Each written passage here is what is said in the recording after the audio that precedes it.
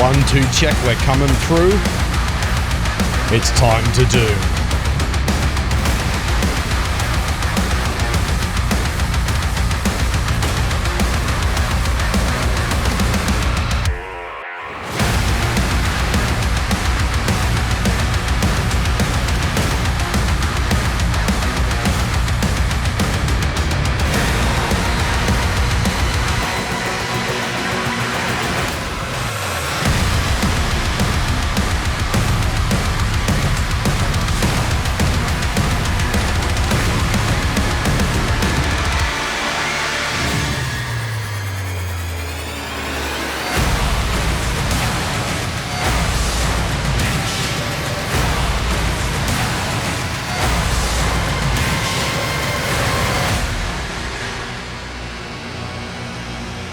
Let's play some Doom.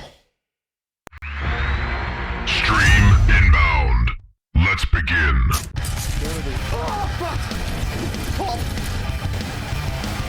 Taste pretty much dead on arrival. Oh, yes! Really bad. Bullshit, he got back. Bullshit! Face you bring untrue. Make your dreams come true. The message is clear. Let's make my dream come true of finishing Doom the Dark Ages. Now, we did the final battle last night, which I thought was the final mission. But it turns out there's more ass to be kicked and more kick to be assed. So I don't suspect this is going to be a quick one. I suspect this is going to take me quite a while. I'd imagine whatever boss battles they're throwing at me now are going to be difficult. So prepare for some more Dilbo Crankies. And hopefully we're not here until 1 in the morning again. Hopefully we get through this at least before midnight. It's currently 7:47 PM Australian Eastern Standard Time. Let's load into the Reckoning and finish Doom the Dark Ages. Wounded and defeated, Azrak has retreated back to Hell. Massive sook. Seizing on the opportunity, the Slayer joins the Sentinels to put an end to his reign. Hold on. Am I still muted? Check 1, 2, check. I should be coming through. Let's go. If I'm not, someone will tell me. Actually, let's quickly test it because I might be muted. I'm good. We're good. We're looking good. We're feeling good. We're sounding good. Ladies and gentlemen, it's the reckoning time. Let's go. Punish the guilty. Alrighty. So there is still a few secrets. Some gold. A wraithstone. Okay, a few rubies. Buy in as much time as you can. Marok.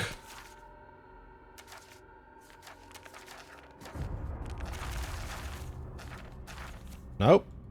What did I just... Here we go. Oh, this bloke. Okay, Marok's fighting ability surpasses that of even his father, Commander Valen. Oh, he's... Wait, hold on. His son. Isn't this the guy that gets transformed into the Icon of Sin in Doom 26... Doom Eternal? Commander Valen. Gifted with a speed and fearlessness, Marok's legend grows with each battle. Unlike his father, Marok distrusts the now enhanced Slayer, believing that a power such as his should be under Sentinel control. Oh, he's a bit of a prick. Okay. Lay his soul to rest. Do I go down here? And what are my mission challenges? Kill 2 Cosmic Barons within 5 seconds. Oh god. I mean... Not impossible if you have BFC ammo. Kill a large number of demons within 10 via flesh consume. 20 times. Kill a large number. Well, how many is the number? Alright, so we gotta move fast. I wonder if the 10 seconds is sped up if the game speed is sped up, or if 10 seconds stays 10 seconds. Okay. Damn it.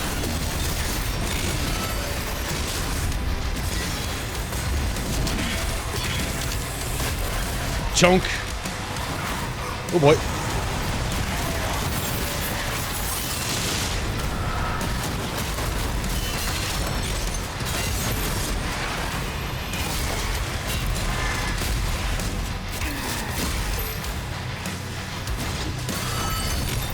Nice. Oh, hello. You're angry. Who do I have to kill to sort you out? You. Okay.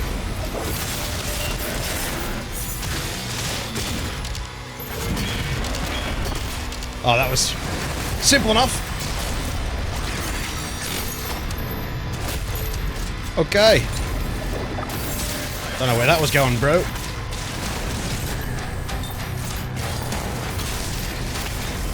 Should we change our shield ability back? Oh, shit, hello. I'm kind of liking it. Oh boy, I need ammo. Ah, help. I didn't see him coming. Let's try that again.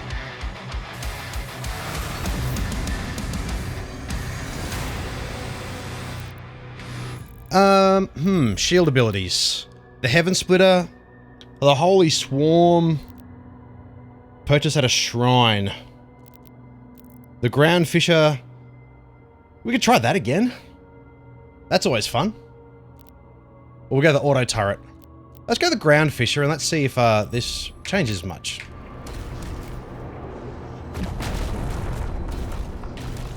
Okay.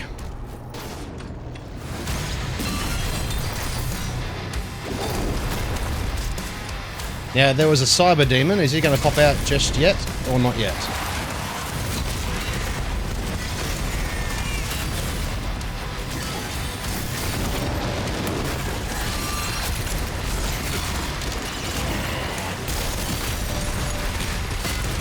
Chonk! Oof. Meaty.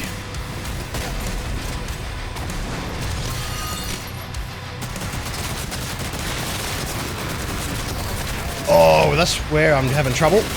You boys.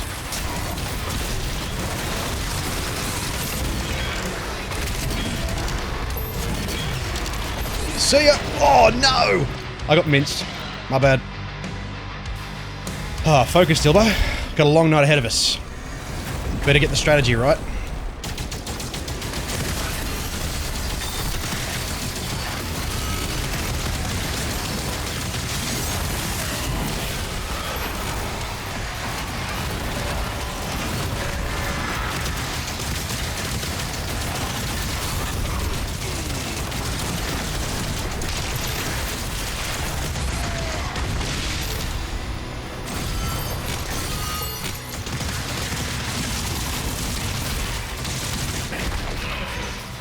Chop, chop.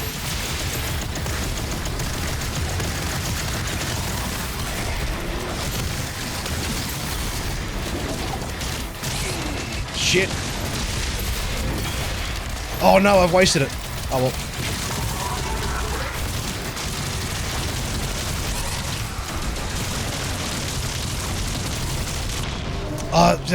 I didn't have my melee. I don't know what I was thinking then. Alright, let's try this again.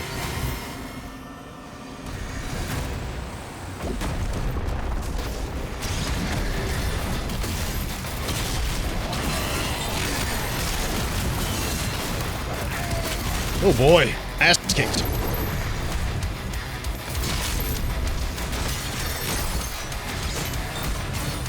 Those guys are the real problems. Oh, fuck! It's gonna take me a minute to warm up a little bit.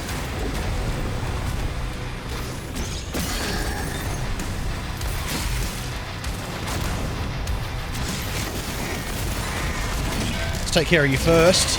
That is not what I wanted to do.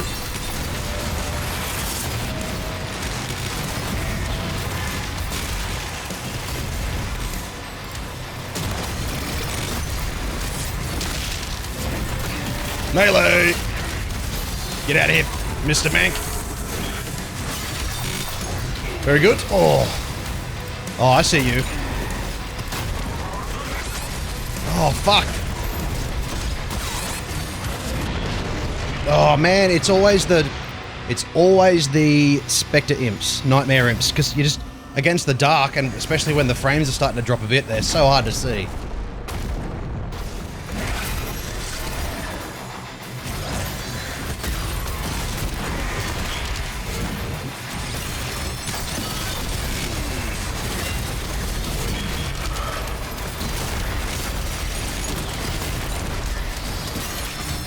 Okay, I need to get my melee back. There we go. Now, where is that tyrant? Why's my melee? My melee just didn't work. It's like he was faltering me just then. Okay. It just, I was smashing E and just nothing. All right.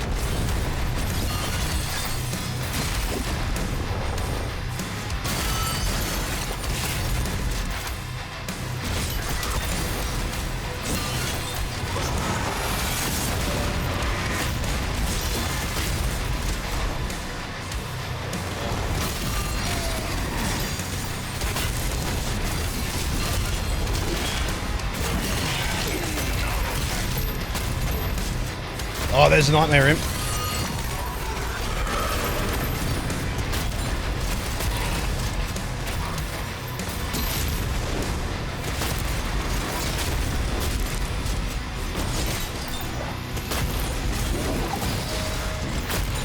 I want my melee back. Where's a hammer? Where's a strike? Is there a pickup around here, or I've already got it? Maybe I've already got it. Alright, I've got it back. Now, where is he? There he is.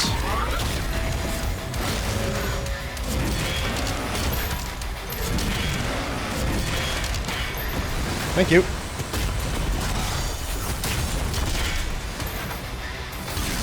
Oh, Komodo, that's right. Oh, and a Kako. Oh boy, everyone's at me.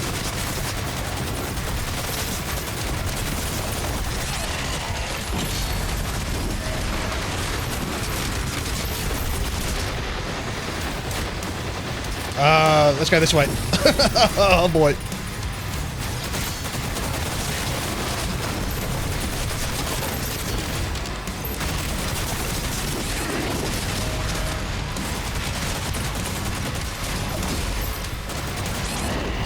Oh, fuck you, Mr. Imp. Oh, it's always the imps. Always the imps.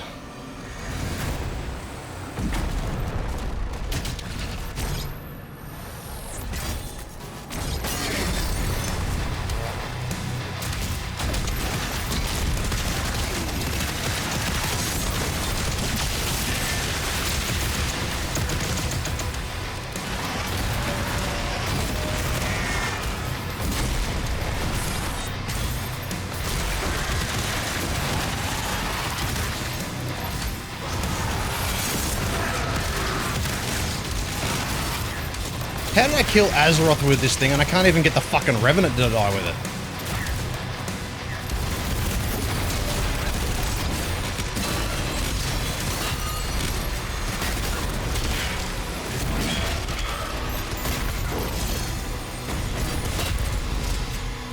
God damn.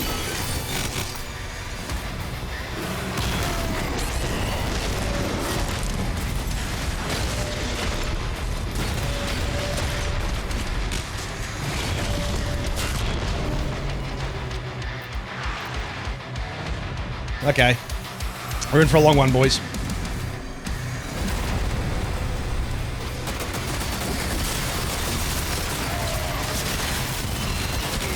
Where is that Nightmare Imp?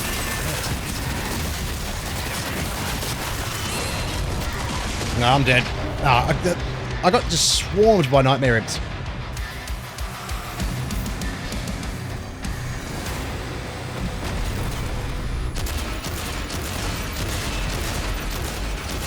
Take out as many as I can, pricks.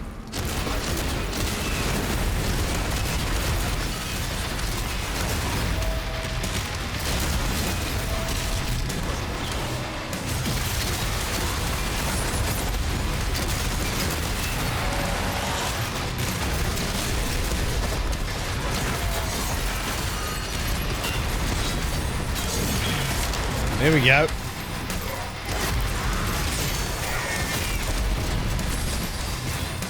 Alright, I've still got a melee.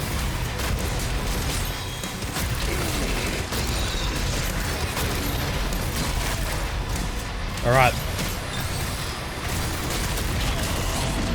Oh, why the fuck? Out for dinner. Thanks, mate. Appreciate it. My melee just doesn't straight up doesn't work whenever you're close enough. I don't know what the hell's going on there.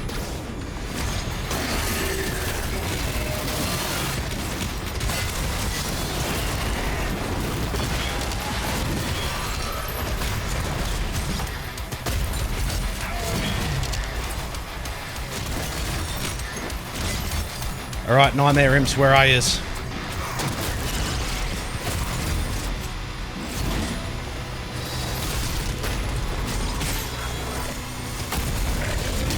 Oh, I didn't want to do that. Oh well.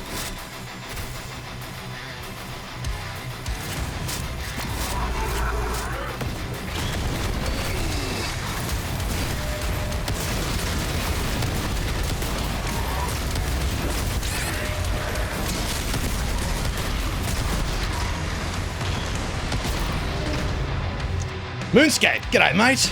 Totally not a bot. Excellent. You do a great stick man. I'll see a great stick man. This particular section is kicking my ass. I need to focus up.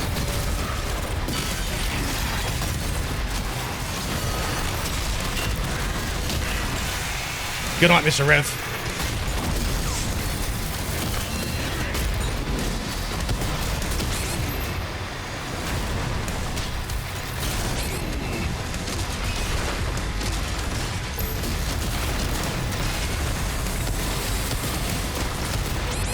Oh, I tell ya, I'm pressing melee and I'm pressing parry and it's not connecting. I don't know why.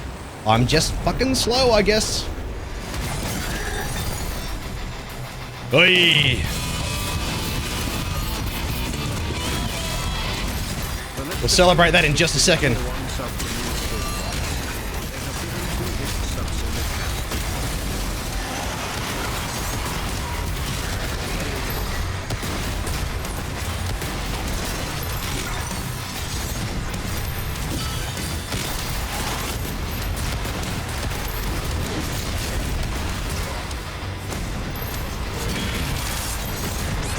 Oh boy.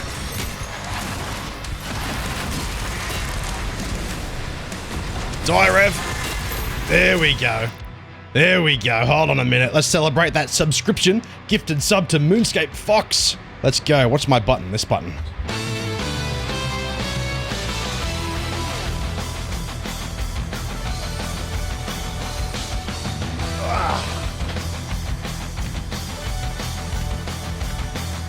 My headphones fell out.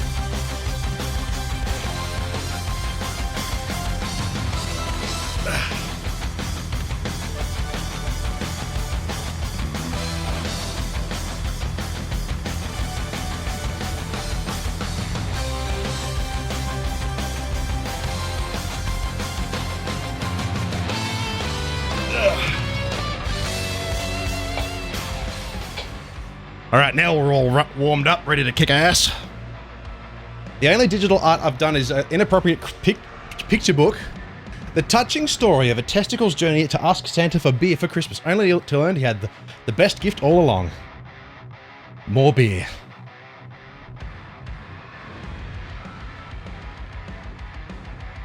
If there is a link to it online, where we can see it or purchase it or at least look at it, drop it in chat. Links are allowed. I'm curious to see this testicle Christmas picture book.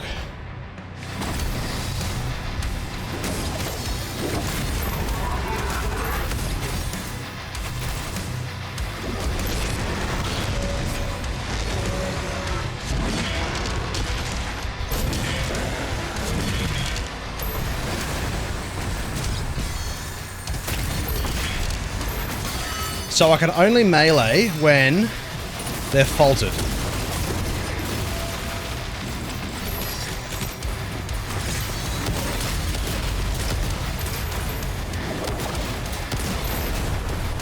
Where's this Komodo? That is not what I wanted to do!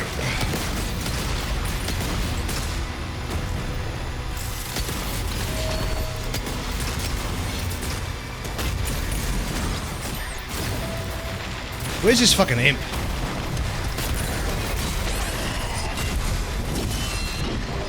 Fuck, man.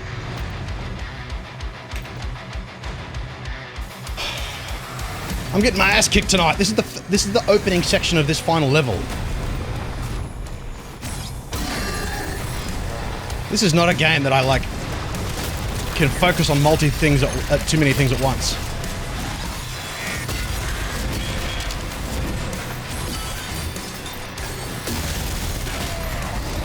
Well, of course I wasn't going to work till it.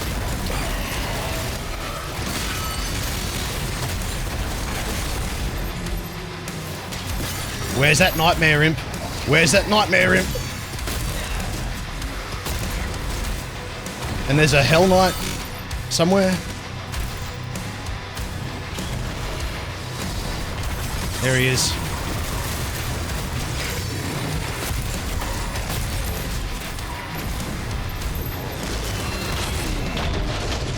Oh. I went in to break the I went into parry so I could falter him, so I could hit him with the melee, and my shield broke, and then you're immediately dead.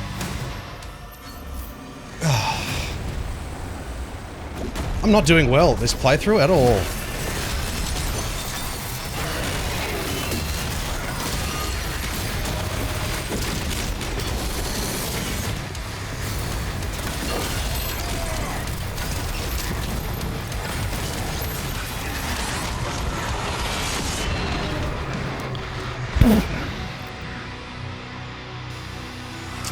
Man, this is not impressing me.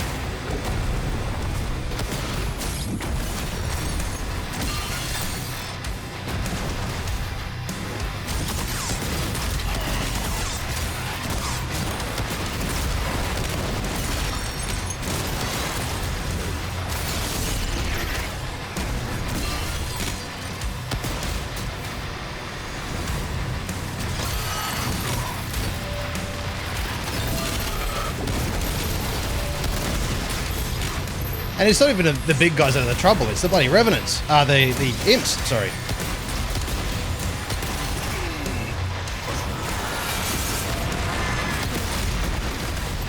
Now where's, yeah, see? Nightmare imp, right there. Good night. Alrighty, let's get some health before we go up against Mr. Cyber Demon. Prick.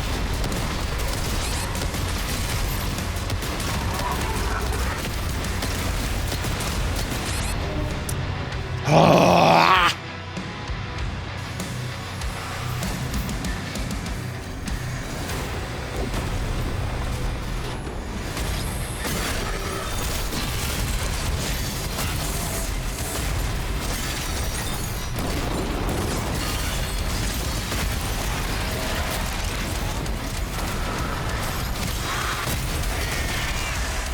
Where's that Baron? Or the, yep, you'll do.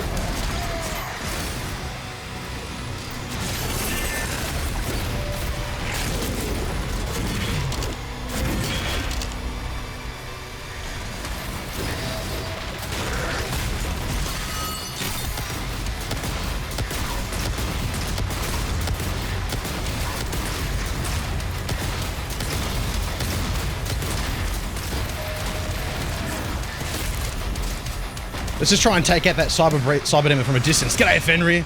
We're waiting on Moonscape Fox to send us a naughty Christmas story about a testicle who's looking for friendship. Or looking for beer, I should say. We're all deeply intrigued on what that story has to say.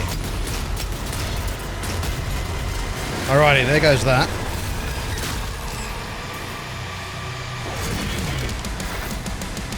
Where's that Cacodemon?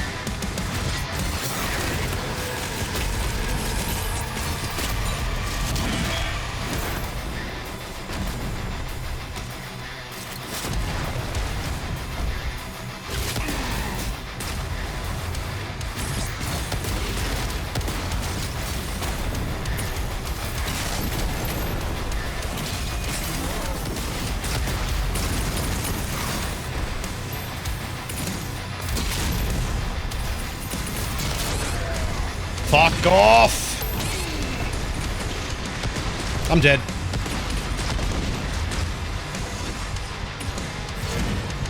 Why did I melee just then? I didn't even push the button.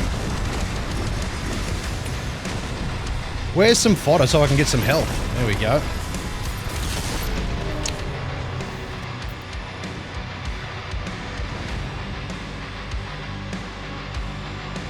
I didn't want to even,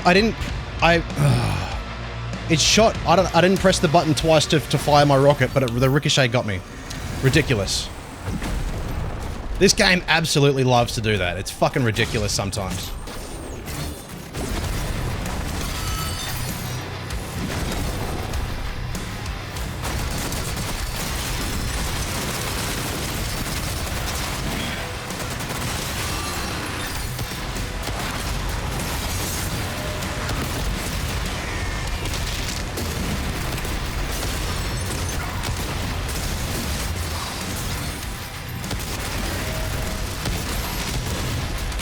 Because there's supposed to be a power-up ricochet, right? Which if you parry, like, the rockets bounce.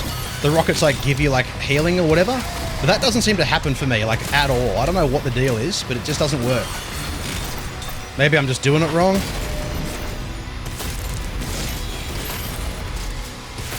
I don't understand.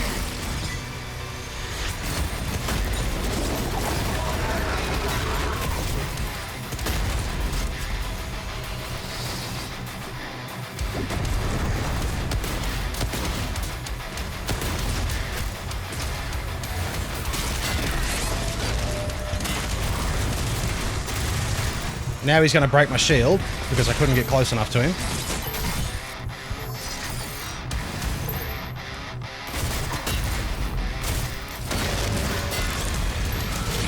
Melee, for fuck's sake! I'm meleeing! Here we go. God.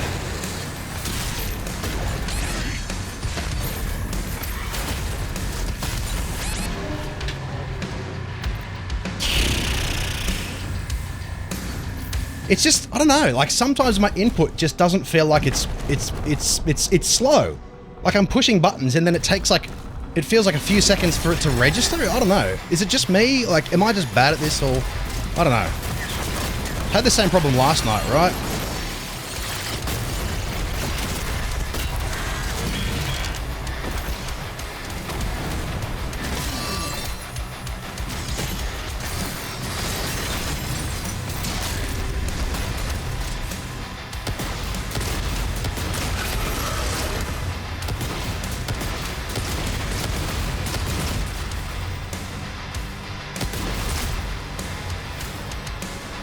Keyboard, mouse.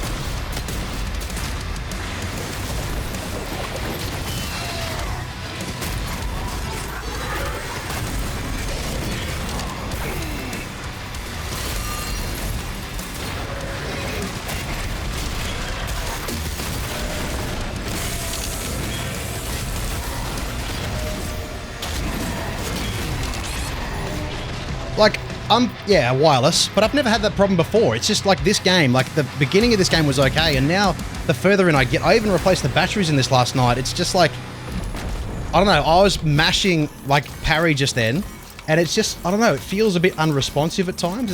It's weird. Like if the Cyber Demon's gonna throw 5 or 6 parry windows at you in a row, but like the game isn't quick enough to pop up 5 parry shields in a row, like how am I supposed to successfully do that? I don't know.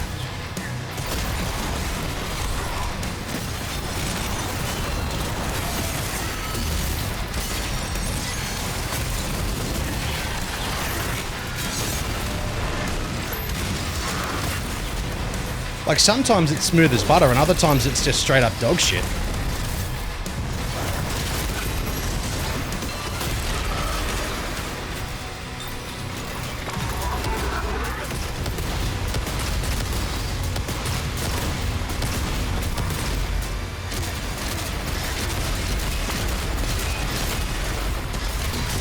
That is not what I wanted to do, fucker. Oh, I can't plug in a cable. I don't have a cabled mouse. I used to have a cabled mouse, but I hated it. It felt like the cable was restrictive to my movement when I used to play Quake. Wait, what? Why am I now backwards? Or is this the... Hold on. Oh, it's just because I spun my mouse around. Alright.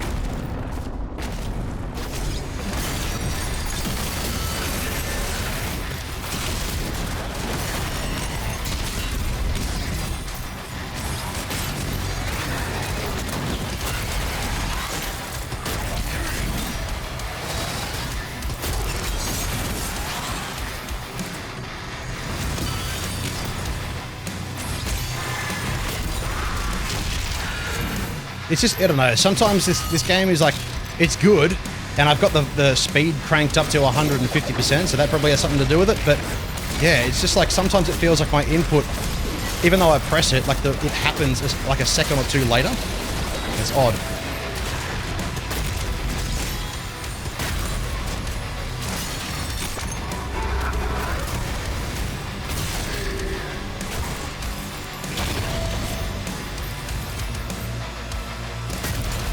Okay, he's just... I don't know what was going on there.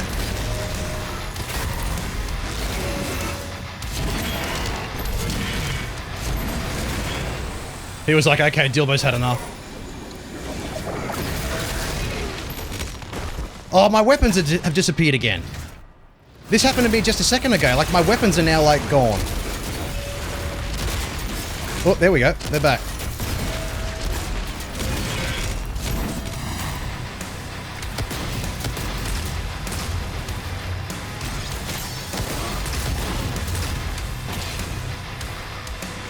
Where's Mr. Komodo?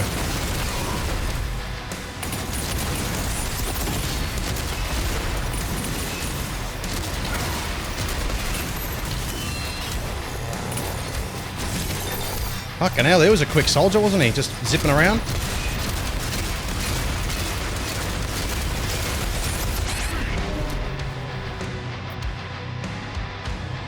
G'day, Silver. I'm not sure, like... he went for the green attack, I popped up my shield, and I still took damage, and I still died.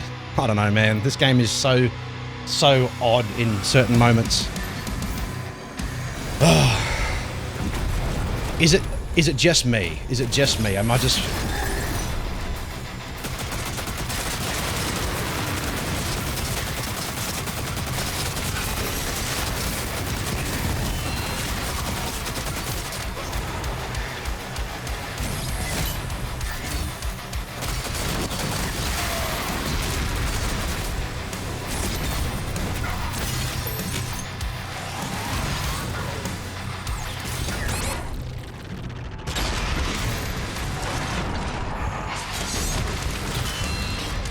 Oh, shield's broken. Better get out of it.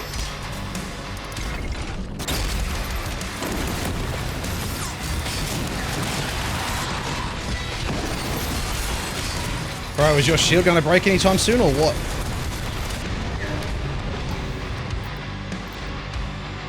Oh man, I'm not going to get through this tonight, am I? Like, this is the final mission, but this is like a pretty standard battle, and I'm just not getting through it. I'm not even making any progress. Oh, off to a great start.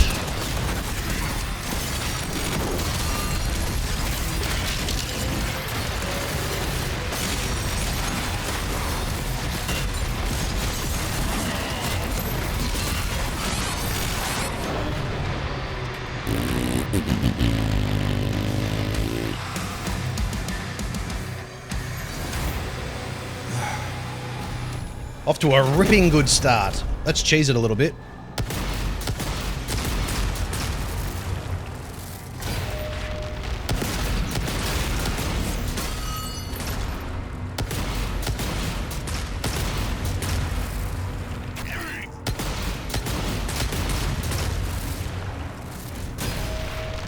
Yeah, I'll send that one back. Dogs.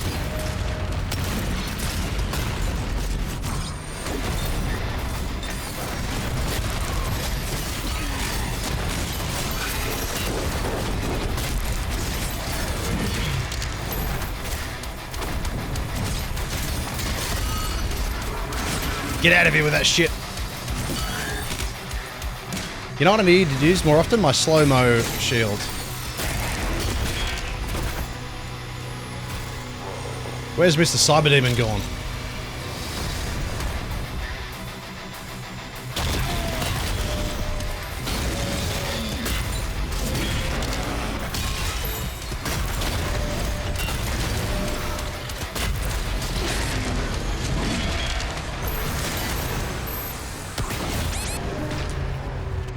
Where the fuck did he come from? Oh man, this game. I'm watching my viewers, and it's just every time I'm doing alright, it goes up, and then I die, it's just like bottoms out. It's like up, up, up, up, up, up, up, up, up. Oh man, People hate watching this game. People suck at this game.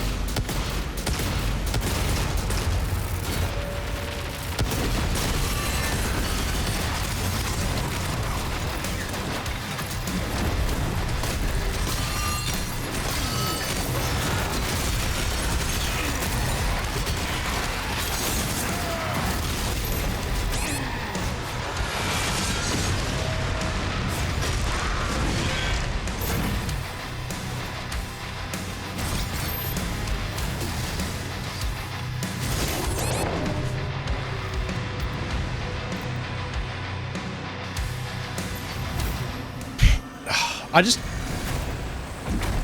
You die out of fucking nowhere. Like, an imp will just, like... These nightmare imps, I can't even see them, like, in the map. I mean, I guess that's the point, but, like... The map is dark, and my graphics are on low, so no wonder I can't fucking see them.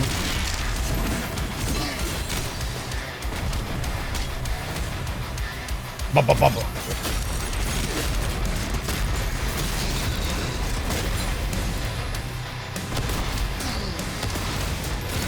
Get out of here.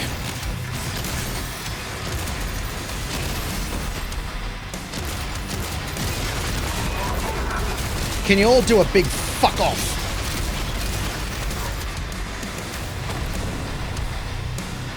I need to save my health pickups for the Komodo.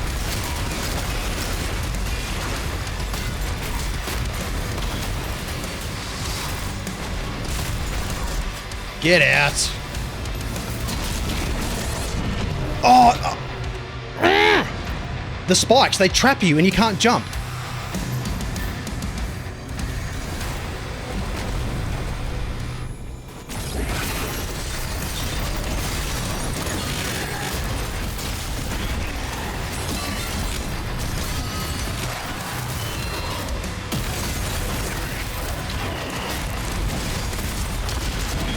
Or not.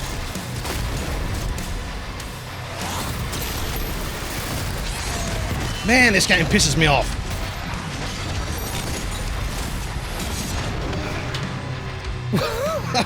Alright, did anyone see that? Did anyone see that nightmare imp? It just went bang! Like, oh god.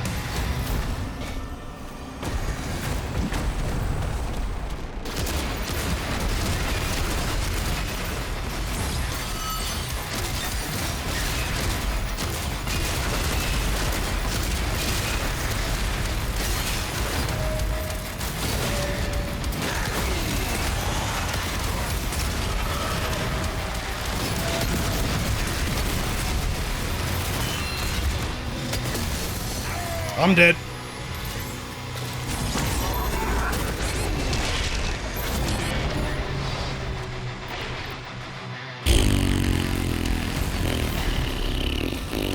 Fuck this section. Alright, Dilbay, lock in.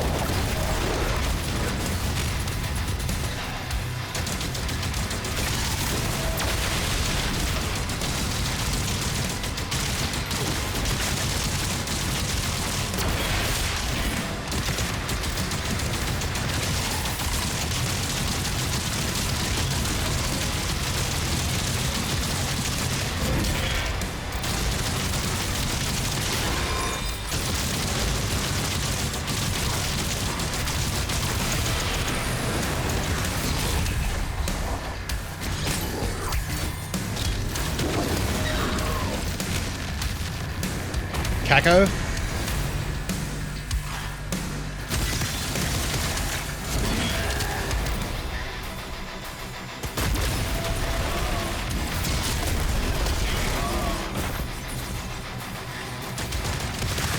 Komodo.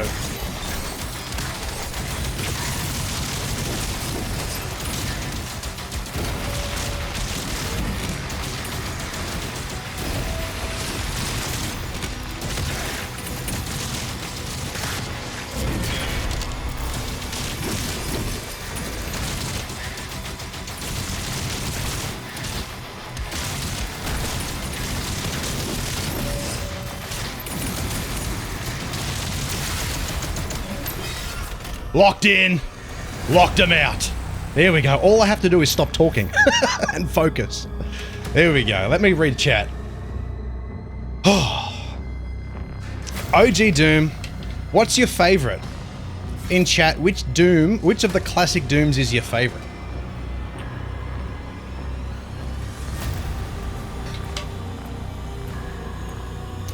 It's hard to pick a favorite for me, but it has to be, well, it's not hard to pick a favorite. My favorite of the classic Dooms is definitely Doom 64. It's what started it all for me. I won't go through that story again, but it was the first Doom game I played after seeing the movie and reading the magazines advertising Doom 3 at the time, when I was 11. But out of the classics, it was Doom 64 and then Final Doom on PlayStation 1 that really hooked me as well. Then later on, I got onto Doom 1 and 2. So if I have to rank the original Dooms, for me, it's Doom 64, Doom 2, no, sorry, Doom 64, Doom 2, Doom 1, Final Doom. No, hold on, no. Doom 1 is, I feel Doom 1 is better than Doom 2 because the levels are better. I like the new enemies and the new weapons from Doom 2, but I prefer the, I don't know, it's a more, I don't know, I guess the levels are a bit more, I don't know, thought out, constructed, I guess. So Doom 64, Doom 1, Doom 2, Final Doom.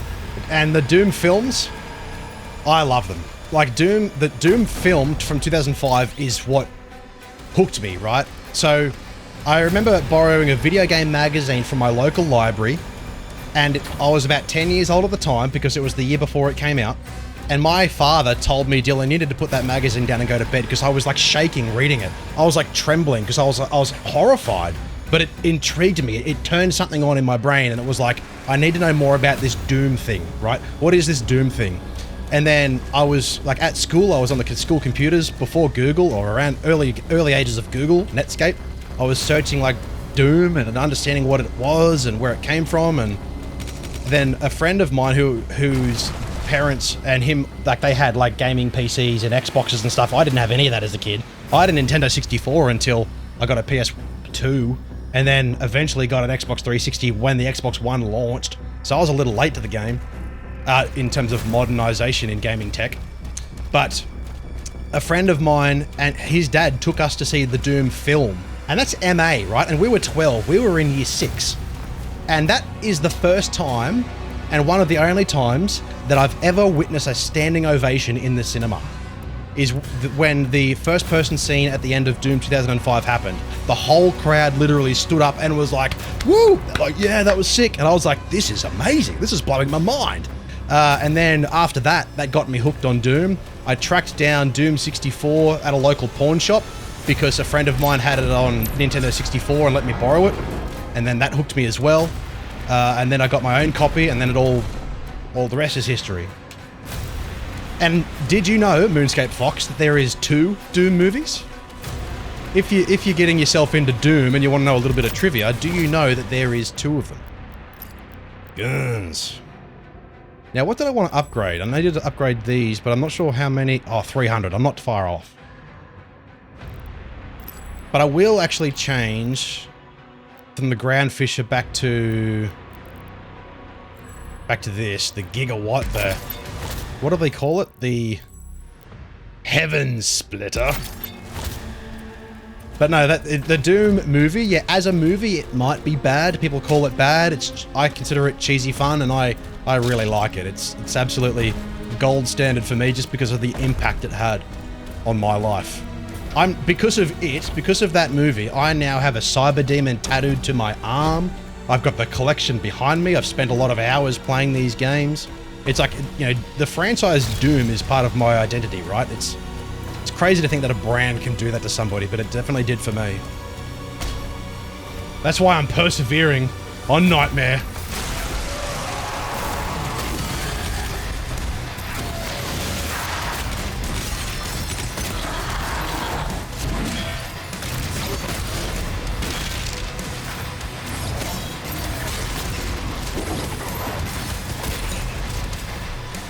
Yeah, there's usually 2 of you, so let's take you out first.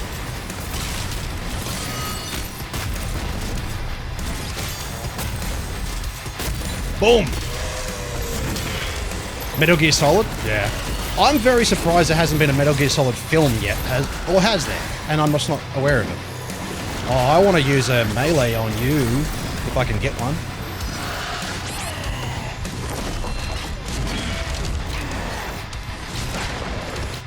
Oh, the melee just didn't work. For like 10 years? Yeah, okay. Yeah, I'm very surprised there hasn't been a Metal Gear Solid movie yet, considering how popular that game is and how long it's been around for, right? Hell, Hitman has had 2 major motion pictures. One of them is really good. You know, let alone 2 of them, when there's other franchises out there that are equally deserving of the theatrical treatment. Where was that? Ooh, there's goodies down that way. Oh, I need the... Batshit crazy? Yeah. I mean, that's why I think, you know, Doom Annihilation, in all its faults, and considering it cost $3 for Universal Pictures to make, the story is simple enough to qualify as a Doom story, right? There wasn't originally much in it. And now it's obviously expanded out into this huge lore with amongst of like dimensions and shit like that, but it was simple enough to be like, Doom Marine got stranded on Mars. All hell breaks loose. He has to beat the bad guys. It was simple, right? But, like, I think you could still tell, like, a contained story, even if, like, the lore is batshit. And in saying that, too... Oh, World of Warcraft got a movie. I haven't seen it. Dungeons and Dragons? Well, that's had a few movies now, but the most recent one, I can't remember what the subtitle was. Dungeons and Dragons with Chris Pine and... what's her name? The chick from Resident Evil and Fast and Furious. Such and such Rodriguez. I can't remember her name, but she's really good. But that was great. Dungeons and Dragons. I don't know the first thing about Dungeons and Dragons, but that movie was really good.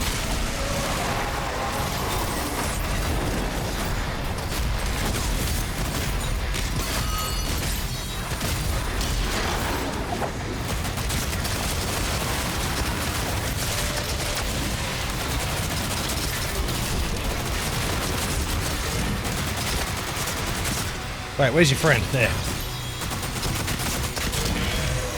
Oh, I shouldn't have used that.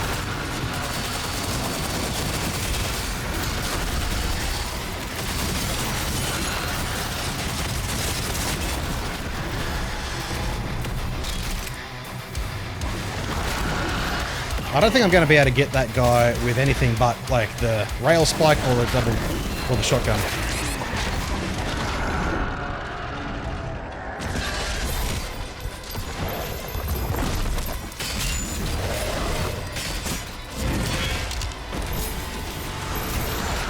So, why was my melee working against that guy in the previous levels, but now it's not?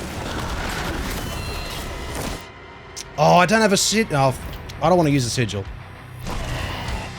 The Doom movie is canon, isn't it?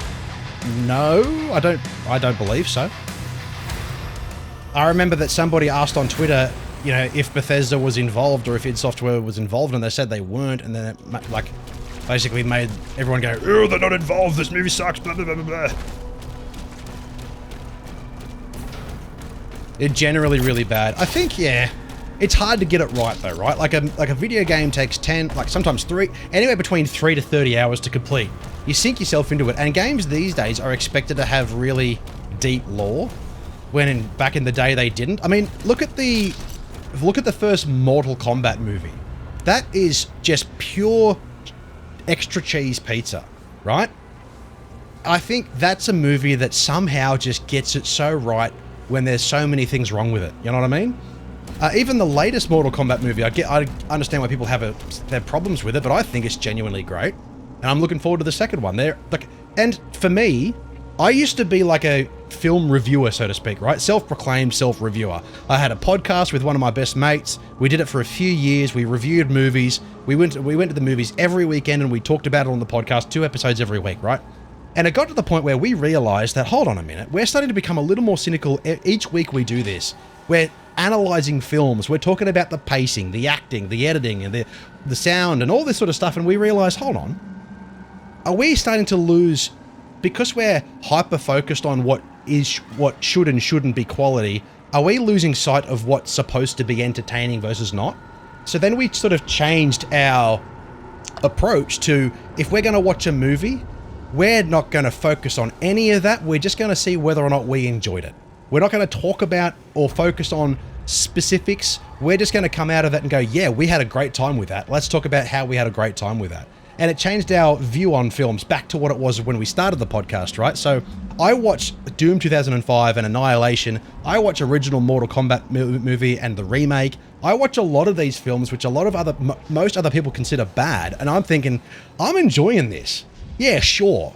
Like, you know, objectively, you know, there's things that aren't great about XYZ, but so fucking what? Like, so, like, you know what I mean? And when you watch the behind the scenes of the creation of Doom Annihilation from the director, the dude put his heart and soul into that film. And he wanted to make it for years, and they gave him peanuts of a budget. And he did what he could, and the story is way more Doom than 2005 was, that's for sure. And because of what it lacked, people instantly hated it, like immediately. And I'm sitting there thinking, this dude poured his heart and soul and years of his life into making a movie to try and make me happy. Not me personally, but people like me, fans of the franchise. He tried to make a film for me to the best of his ability. That must be really hard. So I appreciate the effort that goes into these films. So yeah, they're generally bad, but you gotta commend the effort, at least that somebody's fucking trying, right? Otherwise, we don't get anything. And Ricky Stenicki, that's a genuinely great Netflix original, right? Had some cringe, but it was still fun as hell. Exactly, that's my point. Was it fun? Yes. Was it silly? Yes, of course it was. It's fucking Doom.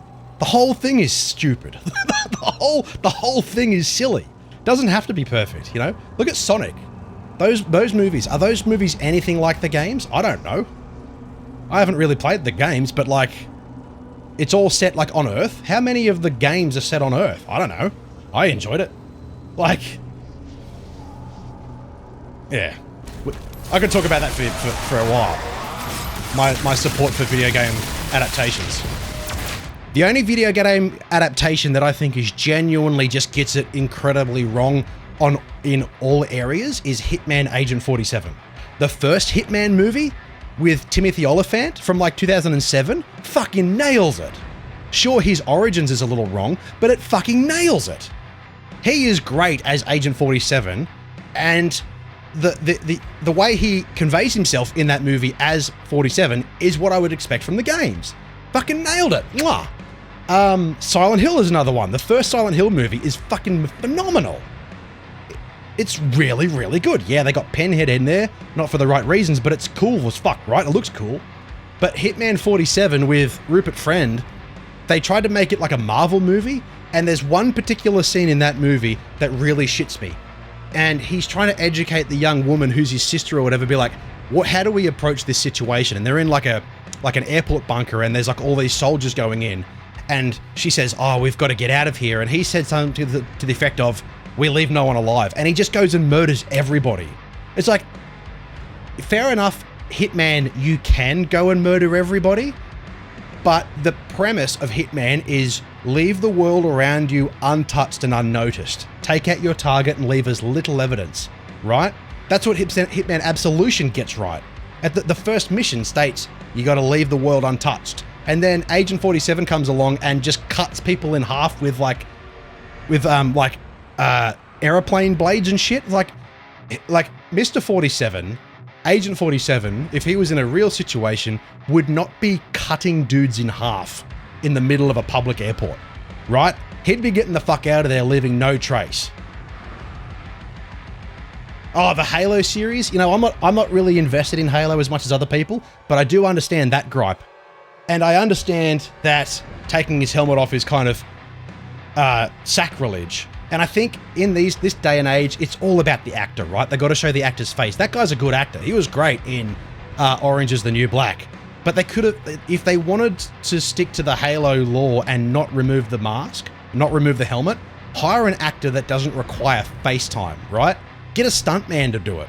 Surely there's really tall stuntmen that would be able to play Master Chief with a helmet on, right? There's no need to take that off. But what I will say about the Halo series is that for the most part, it looks fucking cool. And it's violent. The suits look great. The enemies look great. The environments look great. Yeah, does it take liberties with the story? Sure, they all do. But I think there's some enjoyment to be had, right? Get a stuntman and a voice actor, the original voice actor. Problem solved. But to go back to what I was saying before, is there fun to be had in the Halo series? Yeah, absolutely. Abso-fucking-lutely. Like, you know, so there's always, and you know what? Halo fans should be thankful that someone, somewhere in Hollywood, at Paramount or whatever, decided, let's do this. Let's put some money into this. Let's put some serious money into this, instead of saying, oh, Halo? Nah, that's for nerds. Let's do something else. What would you rather? Not a Halo series? Right?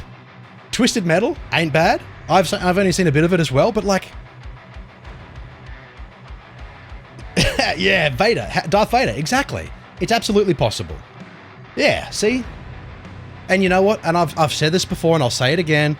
Resident Evil Welcome to Raccoon City is a good Resident Evil movie. Yeah, it skips over a lot and it combines multiple stories into one flick. And yeah, some of it's not great. You know, the Leon stuff is dog shit, but for the most part, I fucking love that movie. That movie is way more Resident Evil than Paul W.S. Anderson's entire Resident Evil series. Like, you know, starting with Alice in the Hive or whatever. Like, Welcome to Raccoon City is way more Resident Evil than anything else that's come out in terms of films. I have less issues with them taking liberties and more with them throwing the lore right out the window. Yeah, that's true. If they put money into making a video game adaptation and they go, oh, who was it? I saw something recently. There was an adaptation being made about something and the director was like, no, I don't play video games. And everyone was like, you probably shouldn't be doing this then, dude. I can't remember what it was for. Was it Gears of War or some adaptation where the director like came out and said, no, he hasn't played the games, and the internet went bananas, been like, you shouldn't be doing this. If you're not familiar with the games, you shouldn't be involved, really. You shouldn't, fair enough, you might need an experienced director to direct the cast to do what they're supposed to do. But you should at least consult and educate yourself and play the games if you're going to make them. That's my idea. But what do I know? What do I know? What other video game films are on the way? The Witcher season 1 and 2 are, season 1's great, season 2's okay, season 3 sucks balls.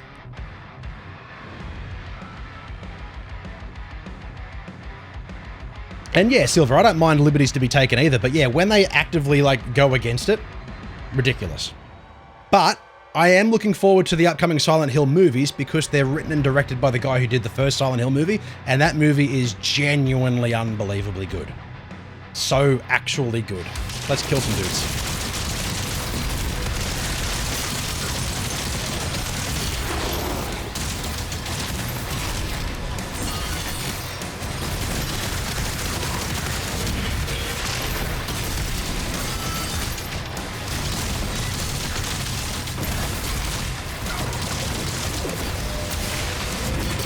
Zap! Woo! I didn't actually press melee then. I don't know why that's happening. That's kind of odd.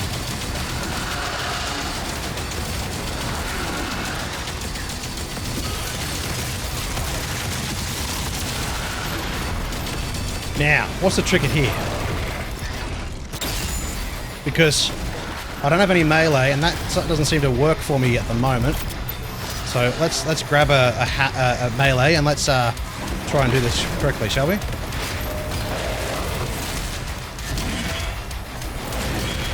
There we go. That's what I'm talking about. Oh, hello.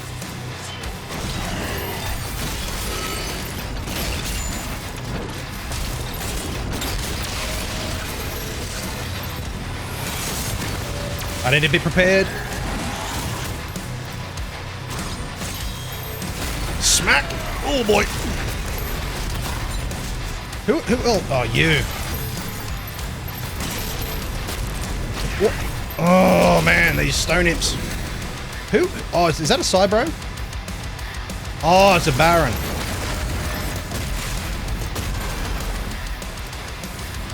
Come on.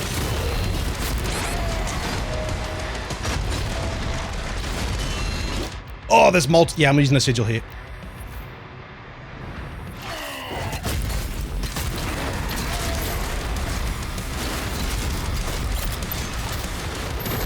Hold on, I'm supposed to kill these guys within 10 seconds of each other or something, aren't I?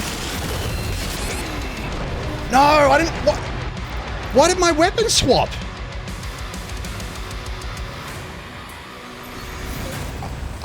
I had my shotgun, and then it swapped... Oh, I didn't... Oh, whatever.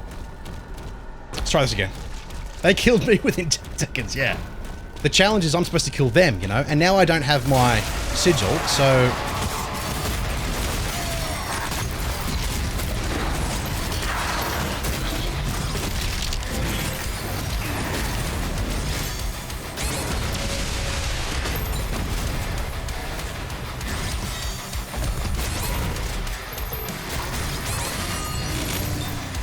Wait, where'd you go? There you are. God, I'm a fan of the Heaven Splitter. It's just, it looks cool. Oh, frick.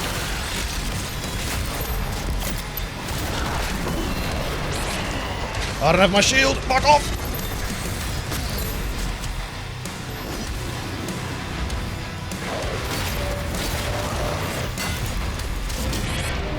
Why is my melee so fucking slow?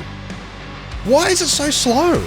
It's like, I'm not sure if you guys are seeing that, but like, I will successfully parry and then they'll be faulted and I'm smashing E but I'm like, I'm immediately pressing E so that way as soon as he's faulted, I get the big swing. But then he just comes back and he's able to hit me mid-swing and I'm not sure what the fuck is going on there. Last of Us, bleh. Fallout Season 2, I'm looking forward to that. Fallout Season 1 was great. Mass Effect, yeah, okay. You know what? All of these films lock my frames to 60. Yeah, what can I? I should be able to, right? Refresh rate, vertical sync, how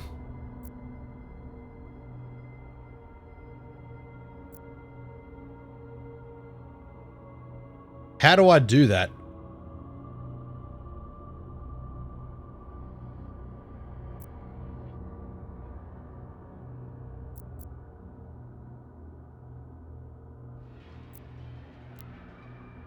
I don't think I can lock my frames to anything in specifics.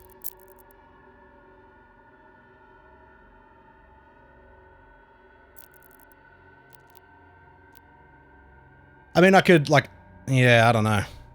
Also, what does this mean? Recommended for best performance, present the final image from an asynchronous queue, disable if running into issues with external screen overlay software. Video game movies in 2025. Beyond Until Dawn. Oh, 2025 and beyond. So we've got Until Dawn. I haven't played those games and I probably won't, but I will watch that. Taser and I went to see Final Destination Bloodlines yesterday. Good time. That is a good time. I really enjoyed that. Haven't watched any of the others. I think I maybe watched like the first 2 years ago, but Final Destination Bloodlines, I'd recommend it. It's really, really good. I was laughing like the whole time. I had a big smile, big cheesy smile on my face. I usually don't like... I like violence in movies, but I usually don't laugh when people die, but fuck, man, there are some funny-ass deaths in that movie. It was so good. What else we got? Street Fighter. Oh, Five Nights at Freddy's is good. Yeah, Mortal Kombat movie was good. Five Nights at Freddy was good, so I'm looking forward to number 2. Super Mario Brothers was good. Angry Birds movies were good. Sonic the movies are good. I haven't seen 3 yet. I have it downloaded, ready to go. So most of these are good, right? Most of these video games are good nowadays. Legend of Zelda, that's been talked about for years. We'll see if that's coming. Ghost of Tsushima, I'll watch it. Haven't played the games, probably won't. Horizon Zero Dawn. Helldivers 2, I mean, just watch Starship Troopers, but I'll absolutely watch that. I love Helldivers. Helldivers is so much fun. The Sims. What's The Sims going to be about? That's just the Kardashians, right? Gears of War. Return to Silent Hill, I'm looking forward to. And Death Stranding. Do I want to watch 2 to 3 hours of postal delivery service? I'm not sure about Death Stranding. Days Gone, I'll watch that. Dredge, don't know anything about it. Uncharted, I'm not interested. Detective Pikachu's a good one. I'd watch Stray. Stray would be interesting. Bioshock. I'd love to watch Bioshock. Space Channel 5, don't know what that is. Comics Zone, don't know what that is. And a Minecraft movie. I haven't watched the first one yet. Death Stranding has a good story. Yeah, but it's like 95% walking and tripping over. You're a fucking delivery man. Yeah, occasionally stuff happens, but you're a fucking delivery man. I'd rather watch, if I wanted to watch anything about deliveries, I'd watch Futurama. Wait, I didn't clear that, did I? Did I die?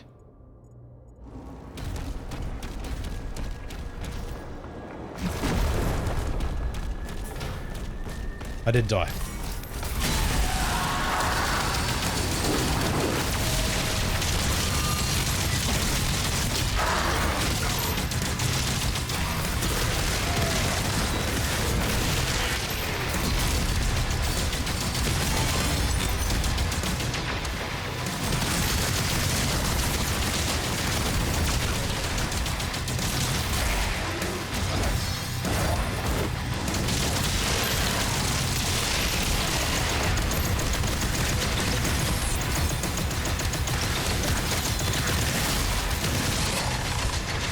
Frick. Oh, I thought his friend was dead. Oh man, I really need to lock in. I've played through Death Stranding 3 times. See, I had it, and I was just walking around for hours. I was like, this isn't fun for me, so I just deleted it. Death Stranding is definitely not my cup of tea, for sure. It's like the opposite.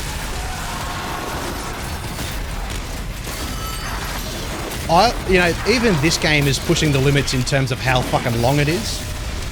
Let alone something that's like 60, 70 hours of fucking walking through beautiful landscape. Like, I'm not saying Death Stranding is a bad game by any means. Like, it's just absolutely not for me. I actually commend the amount of effort that goes into making something like that. Oh, I've lost my shield.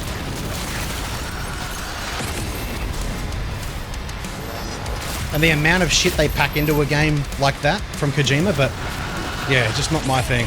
Oh, fuck off.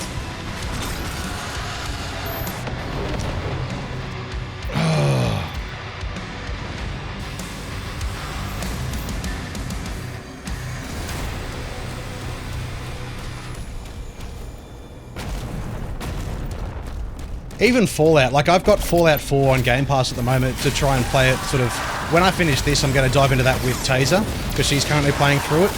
But even that, I'm like, man, there's so much junk in this game that I'm just not interested in.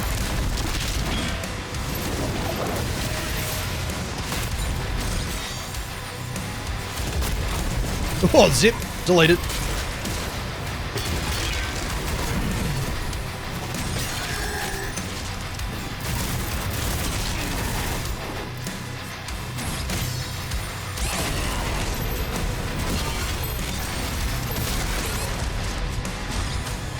I thought you were dead, you fucker. Now you're dead. Prick.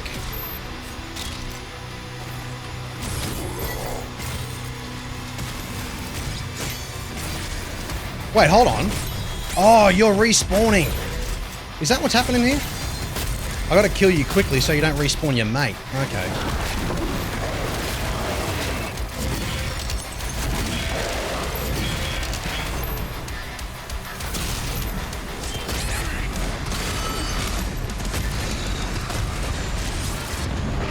Fucking imps! Fucking oh, the nightmare imps. I could kill a fucking Agadon hunter, but I can't get the fucking stone imps because I can't fucking see them. Because I'm goddamn colorblind. Oh, man. Stop fondling the balls and suck that dick.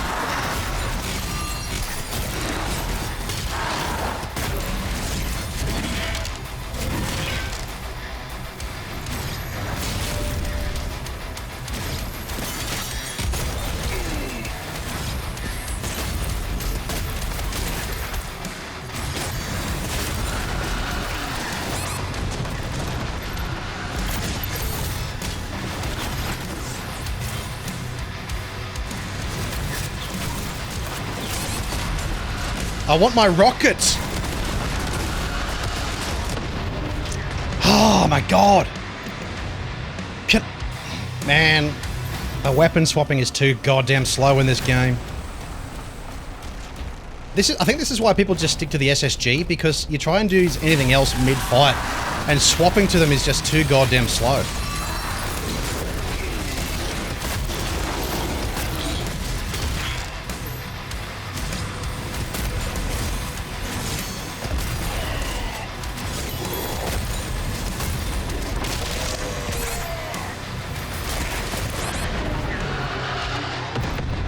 I don't know how I was going to avoid that.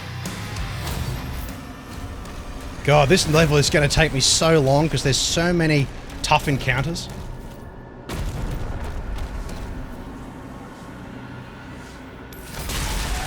I'm yet to watch that. I'm not, like, in love with the original like a lot of people are.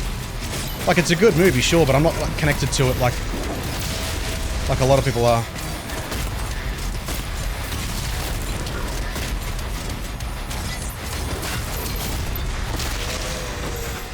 Give me the health.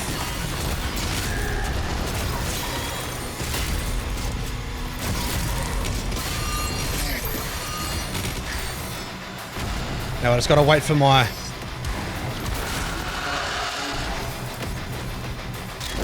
melee to reload. Or I can just grab one, that'll do me.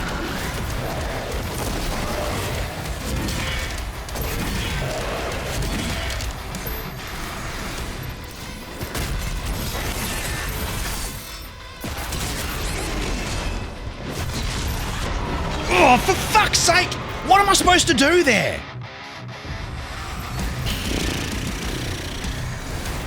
Fuck, it just throws everything at me all at once, and you fucking get slaughtered when you're in the middle of an action. Come on, Dilbo!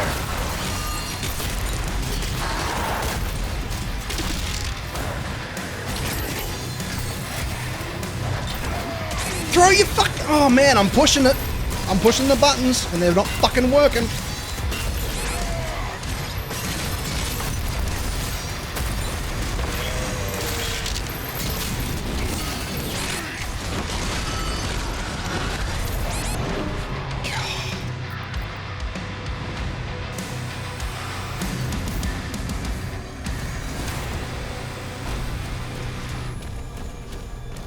God, I'm pushing buttons and it's just... I had the same complaint last night. Like, it just feels like it's not working.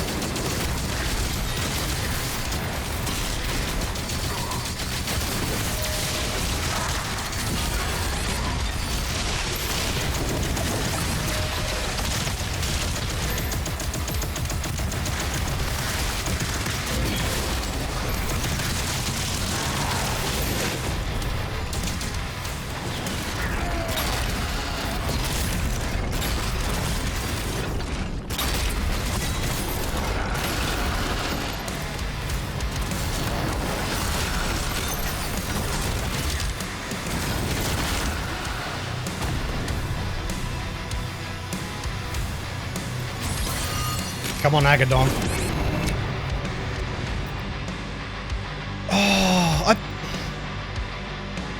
I pressed the button for my shield and it's slow. It's slow. Come on, Dilbo, you can fucking do this, mate.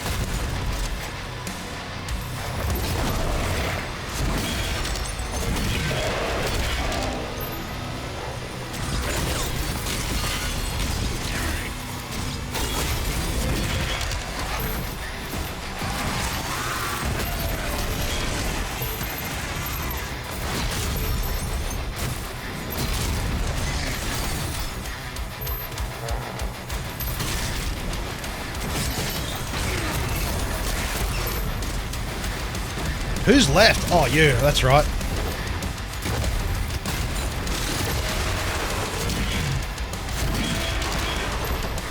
Second one? Yep, there he is.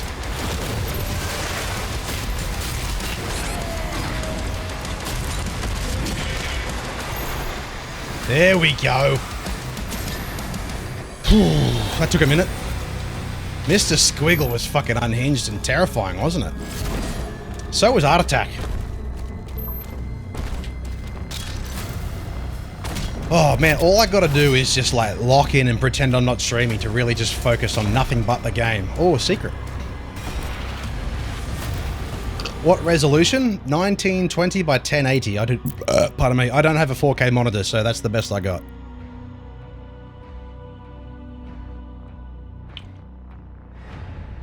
Why, does it look a bit rubbish, does it?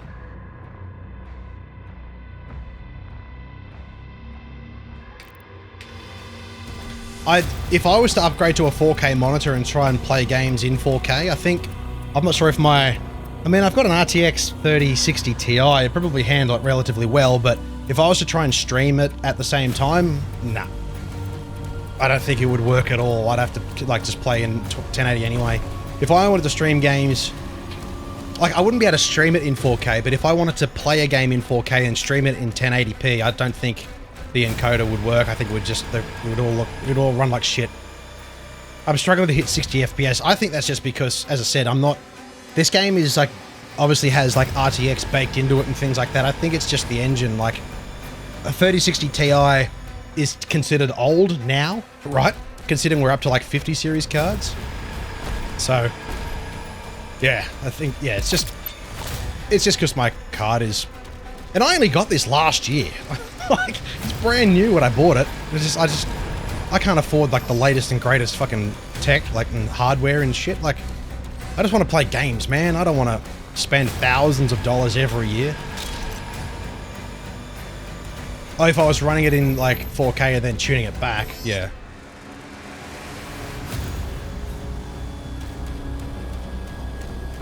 No, I'm just running it in standard 1080p. Alright, there's a wall here. Let's go explore. The thing about these tough fights is that I know I can do them. If I'm able to beat Azrak and all that, if I'm able to go through the whole game prior up until this point on Nightmare at 150, I think I'll be able to finish the game at that speed. I just have to persevere. I just gotta suck it up. I gotta muscle up and just focus and get it done. Yeah, it's gonna take me a minute, but I gotta do it.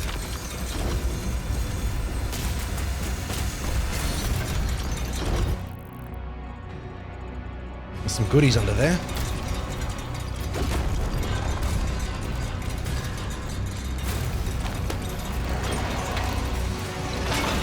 Oh, I wonder whose hip replacement that caused.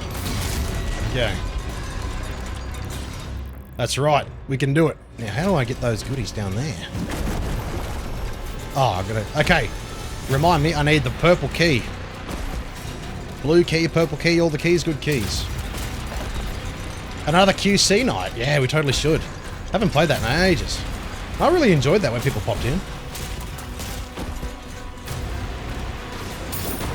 Yeah, good advice. Just focus up.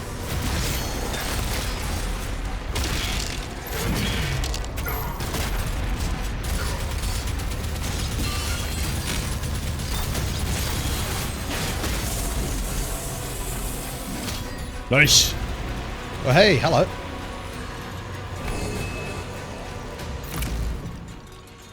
So I got the blue skull key, but I need the regular keys, like the secret keys, you know? To unlock all the cool shit. Oh, see, there's like... I probably need... Yeah, I need purple keys in order to get all that other stuff. So remind me. I get it. I know what you're saying. It's not insulting. I understand. It's like, just don't worry about us for now. Like, I get it.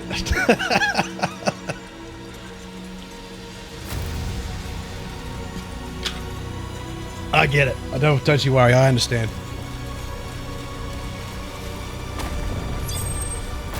Alrighty. What shall await me here? As long as I can come back around, I'm guessing I will. Okay. Another Aggie. Oh, he's real angry too.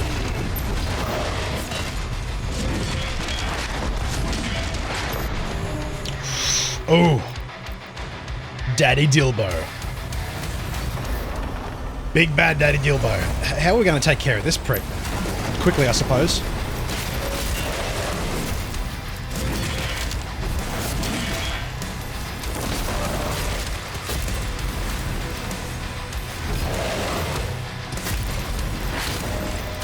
I mean, I could try and take care of his friend, but nah.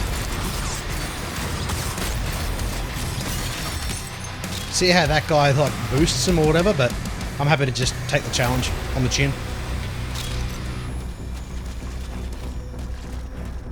Notice me, oh famous streamer, to all 6 people. How good is gaming though, right? We live in the best time for video games. Like, undisputed best time for video games. We can play everything that we wanted to play in the past easily now. And all the new shit is so fucking good. Everyone who complains about all the new shit just doesn't focus on how much good shit there is out there.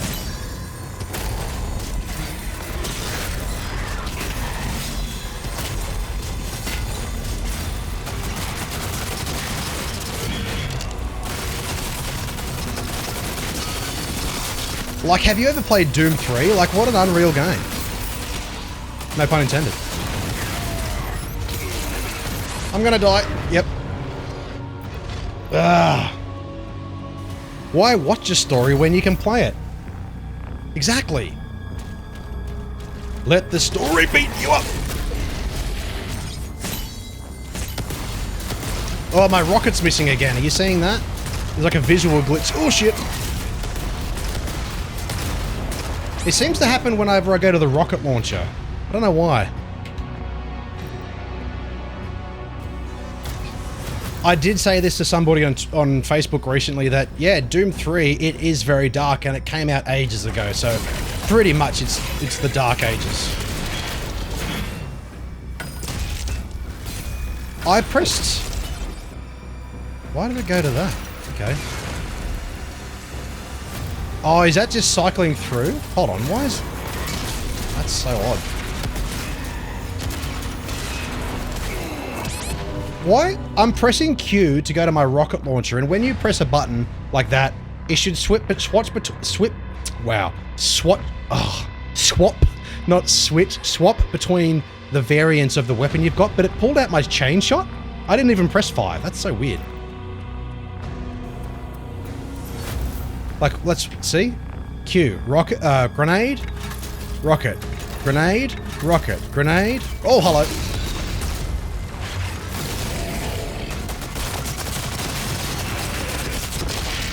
And for some reason, it pulled out my chain shot. I don't know why that happened. That's odd.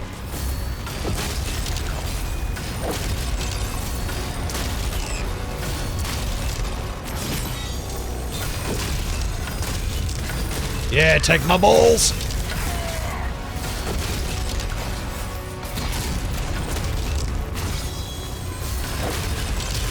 Nice.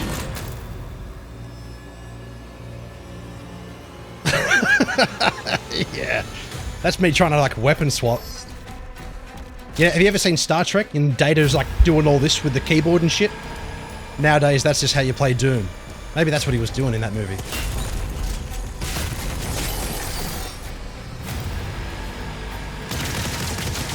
Oh, you're all fast and shit? Alright. Who's speeding you guys up? You? Oh, that's right.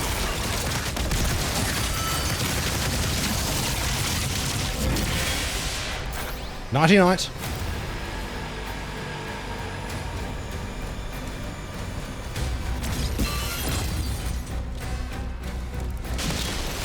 Oh, fuck, hello. Get in the head. Try and surprise me, big fat boy.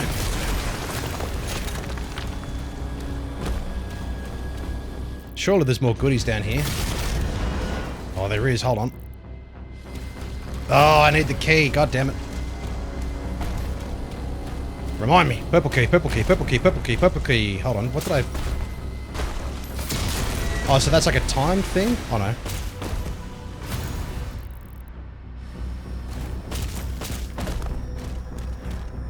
Oh, gold! Oh, prick. That was silly, Mr. Revenant. Can't even shoot straight. Okay, what's down here, you reckon? Give me the gold! Oh, I need the fucking key again. Oh my god. So remind me.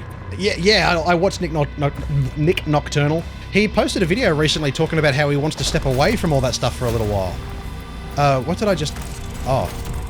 He's like over it. A little bit. Oh.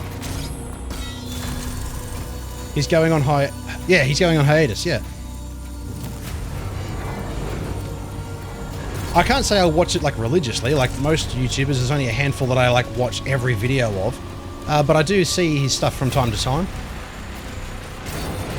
Oh, Dilbo, you idiot. Where was that? Up here somewhere?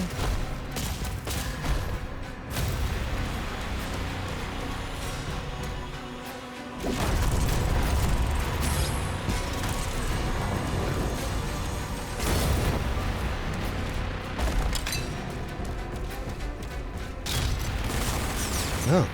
Oh, hello. So what does that release, or is that... I gotta open it up, okay.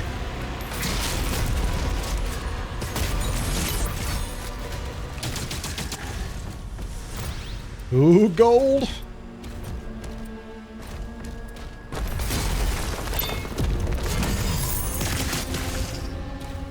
At least that gold I didn't need a key for. All that remains, Darkest Hour, Ghost Inside, Buried Tomorrow. Yeah, right, okay. Isn't it crazy how people, like, they start these YouTube careers and they're just regular folk. I mean, so are people in those bands, right? They're regular people until they're not. Oh, God. Well, what happened to this guy? I wonder what the lore is. Oh, look. I really need to take a step and, like, look around. That's a classic Doom 2 texture if I've ever seen one. Look at that shit. That's horrifying.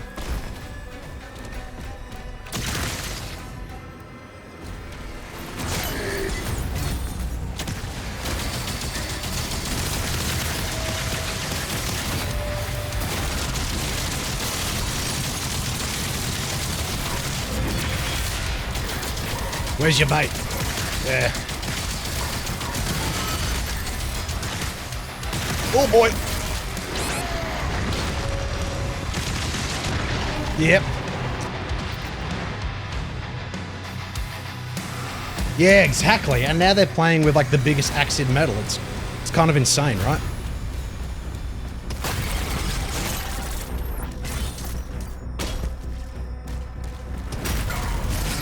Those guys are super talented, right? Despite what anyone thinks of them, they are extremely talented people.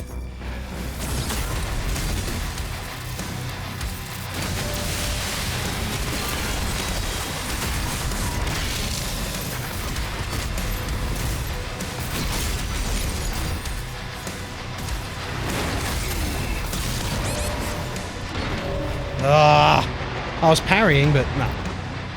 Yeah, you wouldn't say no. Yeah.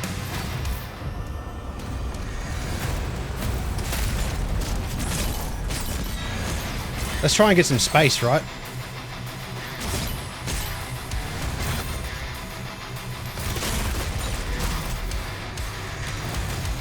Let's try and jump in, jump out.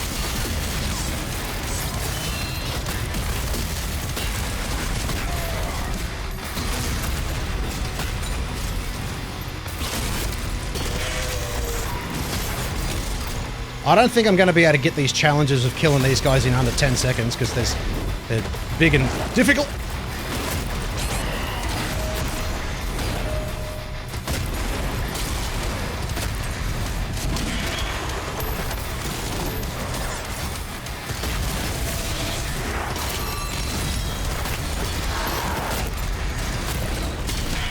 Nice.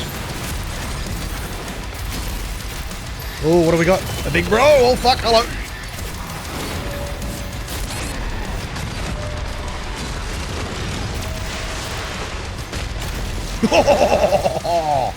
Very good.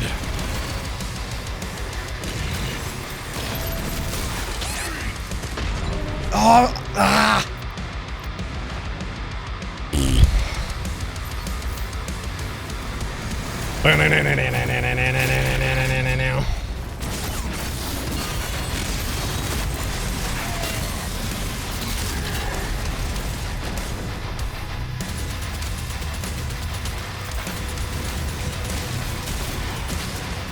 Where'd you go? There.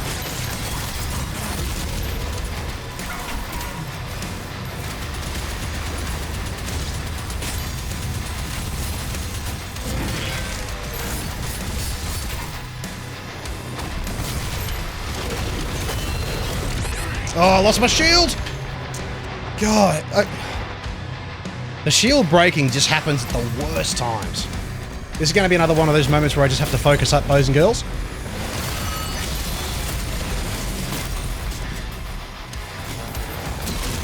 That was very silly of you, Mr. Demon.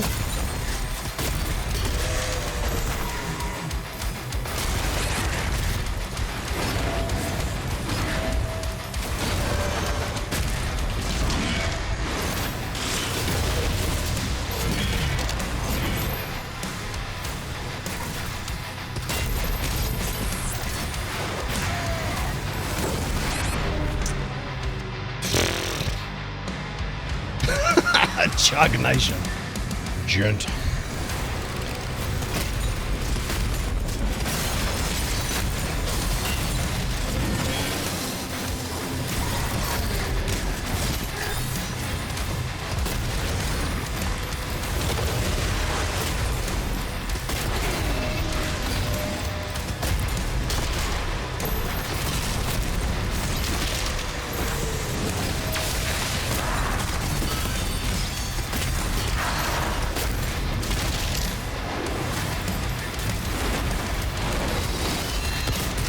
No, why do I have my fucking rocket launcher out? Oh my god, what the hell? No, of course I died. It auto-swapped to the rock. I didn't press Q, man. I didn't press it.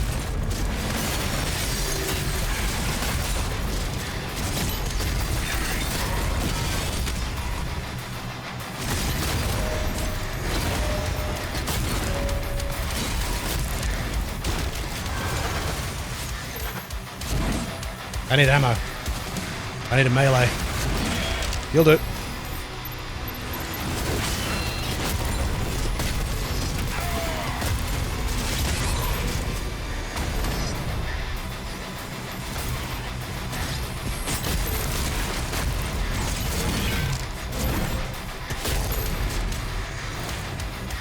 Big fella?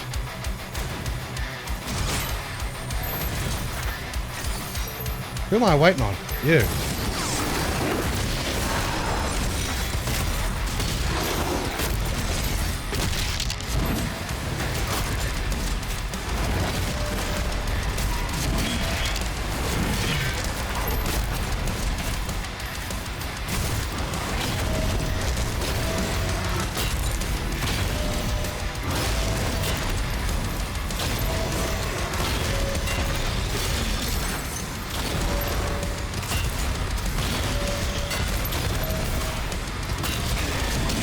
See ya! Good fucking night! Yeah, boys.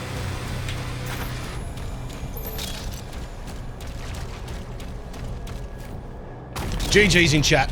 GG's all round. Big share of GG's. GG's? GG's. On the house. My tab.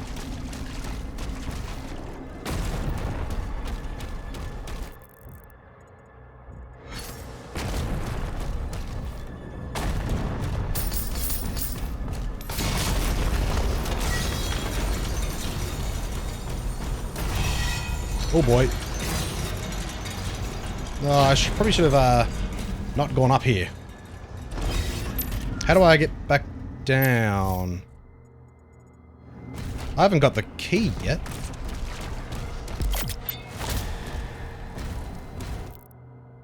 Upgrade for the shield.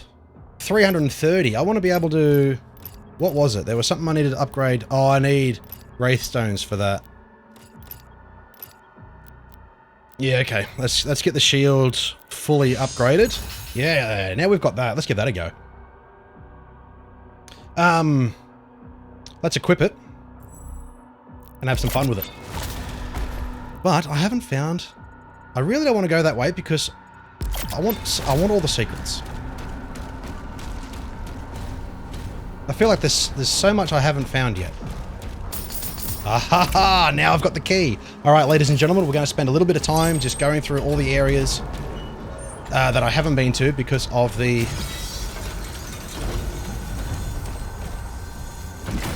purple key. Do you reckon there's going to be another Slayer gate somewhere? Possibly.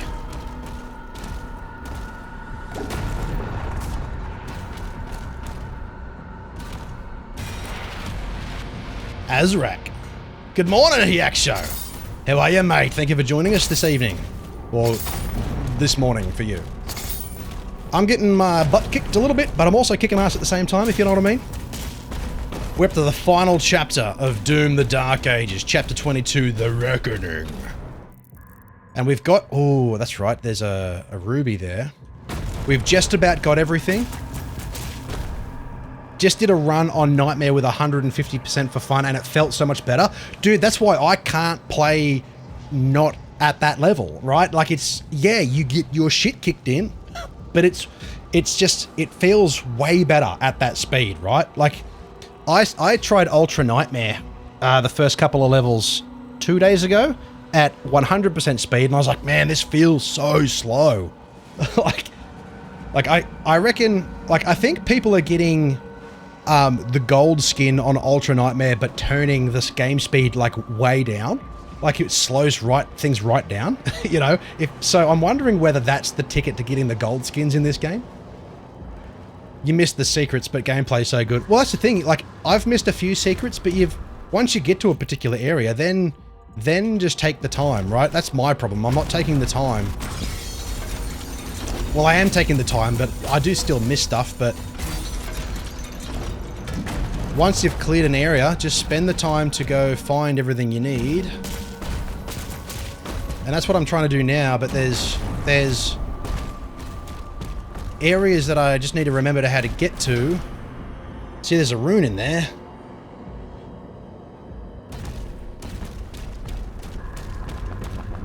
Oh boy. Oh, okay. Aha. Nice.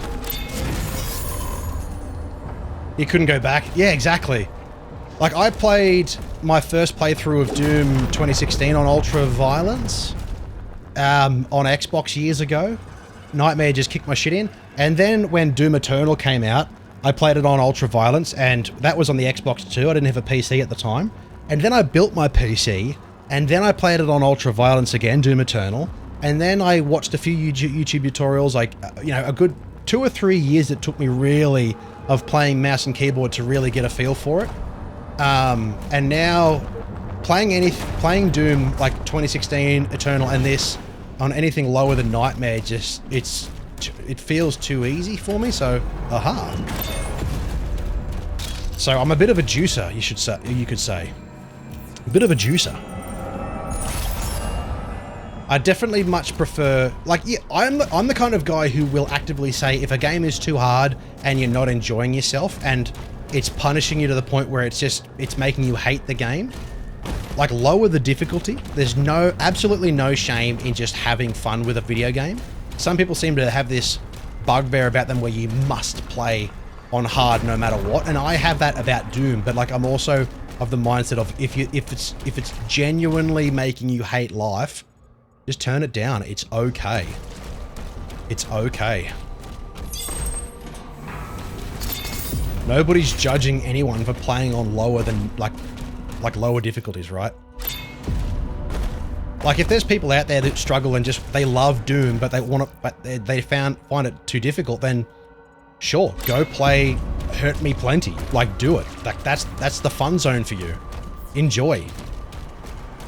I won't play it. It's too easy for me, but that's just my preference. Now, how do I get back around? There was another little secret hidey hole that I hadn't been into yet. Somewhere around... There we go, yep. But have you finished this game yet, Hiaksho? Or are you not that far into it? Because I think you were almost up to where I was the other day when I was watching you, so I'm assuming you've caught up. Are you ahead of me yet?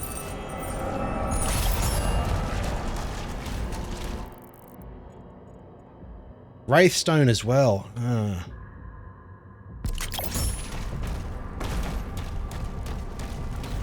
See, and this is why I like the exploration in this game for the most part. You know, like once you've slogged your way through like nasty battles, you can then just take a breather to go look for some shit. About to start level 18. Ah, okay. So you've finished the Cosmic Realm. Do you know what happens in chapter 19 and onwards? Has anyone spoiled that for you? I won't, but has anybody? In Cthulhu's body, that's a crazy level. You just wait. I'm not going to spoil it for you, dude, but there's a particular section that happens, and I couldn't wipe the smile off my face from ear to ear from like 19 and 20. It was so cool, man. It's not so much the game, but like what happens, like in the cutscenes, in the lore. I was like, man, that's the most Quake shit I've ever seen. You'll know what I'm talking about when you get there. Are you going live? Are you playing soon? Because if you're going to be streaming soon, and when I wrap this up, I'll chuck you a raid if you're live when I get there. More gold.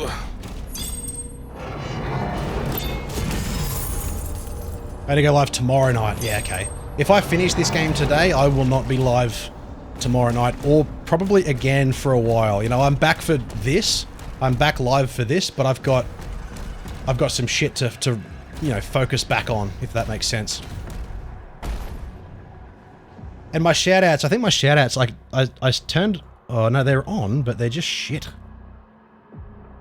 See how, like, the thing is showing up on the left-hand side of the screen, but it's just not working? It's supposed to play a clip, but it just doesn't work. What if I refresh cache?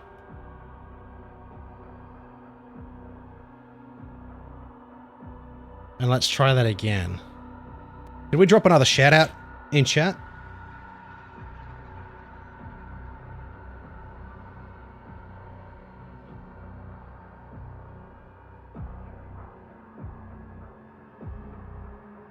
Yeah, it's not working. At least it's in chat though. For those who aren't following Hiaksho, go do so. Fellow Doomer. Fellow Juicer.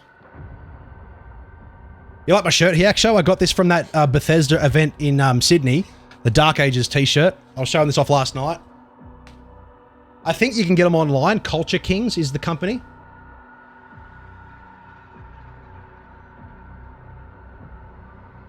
It's so good. It's the most expensive shirt I've ever owned.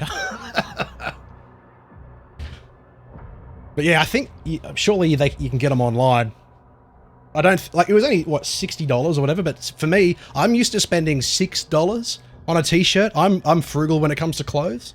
I'm not frugal in most everyday life, but when it comes to clothes, I'm a stickler about overspending when it comes to like clothes. Like a pair of undies or a pair of thongs should not cost more than like $10 bucks, realistically. They shouldn't. But if it's got Doom written all over it, I'll spend whatever money is necessary. Okay, there's a secret all the way up there, so how do I get to that one?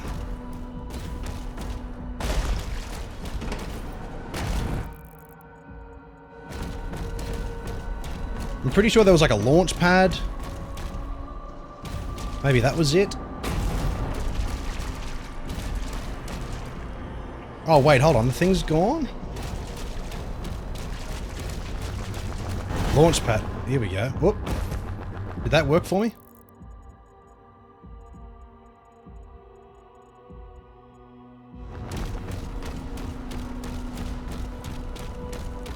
Not quite. I wonder if I go down here, will it lead me to it, perhaps?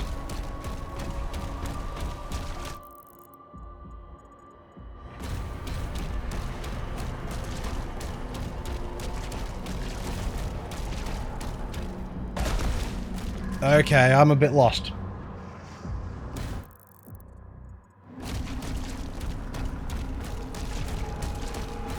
Maybe I've got to go up and around. $60 Australian for a t-shirt. Yeah. It's a bit up there.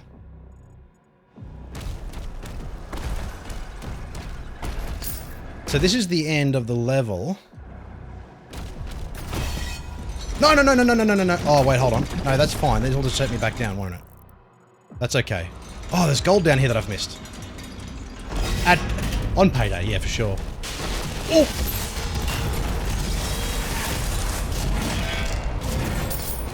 You scared me, Mr. Mancubus. Shit my pants, Mr. Mancubus.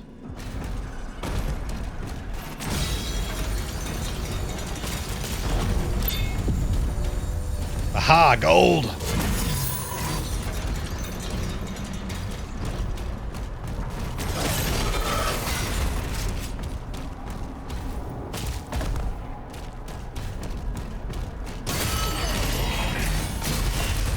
Get out of here, Mr. Battle Knight.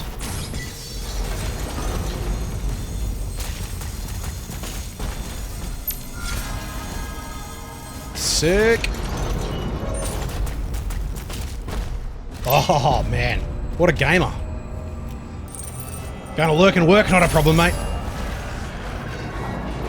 All good. I don't mind anybody just dropping in and you know, having me on in the background. I don't mind at all. That's what I do with most people when I'm working. You know, sometimes you have to focus on being productive, so I totally understand. I don't expect anybody to commit to Dilbo full attention. That's ridiculous to think that, so I appreciate the lurks. Wholeheartedly. All right, we've got all the secrets. We've got all the gold. We just don't have the last, whatever that thing is supposed to be, ammo upgrade. And I assume that that is in that final area. But I feel like there's a door that I've missed. There was a blue door that wasn't on the map. But it says I've got everything. Maybe I did stumble across it. Oh well. It says that I've got it all. So here's hoping that I do. See that castle in the background with that big insignia in the sky? That's some Doom 2016 shit right there. I'm a big fan.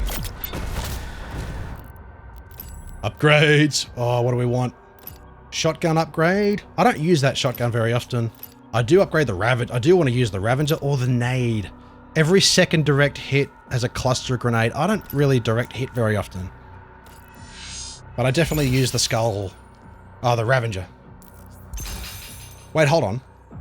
The Ravager drops Skull Crusher ammo. Oh, it's the same. Here I am thinking, wait, it drops ammo for the wrong weapon.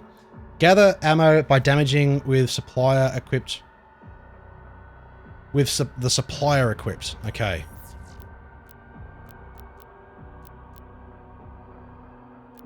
Well, you can't unequip it, right? Surely. Ravager takes less time to reach maximum fire and the movement penalty is removed. The Ravager's maximum rate is increased but takes longer to achieve. The movement is more significant. Yeah, no, we'll keep this one. For sure. Alrighty. Ravager.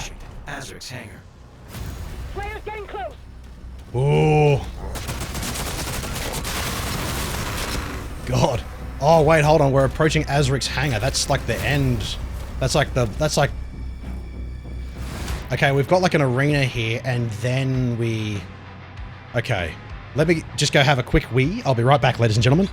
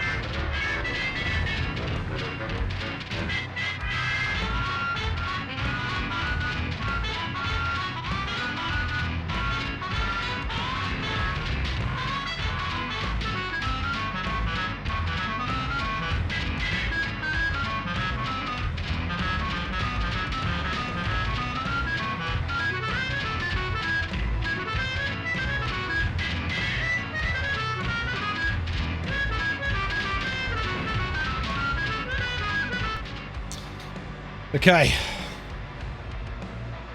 We've got a battle ahead of us. I need to focus up. Drink some water. Stretch the old backaroo. Let's get tucked into this, hey? Let's kick ass.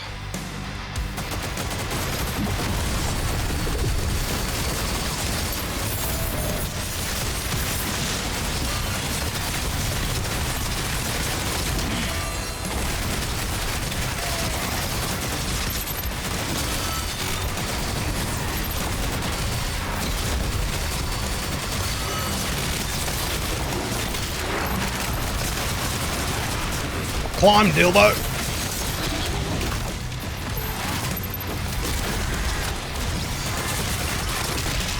Nice. Oh, we've got a Cybro as well? Okay, where are you at? Oh, we've got multiple big boys. Oh, busted shield.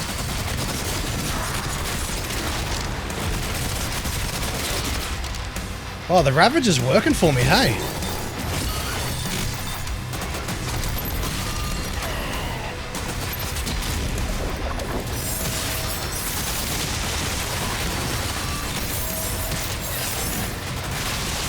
Wait, he's a leader. Okay, so I've got to kill everyone else. Who else is...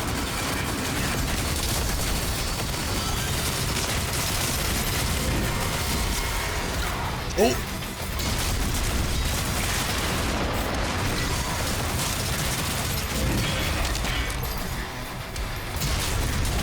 Oh, big boy, okay.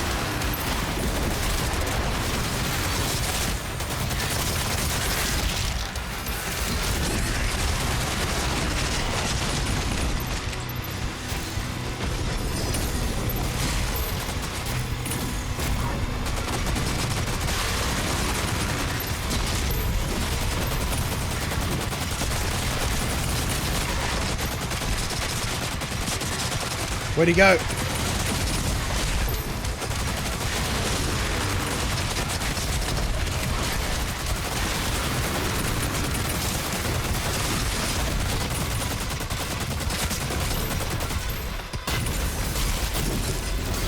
Yes! Oh boy. Oh, Kako, we're in trouble. Oh, what is with this rocket launcher?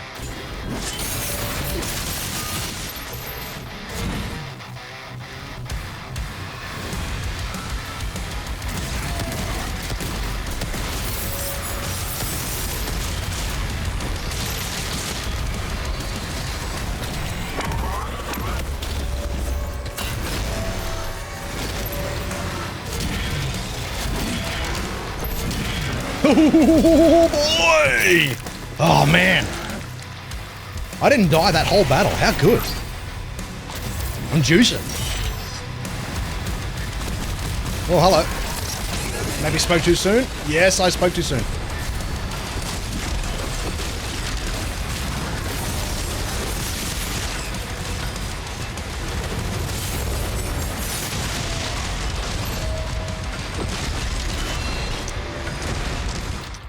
Oh, dirty.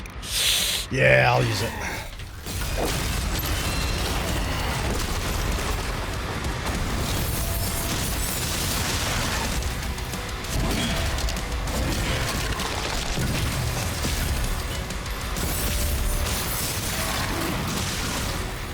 Melee, melee, what the Ooh, okay. Oh, he was a champion? I didn't realize. Okay. I thought he was just regular. I didn't realize he had a health bar. Cool. Alrighty. You see how I beat those Cosmic Barons? Cosmic Baron with one life sigil and the chain shot? What am I doing? But yeah, there's no way. Kill 2 Cosmic Barons within 5 seconds of each other. You kind of had one shot at that Slayer Gate. And I didn't have any BFC ammo at the time, so I probably could have walked around, looked for some, and came back and did that, but nah. But kill a large number of demons within 10 seconds. I don't know what large means in this, so that probably means use the BFC as well, but nah. Oh, that's right. What am I missing here? I'm not going to do that. I never use that weapon. Acupuncture. Lobotomy. I don't know why my pincushion or ricochet isn't working. Like, you're supposed to throw your shield and then have it grind into an enemy while you shoot at the same time, and it just doesn't seem to work. But oh, that seems to work. The Ravager. I'm a fan of this. At first I was like, this is the weakest weapon in the game, but after it's upgraded, it's a good time. Not perfect. Definitely not as effective as the SSG, but still a good time. What have we got here? Get on the ship. Out the way.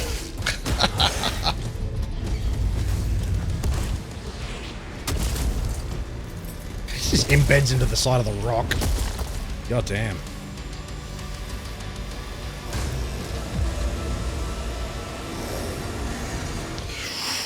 Oh boy, here we go. He's on board. We hold our ground until he finishes it.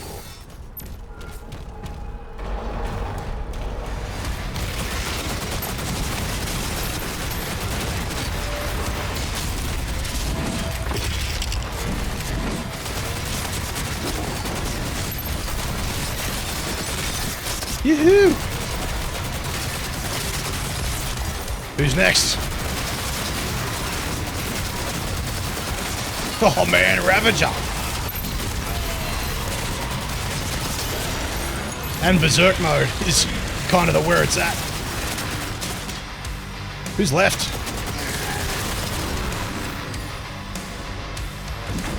Is there anyone else left to murder here?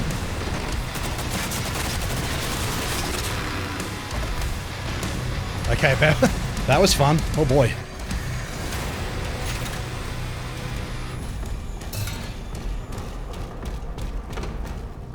Berserker is cool. I'm surprised that it's not just pure melee only, but it's fun. And I'm also surprised that they haven't got any sort of like quad damage power-ups or anything in this either. I know they had them in Eternal and whatnot, but I'm surprised they don't have them here. Alright, we're fully loaded. We're fully loaded. Okay.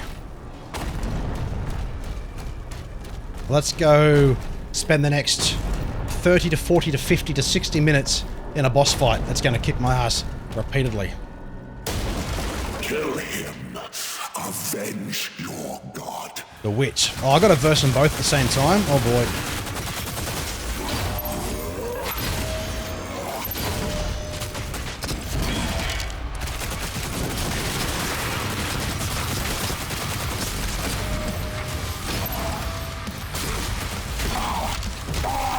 Oh, Ravager.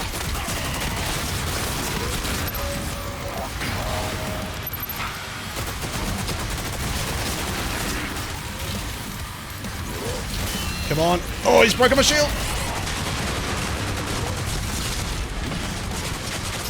Oh, what? Okay.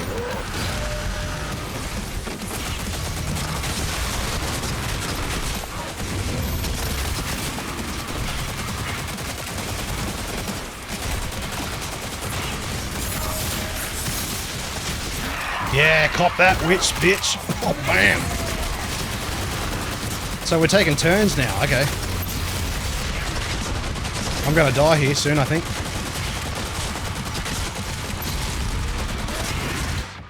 Yep. Ooh. No, I'm gonna save it. I did alright. I'm gonna save it to see what's next. I'm assuming this is like multiple phase. And the Ravager was working really well. Hey, I'm surprised. Do you reckon we'll get this with just the Ravager? Kill him. Avenge your god. Because before we did it with this, and this worked out alright.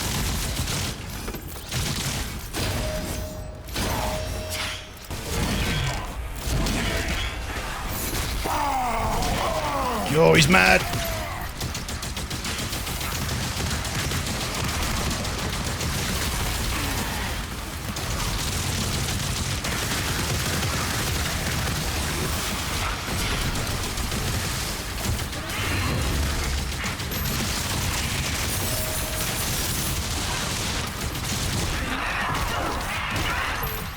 Pop that.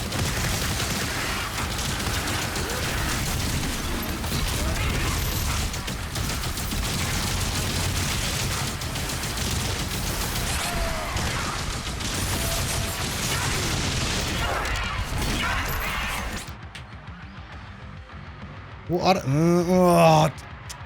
I don't know what hit me then. I've lost your edge, heretic. Lost my edge, bro. You're double teaming me, bro. All right, we did all right then. Let's just focus up. Avenge your god.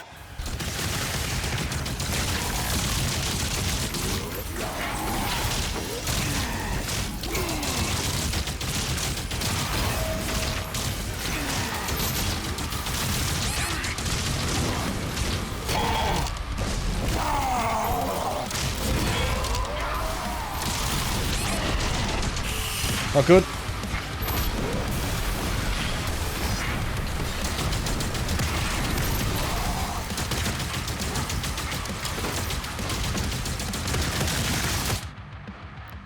I wasn't quick enough. What was that? Is in like what killed me? I don't know. This game just throws shit at you, man. It's just, who knows? At this point, I'm just trying my best to accept whatever. Kill him. You know what I mean? Avenge your god. Ah, fuck off, dude.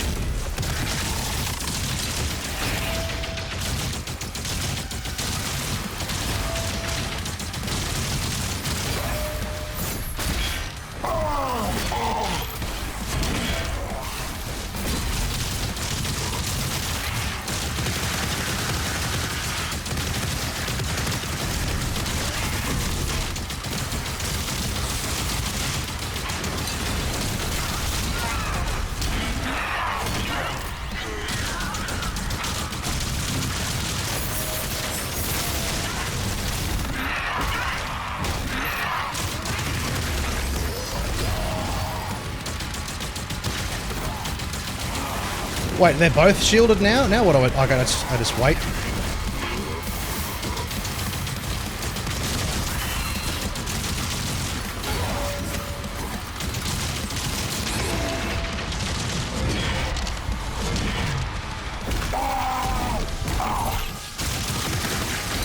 If I die, Witch, your god, all his knowledge will be lost forever. Oh, he's mad. Oh, he's yeah, okay.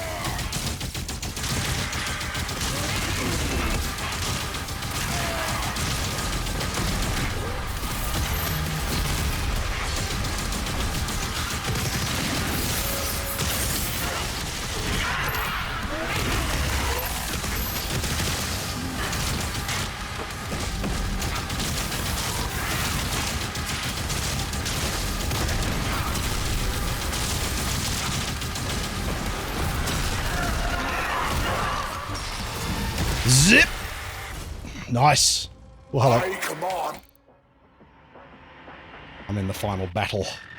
And I'm doing alright. I think I'm doing alright because I got my ass kicked last night.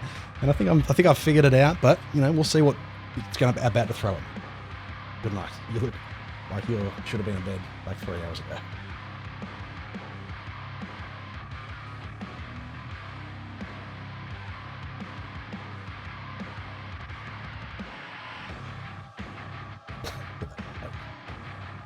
That emote in your face.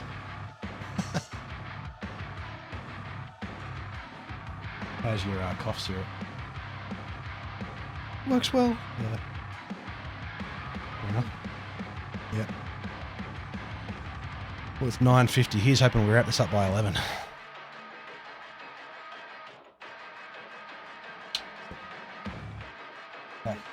How far did you get in Fallout? Been out of Bush.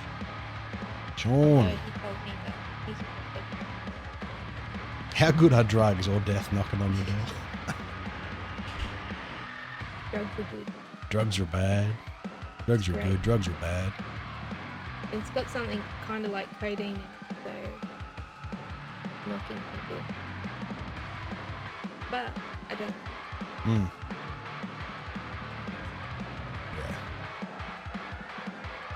Nose is red. That's the booze. It's really true. The Maker's Mark says otherwise.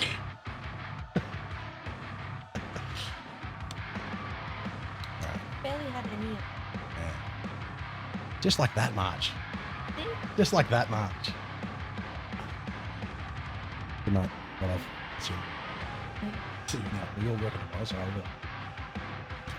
Sorry to remind you.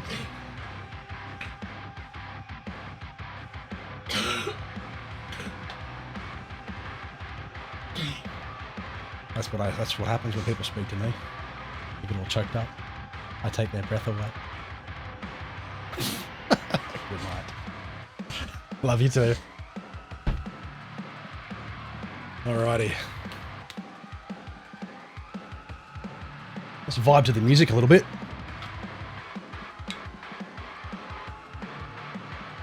Do you reckon phase 2 is going to absolutely wreck my shit and I'm going to get the shits? Let's set a poll for the next 30 minutes. Will Dylan get this done in the next 30 minutes? And it'll be 10:30 by then, or 10:25. And will Dylan crack the shits and say, I don't know what's happening. My mouse is broken. No, no, no. All right, let's go. Horde, kill me, and this war will end.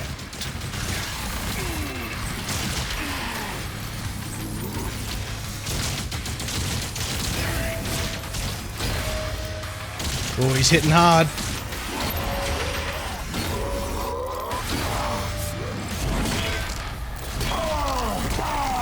Prick.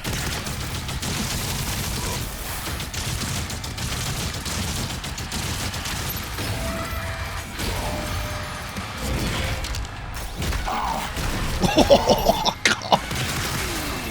That hit so hard. Oh, okay. You change your tactics a little bit, Mr. Azrak.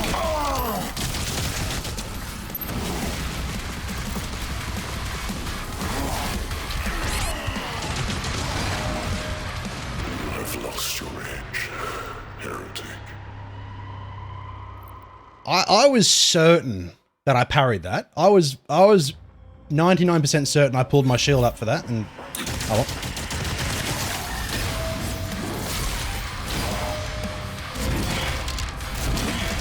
Shall we try and Ravager it? Or Accelerator it? Oh boy, okay.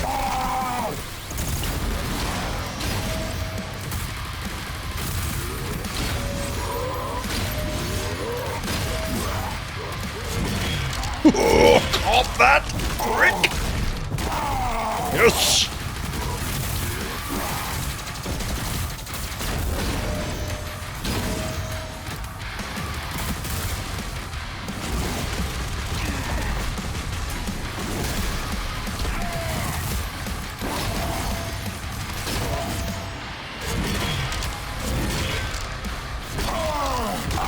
He's not happy with me, bro.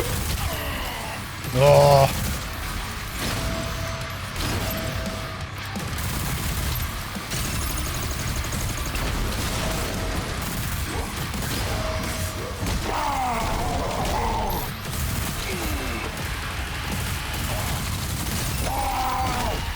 Yeah, mate. Get out of here. Yeah, there's more to it, isn't there?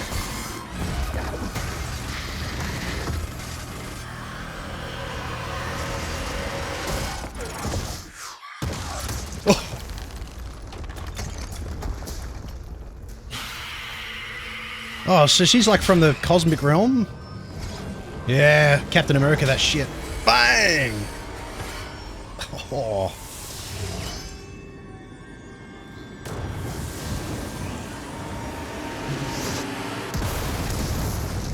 Ooh. Yeah, Vera.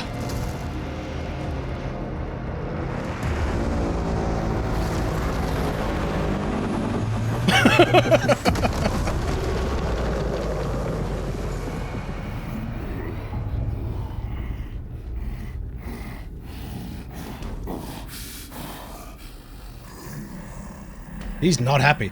How did I beat him with the Accelerator, the weapon I used the least in this game? I'm proud of that. Surely that's not it. There's got to be something else, because the previous fight was way harder than that. Rub and tug until it is done.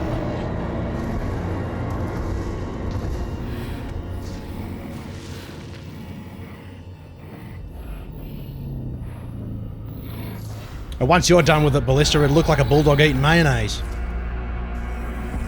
Come on. Chop him to little pieces.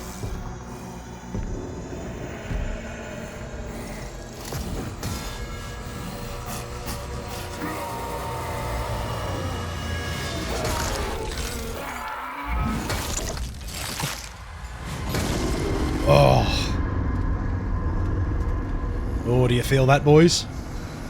Do you feel that?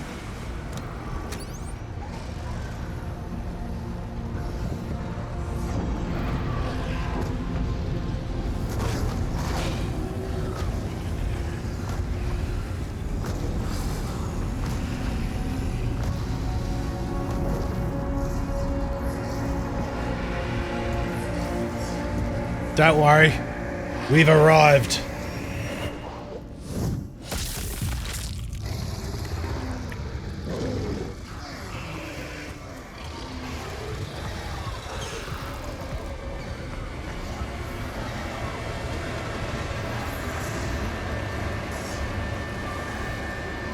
So far, Fenrir, yeah. I was expecting them to have a little bit more than that in this, but I'm glad it's sort of, they keep it brief still, but yeah. On your doom, man.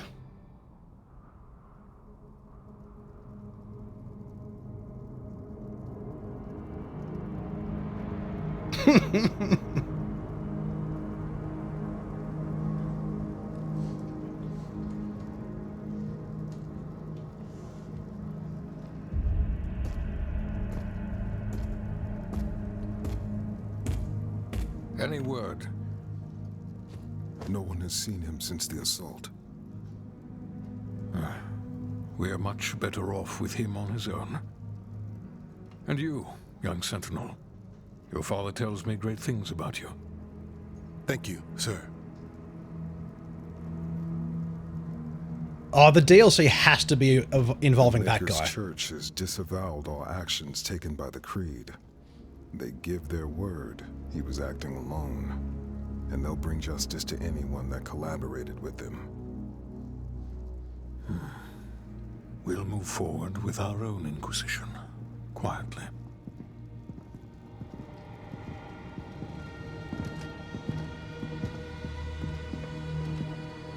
Yeah, exactly, right? Like, that's the whole thing.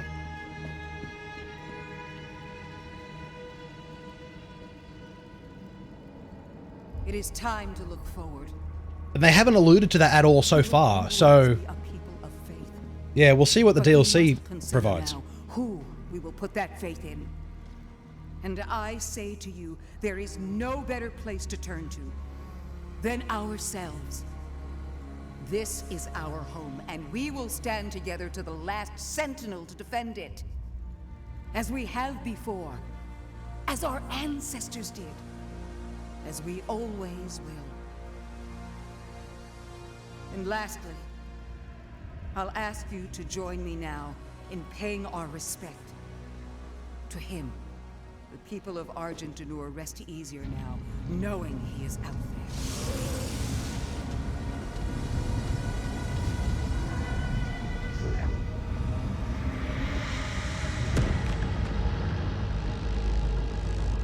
So he's back on the Maker ship. Targets identified.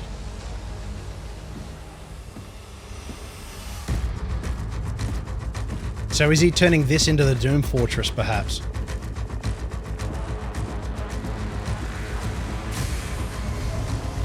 Yeah, he's got more Doom slaying to do.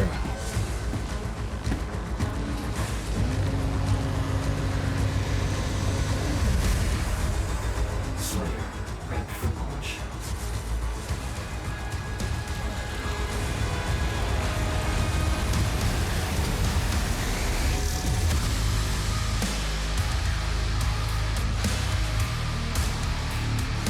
That, ladies and gentlemen, is Doom the Dark Ages.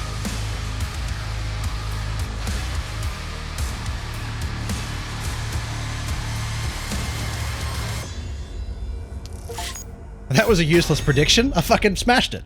99%. Oh, it was the challenges I missed. It was the challenges.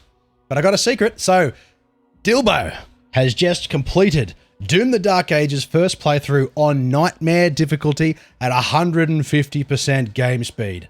And that is my absolute recommendation. Got all the gold. So it gave me heaps of gold and secrets in that last mission.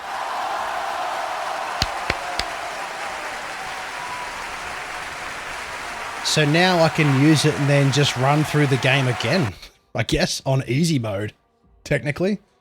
Alrighty. You know what? I was expecting credits. Oh, here we go. Shoot it.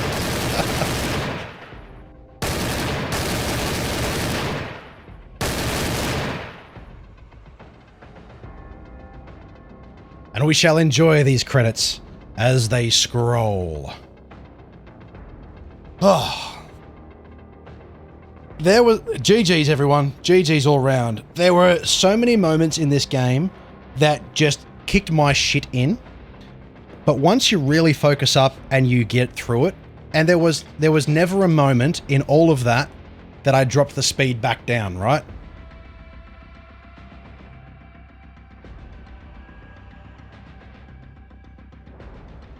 I'll watch that in a second. But there wasn't a moment where I slowed anything down. Like I felt like it a few times where I was just getting rocked for like an hour straight. But I was like, nah, I'm persevering. I'm pushing through, and we got there. Did anyone vote in the prediction? Or no?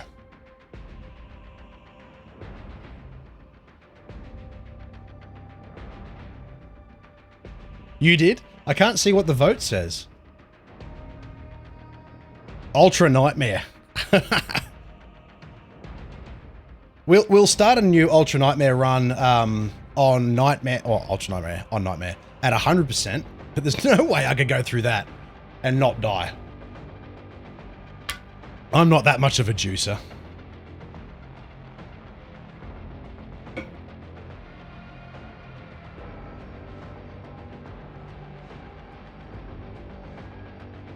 So what do you boys think? What did you think of Doom the Dark Ages? What's your verdict? For those who have or haven't played, or just watched a few streams, what's your verdict?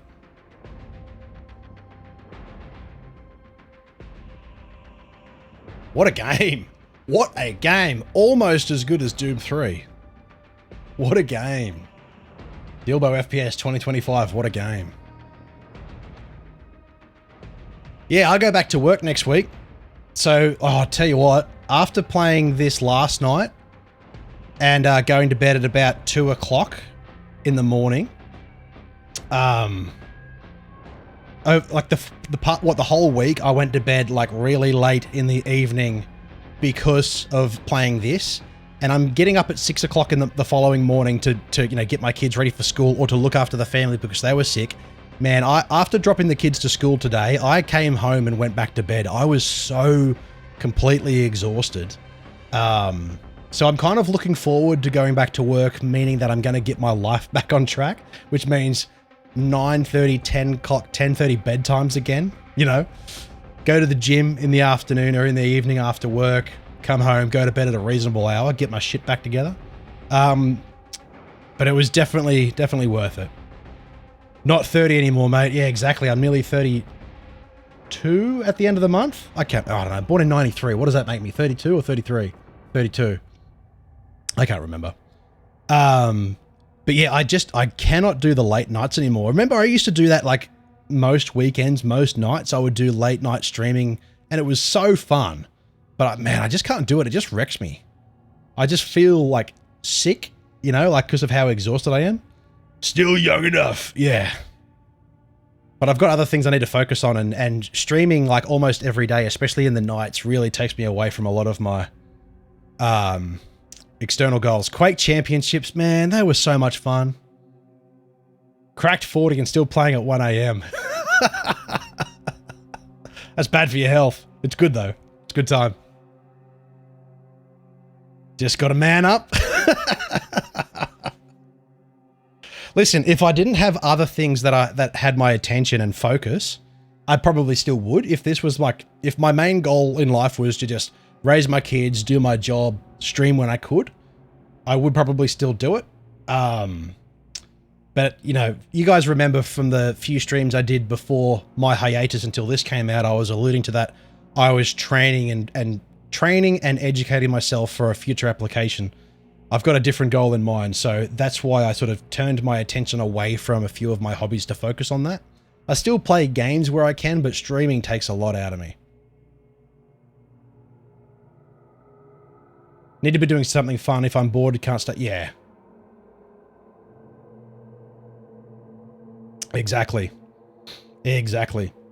But yeah, my usual bedtime these days is usually like 10:30, 11 o'clock. Yeah, 11 is late for me, like during the week when I'm working. But I will be back. Now I've finished Doom The Dark Ages. Depending on where I'm at that point in time, I will be back streaming, most likely for the release of the RoboCop DLC. The RoboCop Rogue City DLC that's coming out. I'm not sure when that is, but I'll probably try and jump on and stream that. I didn't get to stream RoboCop Rogue City, but I'll be back for that. And of course, I'll be back for Doom Dark Ages DLC for sure. RoboCop Rogue City is such a fucking good game. I adore that's so the whole Doom series, Quake Champions. Oh, also Splitgate 2 came out today, ladies and gentlemen. Remember Splitgate? I played that game a ton. It's still on my Steam list of like one of my most played games ever. And number 2 came out today. QuakeCon info. Yeah, QuakeCon will probably reveal when the DLC will drop. I mean, we only found out about Doom Dark Ages, what, earlier this year? Like, it was 2025, right, that we found out that this was coming out?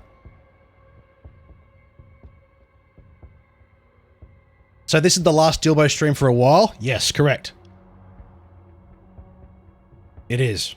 Yeah, I love Splitgate. I still play, I would still play Splitgate every now and then just to feel, just to like get back in a little bit and sort of, what's the word? Keep my skills sharp, I guess. I haven't played Quake Champions in ages. But yeah, Splitgate 2's out now, so I downloaded that earlier, so I'll be giving that a crack. I've also been playing Delta Force Black Hawk Down, like the single player to that. It's so hard, but it's so much fun. But I've also been playing a lot of Ready or Not. Man, I love Ready or Not. I've been chipping away at that main campaign.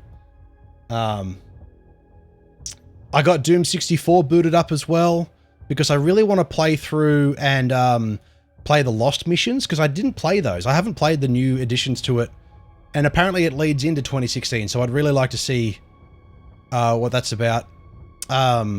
I have all of the Metro games. I've owned them for ages, but I've never played them, so I downloaded all those so I can give those a go. Still play Body Cam. Rogue City is terrific. Tactical Mission just released a like a hostage style thing, which is really, really cool. That's a lot of fun. I really need to play more Zero Protocol. I need to finish or at least continue on with Echo Point Nova. I'm very much looking forward to the Proteus DLC. I need to play more Hollow Body because I bought it and haven't played it. I need to play Voin. I bought it. I haven't played it. I really loved the demo. I really need to play it. Finished Beyond Hanwell. Love System Shock. That's a game I'll never delete. Helldivers is great. Oh, Sonar Shock. I need to play more Sonar Shock. Oh, man.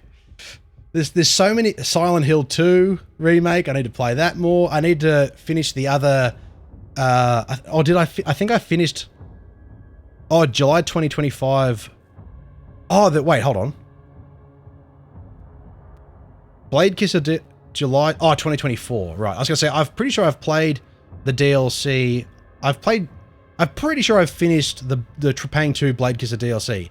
I definitely played some of it. I just don't remember it was all of it. Yeah, I love... Yeah, 71 hours of Splitgate. Yeah, I haven't finished Pine Harbor. This game got shadow deleted. It's like suspended indefinitely, so I haven't continued that yet. I haven't finished Hyperviolent. I haven't finished Solarco. I haven't finished Food Truck Simulator. I haven't finished Frog Monster. Frog Monster is so good. If you like Dark Souls, you'll like Frog Monster. I realize my camera's over it. There you go. Frog Monster is so good. I haven't even started Hellsinger. Brownmeister gifted me this game, and I really want to play it, and I just haven't played it. Spec Ops: The Line. I managed to get this game before it was delisted off Steam. Oh, Boundary. Boundary was so good. Boundary was so good. Legit one of my favorite multiplayer FPSs, and they were just like, nah, dead, gone. I've spent $38 on that game. And yeah, I still haven't finished Silent Hill 2. I haven't finished Dusk. I'm 6.1 hours in. I haven't finished Hitman 3. Haven't finished Sprawl. Haven't finished Wretched. Haven't finished Incision. Love Cultic. I cannot wait for Cultic Chapter 2. Haven't finished Rip Out. Although Rip Out's a very difficult game. I haven't finished Amnesia the Bunker. Man, I loved this when I played it. I just haven't gone back to it. I haven't finished Dusk. Get on with it, man. Yeah, I mean, that's the thing. I have so many. Oh, Dead Space remake. I haven't played the Dead Space. I've played an hour of the Dead Space remake. Bolt Gun. I haven't even booted up Bolt Gun yet. I think I've finished most of Turbo Overkill, but I haven't finished like the most recent DLC that came out. I haven't played that yet. I haven't finished 13. Oh my God. Deadlink. I haven't even booted Deadlink up. I loved the demo. Got it immediately when it came out. Haven't finished it. Haven't even started it. Haven't played Severed Steel. Happy Humble's I haven't even. Shadow Warrior 3 is apparently a 3-hour game. And I'm 11.7 hours in and I still haven't finished it. I really should play that too. Haven't finished Harrot. Haven't finished Murder House. Haven't finished Nightmare of Decay. I haven't finished Ultra Kill. I'm just too busy playing like Doom and Doom Eternal. Oh, what a game. What a game.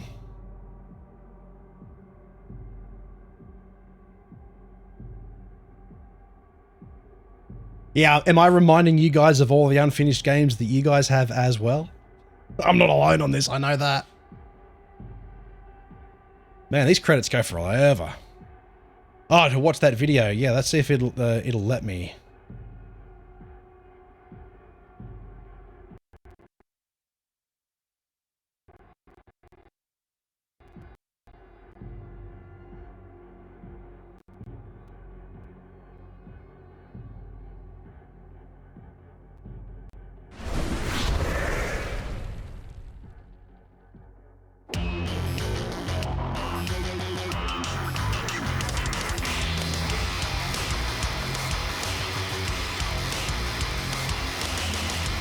I believe I said when I first saw the Doom the Dark Ages trailer that I was getting distinctly midlife crisis vibes from it. I mean, not only does Mr. D. Slayer Esquire have a shiny new shield that literally has a pull chain on it like it's a fucking lawnmower, but he also seems to be wearing a new toupee that keeps slipping and hanging around the back of his neck. But then I remembered that Doom 3 had been Doom's real midlife crisis when it showed up in a shiny new engine covered in chrome and expensive lights and pretended like it was still one of the cool kids. Then there was Doom 2016, which for me represented a sort of partial regression to childhood state not uncommon in age-related dementia. And I suppose following that logic, Doom the Dark Ages represents the natural next step, being dead and having your horrible corpse puppeted around on a stick so that your current owner can continue collecting your pension checks. Okay, I'm slightly overstating things for outrage dollars, but I am genuinely disappointed that Dark Ages continues a slide that began in Doom Eternal, wherein the game's story element began losing its sense of self-awareness. The Doomslayer no longer fist bumps his action figures or gleefully smashes a thing moments after being very politely asked not to smash the thing, or walks.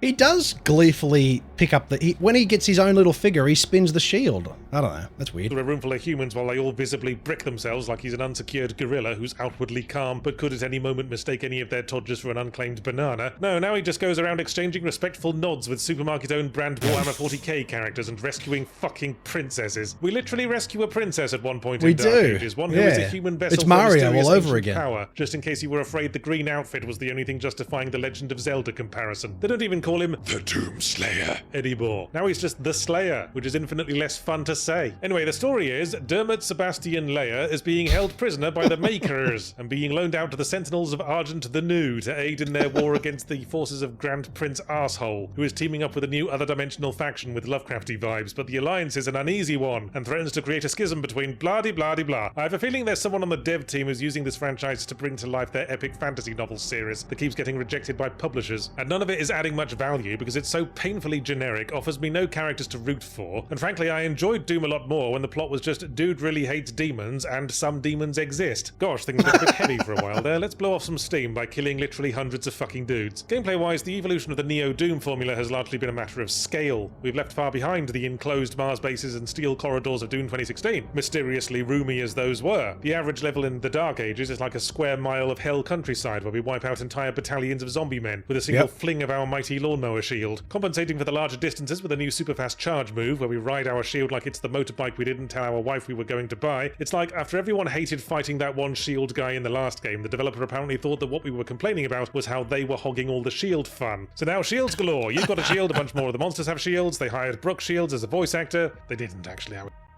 Listen, I fundamentally disagree with like a lot of what he's saying, but a lot of what he's saying is also like, yeah, I get it. Like the whole shield thing.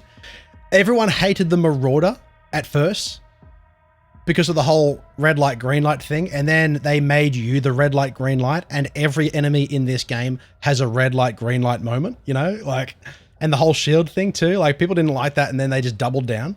So I get that, but I was just going with a riff. And consequently, a lot of the core gameplay is based around the shield. And initially I thought holding up your little saucepan lid to nope out of attacks might mess with the established Doom 2016 watchwords of stay mobile and be aggressive, but in practice the ridiculous speed and range of the shield bash helps it slot into the over-the-top super violence quite nicely. Similarly, I really thought I'd hate the new parry mechanic more. Oh, when the hell did Doom become about being reactive and waiting for them to attack, I thought. Seems a bit out of character for a dude who spent the previous 2 games using their own spiny todgers to very proactively scout demons as clients for his tonsillectomy clinic, but in practice you can only parry attacks of a certain colour, Cuphead style, and it's just another thing you have to split-second react to. A little too generous with the timing and range perhaps, but the way Neo Doom always obsessively unlocks new weapons and superpowers all the way to the end until you've got 12 guns, 3 tactical nuclear strikes and rabid wolverines strapped to both kneecaps, getting too easy is consistent with the established pattern. I'd say the glory kills have been downgraded a bit. Half the time I didn't even get a special animation, you just do a little huffy shove or kick that makes dudes' arms and legs all fly off. But my real bugbear is the way the critical path keeps forcing us into recurring vehicle sections, especially the ones where you pilot a giant mech, which falls into the usual problem with such things. It plays exactly the same as regular gameplay, except you move around like the floor's covered in overly affectionate vaginas, and only fight one kind of enemy with one attack that's about as hard to dodge as an awkward question in the middle of a flash flood. The bits where you ride on a flying dragon are better, because you have a better freedom of movement to help you appreciate the scale and spectacle of the environments, but again, when it comes to fighting things, all the variety and strategy of the standard combat is replaced with point at the dude, mash your one attack, get out of the way of their one attack. And it's like a spectacular wrestling match had to stop so the participants could sit down in the middle of the ring and decide the result with a round of hungry hippos. So to summarise, what recommends Dark Age of Doom a lot is more high-octane core combat and some nice spectacle. I mean, look up at the sky during one of the levels in Lovecraft World and you'll see a fucking mind-blowingly huge horrifying space octopus drifting aimlessly about, like it's waiting for Mrs. Horrifying Space Octopus to come out of the bra shop. But ultimately, I came away feeling like I'd had a hollow experience. The central joke and novelty of being this taciturn, faceless super badass who gives less shit than a taped-up bumhole in the Sahara Desert has worn thin, and the series has lost sight of the core philosophy that made Doom 2016 work, i.e. simplicity. All this cosmic multi-faction conflict rubbish we're obliged to give some of our precious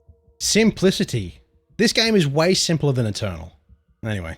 Little available shit about and how to train your cybernetic nightmare dragon sequences feel like stuff put in more to create trailer moments than to enrich the gameplay experience. The Doom guy worked best when he was just a guy with no motivation in life except to expand his spiny Todger collection. This is why, and I've said this on almost every stream, this is why I think this game should have been Quake. And I'm going to expand on that. What I mean is, Doom 2016 really hit the fucking nail on the head with the identity of Doom. Angry guy wakes up on Mars, everything is cooked, and it's up to him to find out what the hell went wrong and fix it. Doom Eternal was an extension of that, but it added a whole nother layer of verticality and new weapons and new dimensions. That's all well and good. But I think, you know, for this game, especially when it's like, yeah, fair enough, it's set in hell, it's then in Hebeth, which is Mars, and then it goes to the cosmic dimension, and the movement is different, the fact that it's more grounded, you have a shield, I think id Software had a really, really good opportunity to really define the identity of their games at this point in time. id Software, since the beginning of their existence, has never made the same game twice. You know what I mean? They might look the same, but every game is different, right? And because of that, you know, prime example, Quake 1, 2, and 3 are all vastly different games. They were all developed by different people with different ideas. They've just slapped Quake onto it, right? Quake 2 was supposed to be war, but they called it Quake 2 because it needed to sell. They had a really good opportunity to really go, okay, here is what Doom is now. Doom 2016 set the stage for the UAC, the fast-paced action romp that it was, and then Doom Eternal really then goes, okay, this is now what Doom is. You know, you've got the verticality, the speed, the quick swapping, the shotgun, the rail guns, things like that, right? And the rail guns, I'm talking about like the ballista and the Gauss cannon. They had the perfect opportunity with Doom: The Dark Ages to turn around and say, actually, yes, that is the kind of game we'll make when we're making a Doom game. We'll extend on Doom Eternal. But now we've got this boots on the ground as a tank, multi-dimensional, are we in the past, maybe we're in the future situation, with all of these crazy different enemies from different dimensions. They could have said, okay, the boots on the ground with the shield and maybe a hammer could have been the new Quake, right? All of these cybernetic enemies in this game could have been strogified Shub-Niggurath dimension enemies, right? Imagine you're running through the arena as Ranger, you have the shield, and you need to parry an ogre's grenade. Or you need to parry the Death Knight's sword fire thing, whatever that is, right? They had the perfect opportunity to make this the new identity for a Quake game and leave Doom as 2016 and Eternal and have that be like its identity. Am I making sense here? I still think this is a great game. I loved almost every moment of Doom: The Dark Ages, but my initial feelings from the very beginning, from when it was first revealed, right through to now, just finishing the game, is that they could have made him the Ranger.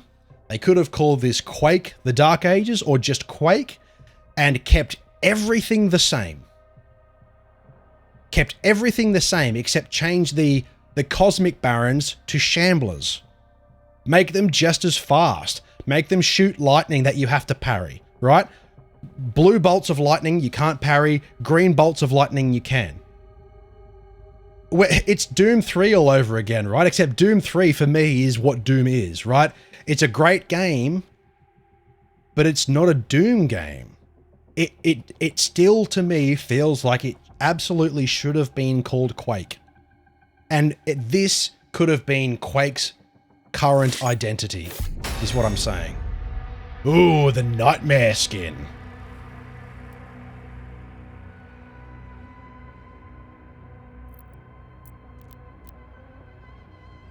It would have been a really great way to revive the single-player Quake identity. Oh, here we go. Unlock the Butcher in... I think I've already got the Butcher skin.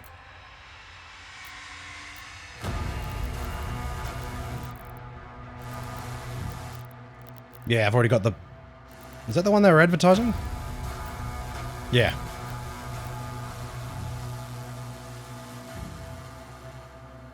Doom Eternal made the Doom identity, rather would have been cool to make the new identity have more modern Quake. Yeah. So you guys are in agreement to what I'm saying there? And from memory, not a lot of people liked Quake 4. Well, Quake 4 was just like Doom 3 light, right? It was just, and Quake 4 was a direct sequel to number 2. But that was what, 2005, 2006, I think? It's been enough time that they could have gotten away with this. You know, because... And, you know, I see the argument a lot online but Doom always did have medieval themes. Like, yeah, you're right, but it was always set in hell. You know, the castles and the medieval stuff was always in hell. It was always between Phobos, Mars, Earth, and hell. Quake, however, had the multi-dimensional slipgate thing going on.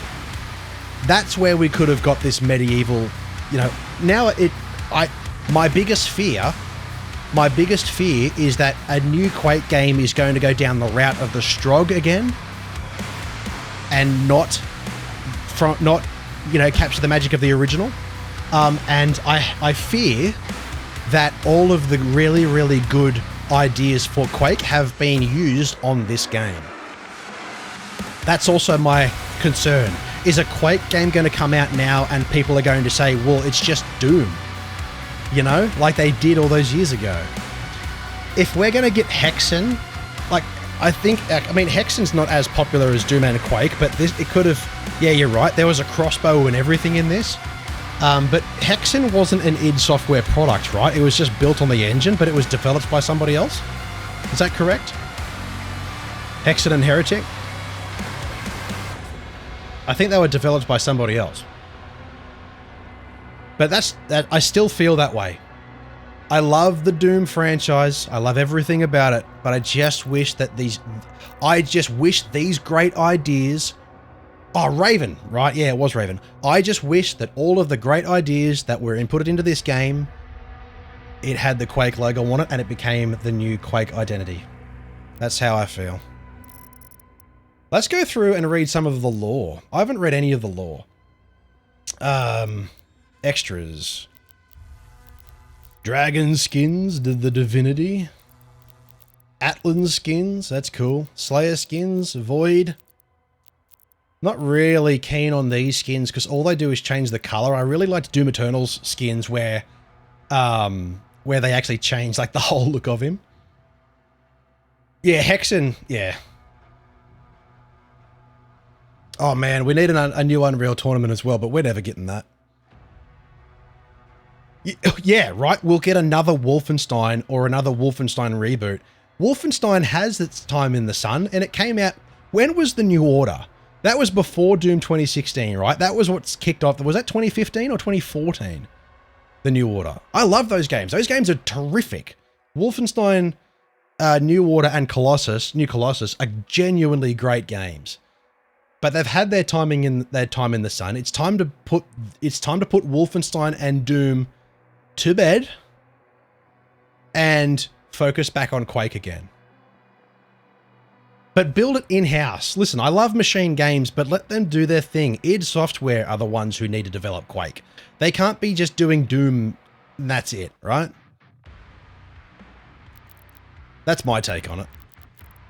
I like the Executioner. He's all red and shit. Although, yeah, we'll rep Nightmare.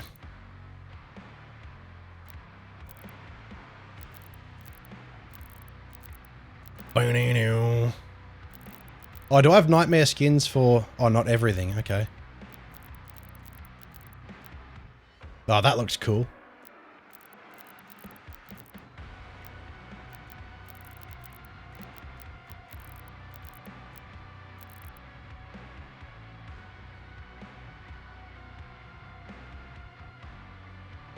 I don't think we need to reboot Rage. I just think... Listen, Rage 2... Rage 1 is okay. It's a decent game, in my opinion. It doesn't have the identity of an id Software game. But it is a good game. Rage 2, however, is unbelievably good. And is so underrated. However, because Tim Willits is no longer at id Software, he's over at Saber, I don't think we're getting a new Rage ever again. That was kind of his baby, just like Quake was, right? I was playing Rage 2, you're right. Rage 1 was better than 2. Oh, really? Silver Wolf, I think you're alone in that opinion, man. Like, not to say that either of them are bad, but you know what? I've never had this conversation with anybody. I don't think there's that many Rage players out there to really sort of judge it and give it an opinion. Like, I think Rage 1 is really good, but I just prefer Rage 2. I think I like Rage 2. It's a little more polished. It's bigger. Not that that really matters. It's got the BFG in it. You prefer Rage 1 to 2 as well? Oh, okay. Here I am thinking just Rage 2 is the objectively better game, but it didn't feel the same? Yeah, okay. See, I liked it because it felt more like, you know, Doom Eternal. Like it's got like the crazy weapon swapping and all that. 4 years, 6 months. God damn. Here, so I am alone on this. I'm the outlier when I say that Rage 2 is better than 1. Well, there you go. Wolfenstein, Old Blood, New Order, or New Colossus. I think Old Blood is my favorite, but the New Order is the best. New Colossus is good, but it's fucking long, and a lot of it is really sort of silly.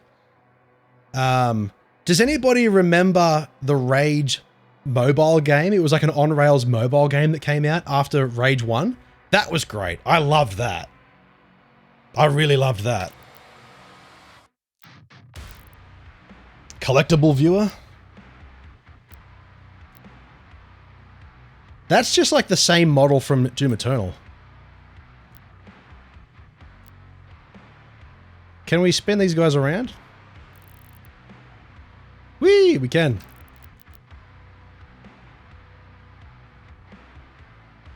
You know what? I really enjoyed the little time I had with Young Blood when it was on the Xbox. I thought it was really hit hard, but I really want to play it again on PC. I think I'll enjoy it more. But the thing that I hated most about Young Blood is, you know, people hated Young Blood because of the characters, because of the twins, and because of how silly they were. That never bothered me. What I didn't like about Young Blood is because it was kind of open world-ish, when you had to go back through certain areas to get to the next objective or whatever, the enemies that you just killed would be back in their same places, so you'd be repeating things over and over and over in the same playthrough, and it was super annoying. I finished Young Bloods and had the similar reaction to mine. So it's a good game, but not a good Wolfenstein game. I mean, even still, what makes a Wolfenstein game, right? You compare original Wolfenstein games to then to Return to Castle Wolfenstein. You then compare that to Wolfenstein 2009. That, I think Return to Castle Wolfenstein and 2009 are probably the closest in identity. And then the new ones are entirely different. They're fucking great. But like, what makes any of these games? I think Doom 2016 is the best example of a Doom game. But yeah, now we're listen, at the end of the day, we're eating good, right? We can't be complaining about any of this. The fact that these things exist, right? We could go back to that limbo stage when after Doom 3, it was like, when's the next Doom coming out? Or when's the next Quake? And everyone was like, here, we're trying to make this thing, but we've cancelled it because it sucked.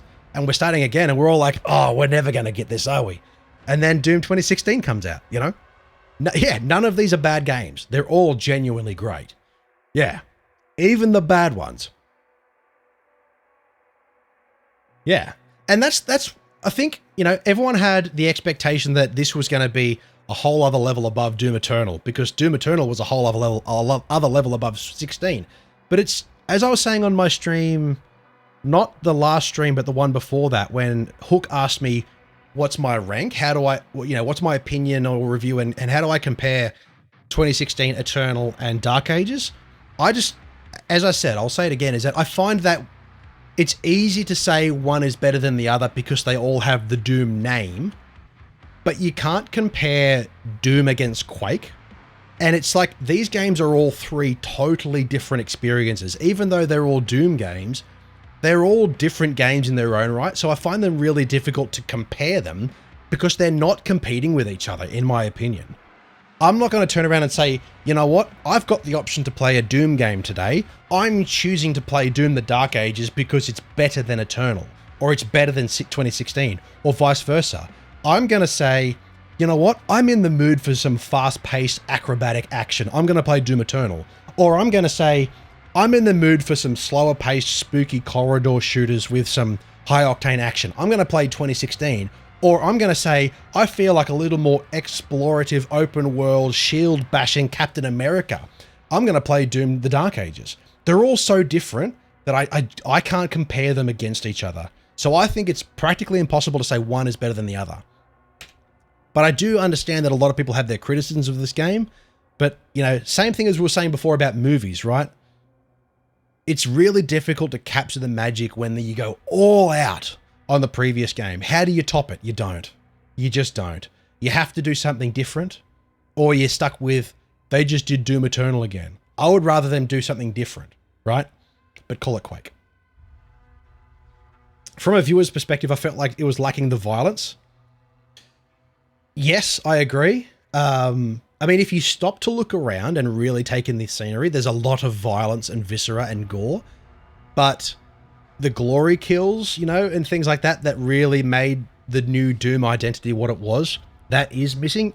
Yeah, you can glory kill these guys in certain ways, you know, that you chop them in half or you cut their heads off or whatever. So the violence is still there. But I think just the gameplay is so different that it, you know, you kind of lose a little bit of it. I have the same feeling towards Resident Evil 6. Hands up in chat, who's played Resident Evil 6? And whether you love that game or you hate it or you're somewhere in the middle, can you tell me the names of one of the enemies in that game? And I bet you'll struggle because there are so many varying enemies in that game. It dilutes the importance or the speciality of each one, right? You remember Resident Evil 1. You remember the zombies, and you remember the lickers. I think they came out in Resident Evil 2. You remember the tyrants, you know, because they were the most common enemies, but because there was fewer enemies, they had a bigger impact. You know what I mean?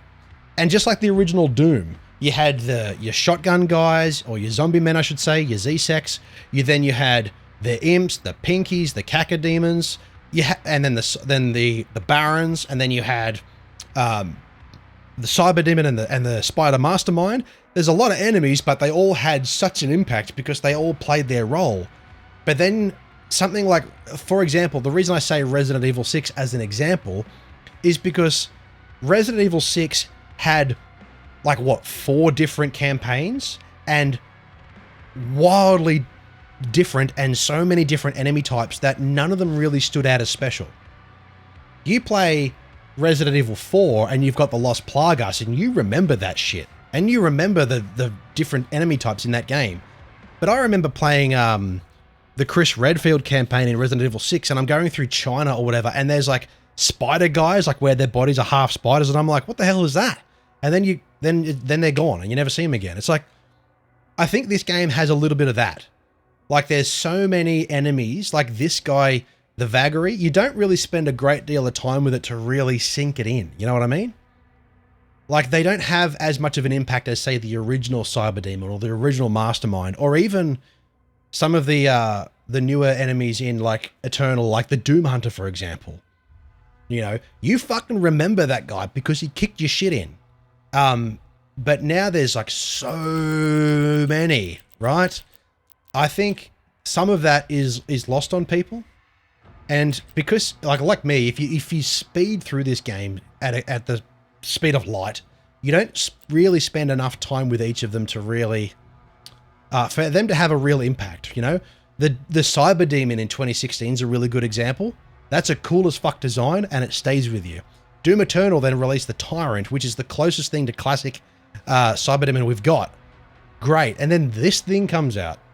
This Cyber Demon is like, that's not really a Cyber Demon, bro. It's a demon, yeah, but it doesn't act or work similar to like a classic Cyber Demon. So, and then you get in, you shoot it, boom, it's gone forever, you know? Yeah, you're typing out exactly what I just said. Yeah. That's kind of where I think this game struggles a little bit. Like, I know a lot of people love the new Revenant, but to me, that's not a Revenant. That's a new enemy type, sure, but it's not a Revenant. The Agadon Hunter, I think he's probably the most memorable in this game for me.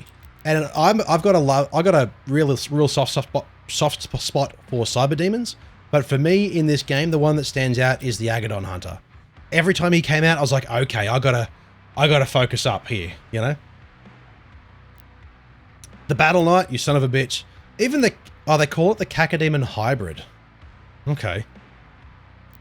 The Komodo, even that, like, that's a new enemy, you know, that's not a reskinned or a redesigned classic enemy. That's something new, but we don't spend a great deal of time with it. And to me, it's not really a demon, it's just a lizard who's been enhanced. He doesn't scream demon, and they call him Komodo. He's a Komodo dragon. Cool enemy, fun to fight, he's tough, but I don't think he'll go down as one of the great enemies in the Doom series, you know what I mean? And these Acolyte guys, these are just the replacement Archviles. You think the 150% speed was a mistake? Really? You're putting it in the game? Oh, so because people just zip past this too quick and they miss a bunch of it? I don't think it was a mistake at all. I think it's really good that those sliders exist because it allows people to really play at the normal pace if they want to speed it up like I did. Because at first, I know Silver Wolf, you weren't there for my earlier streams when I started playing this, but at first I was like, this game is fine. You know, it's pretty good. It feels kind of slow and clunky. And then I sped it up and I was immediately, whoa, I couldn't turn it back down. But you're right. I do admit that because I've zipped past it so quickly, I didn't really have the time to sink in the enemies or the environments. But I did say yesterday that I do want to play through this again on the normal speed so I can really sink my teeth into it. But I won't be streaming it. I'll just play it sort of casually. And they call these guys the Cosmic Barons. What makes this a Baron? Right? Do you remember what the classic Barons looked like? They were big, tall, muscular, horned demons. Call this the Cosmic something rather. But don't call it a Baron. That's not a Baron, you know? Call it a Shambler, you know? Just saying, it looks like it. It's way more Shambler than it is Baron. That's all I'm saying. Maybe they should lock 150% behind finishing the game first. The biggest complaint from Eternal was that it was too fast. Yeah, I mean, yeah. But then people became used to that, right? The old one, he's cool. Prince Azarak, you're a dick, but you're memorable. Yeah, listen, I like this game. I really do. Now, I want to read the books. How do I have to go in and load the game to be able to read the messages. What are they called? The codexes, whatever. Yeah.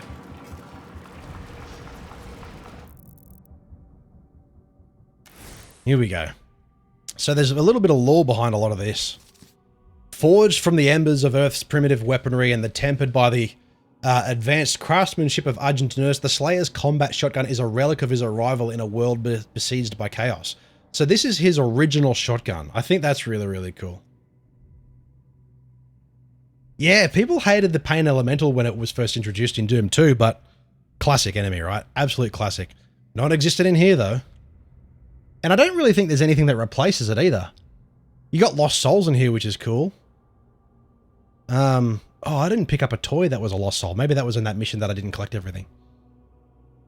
So this is the original combat shotgun from original Dooms, or Doom 64, I should say, that's been enhanced by the Night Sentinels. That's cool. How do I go to the Power Gauntlet? The Slayer's Power Gauntlet, forged under the Maker's direction despite opposition from the Sentinel High Priest, amplifies his devastating strength.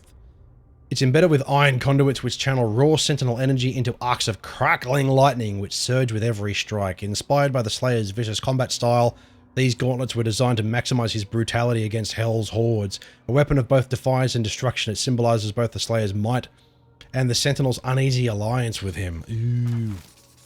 The Shredder.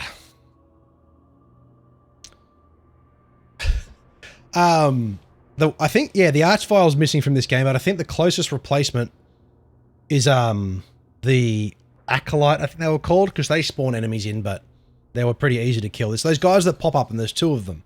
One's in a shield, and the other one's left, so you have to kill him first and then kill the other one. But they'll respawn if you don't do it quick enough, and they spawn new enemies in. The Shredder is a masterful piece of Sentinel ingenuity, with a full auto marvel designed to unleash a torrent of razor-sharp steel bolts. Built for speed and precision, it employs a rotating drum of smaller projectiles, each honed to needle point for maximum penetration. The weapon's heart is a crystalline core extracted from the volcanic depths of Mount Coldrath. which generates the kinetic force to fire the bolts in rapid succession. Lightweight and brutal, the Shredder was favored by scouts and vanguard warriors who need to rain destruction while maintaining mobility.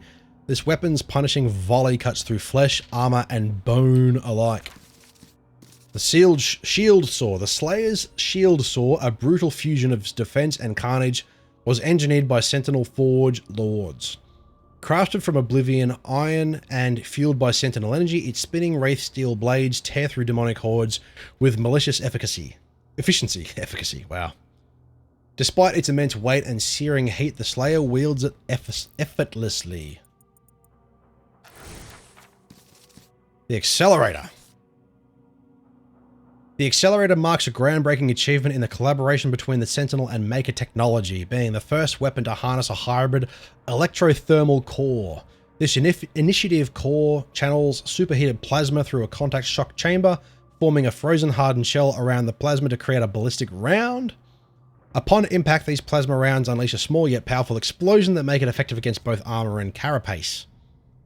I didn't find it effective against armor. It was a bit slow. But I'm surprised I actually used it against my final battle with King Dickface.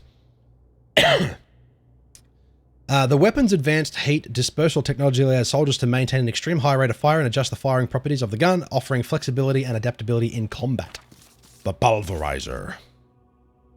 Pulverizer is a weapon spoken about in hushed tones, born from the madness of a Sentinel engineer corrupted by cultists. Reclaimed by the Night Sentinels during a daring raid, this enigmatic design remains a mystery, with the whispers of it being powered by the souls of its victims. This weapon resembles an engine of death, crushes curse-marked demonic skulls, and scatters shards with its tumblers.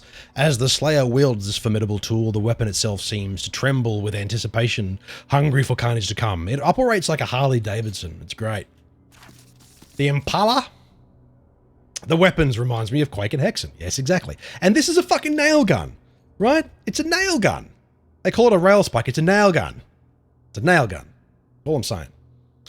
The Impaler, a relic of Sentinel ancient crusades, is a semi-automatic weapon forged for devastating precision. Powered by a crystallized hammer, the weapon fires massive spikes capable of piercing nearly any armor known to their world. Though retired in modern times due to its immense weight and its rarity of its components, the Slayer wields it with ease, proving its limitless, timeless efficacy. Oh, there's the word I was saying earlier. It's a nail gun. The Cycler. I'm a fan of this. The formidable weapon harnesses the advanced electrothermal core technology pioneered by the Accelerator, elevating its offensive capabilities by generating larger crystal plasma spikes in two simultaneously cooled generators. These spikes, when expelled from the phreonic subtubes, easily pierces the formidable hides of Hell's most resilient adversaries. The Super Shotgun. It's called a Ryobi. Yeah. You know what? I think this started as a Quake project but changed to Doom because Quake wouldn't sell. A lot of people have the exact same thought, and as much as they deny it, you know what? You're probably right. But, you know, who knows? Inspired by the Slayer's success with the modified combat shotgun, the finest engineers of the Night Sentinels were tasked by the Makers to create a weapon of pure devastation, one that would not merely serve but define the battlefield. But built with dual barrels to amplify its destructive potential, the Super Shotgun was constructed using the strongest materials in Argent D'Nur, capable of enduring the unimaginable forces it unleashed. Its design incorporated a unique black powder derived from the fossilized remains of ancient beasts native to their world. The weapon's thunderous roar became a harbinger of doom, one so feared that the demons would falter and retreat at its unmistakable sound, like the clarion of death wielded by the unyielding hand of the Slayer. The Flail. The Flail is a weapon of unmatched brutality, crafted to channel the Slayer's ferocity in close combat. Its unbreakable chain links, forged from an Eutherion steel, swing a flail head imbued with an Inferno core, a crystal of searing power that ignites its victims upon impact.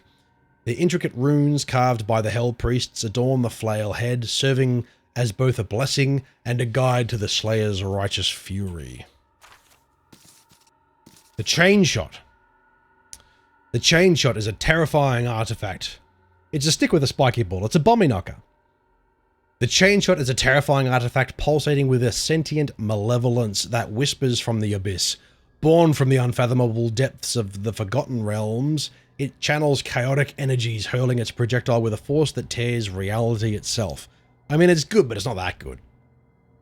Its origins are veiled in ancient lore, rumored to be crafted by deities who once held dominion over the stars. The weapon crackles with azure lightning. Each shot imbued with a sinister malice. Only the strongest of wills can withstand the insidious whispers which gnaw at the edges of the wielder's sanity. Nade Launcher. The grenade launcher forged during the storied siege of Karathal. It was a pivotal creation in the Sentinel's struggle against the off-world hordes of the Zyvoran Conclave. Pardon me. Designed as a stationary weapon, its powerful propulsion system delivers devastating force with unerring reliability. In the Slayer's hands, it becomes the dynamic instrument of chaos, shattering Hell's demonic phalanxes, and their resolve. I probably used this the least as well, although it was good against Komodos and Cybros. The rocket launcher, born from the grenade launcher's design, emerged in the wake of the Zyvoran conflict as a revolutionary anti-air defense weapon. So the Quake grenade launcher got it. Exactly. Powered by the Wintheran fire and reinforced with this creature's scales, early models unleashed an unbridled destruction. However, with the Wintherans declared sacred, later versions adopted conventional propulsion. The Slayer's launcher remained the last to wield the... Hold on. Ugh, God. The Slayer's launcher remained the last to wield the ancient Dragon Forge technology, its fiery blasts emboldening the battle-worn dragons of the Sentinels. The Ravager. Personal favorite. Yeah. The Ravager is a fearsome variant of the Skullcrusher, its existence classified due to its arcane origins. The weapon channels lethal shards through a focused path, growing more powerful as it reaches peak fire rate. The Ravager's use is kept hidden from the public as Sentinels grapple with the moral implications of harnessing such an unnatural source of munition. Hey, I used it. I was happy with it. As the Ravager roars to life, its runic engravings blaze with a sinister glow, and some operators claim to hear the haunting echoes of tortured souls within. So the flak cannon. From Unreal. The big fucking crossbow. Crafted by the Astral Forge Kings, the Ballistic Force crossbow is a weapon of cosmic might bestowed upon the Night Sentinels. I didn't get to use the ballistic crossbow against Captain Dickface. I really should have given that a go. Or in that last battle, so to speak. This formidable crossbow fires the Eldritch Lance, a bolt infused with an unknown material composition that radiates with otherworldly power. The lance's impact can pierce any defense, unleashing cataclysmic destruction. And the Dread Mace. Among the scholars of Argent-D'Nur, the Dread Mace stands as a weapon cloaked in mystery and dread. Its origin and material composition remains unknown, alien to anything the Sentinels have encountered before.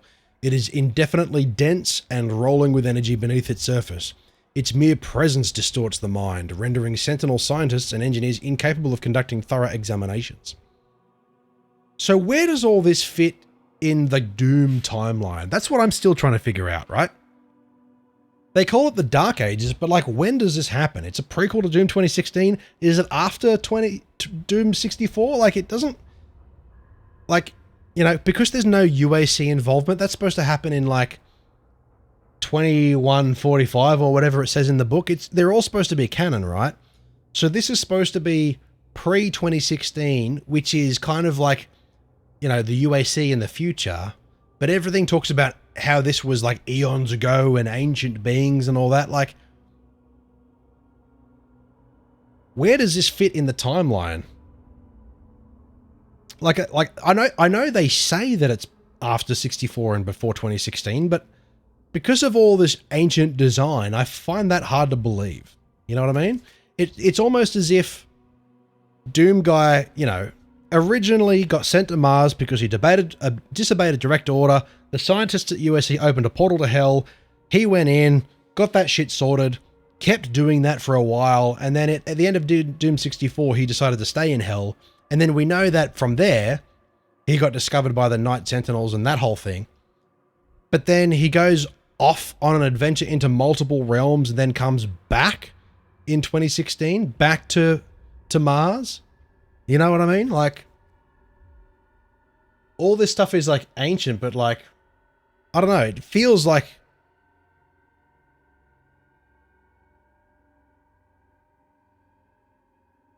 yeah. I don't know, it just doesn't... This is why I think it would better suit Quake, you know, being ancient times. Like, it feels like they're... Like, when Doom Guy goes into this new realm, so to speak, this new dimension, does that mean he's gone completely different dimension that's in the past? I don't know. It's kind of confusing me a little bit. Alright, the Doomslayer. Let's check some of this out. A Spectre of Doom from Realms Unknown. From Realms Unknown. He was from Earth. He was a soldier. That was the whole thing. Is this still the same guy? The Outlander stalks Argentino's battlefields with a fury that silences all who witness it. Though strange to the Sentinel eyes, they recognize his bloodlust, a terrible ally when Hell's legions darkened their skies. The Makers, ancient and calculating, saw this silent warrior a vessel for their divine will. They infused his flesh with celestial might, binding his soul to their cosmic designs. Yet what they forged was no mere weapon, but a tempest of vengeance that even gods now fear to control. Stargate the game. Yeah. As demons hunt for forgotten relics, the Slayer strains against the divine chains, his protection of the besieged realm, born not of loyalty, but of an unquenchable thirst for demon blood that neither hell nor heaven can state. We didn't see much of this guy. Deeg Lorak's work was focused on the preservation of the ancient Sentinel lore and artifacts, a passion that set him apart from his peers who grew more aligned to the Maker's doctrines.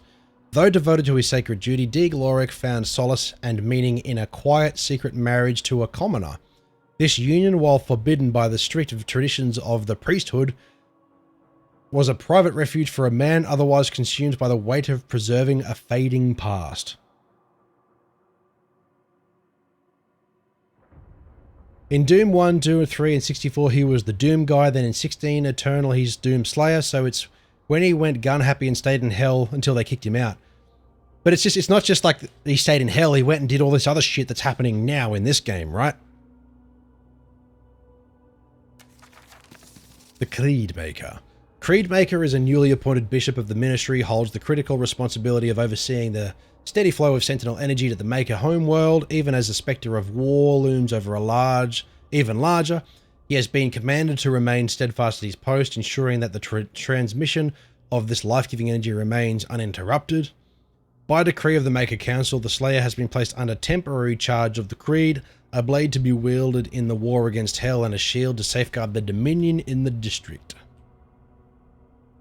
King Novik. King Novik has ruled for over 40 years, marking him as the longest reigning monarch in Sentinel history. Known as a valorous and boastful warrior in his youth, Novik's demeanor grew severe and distant after the death of his wife. Their daughter Thera remains by his side as the presumed heir to the Sentinel throne. Now commanding the defenses of Argent-D'Nor in their war against Hell, Novik continues to serve both his people and the Maker gods they worship.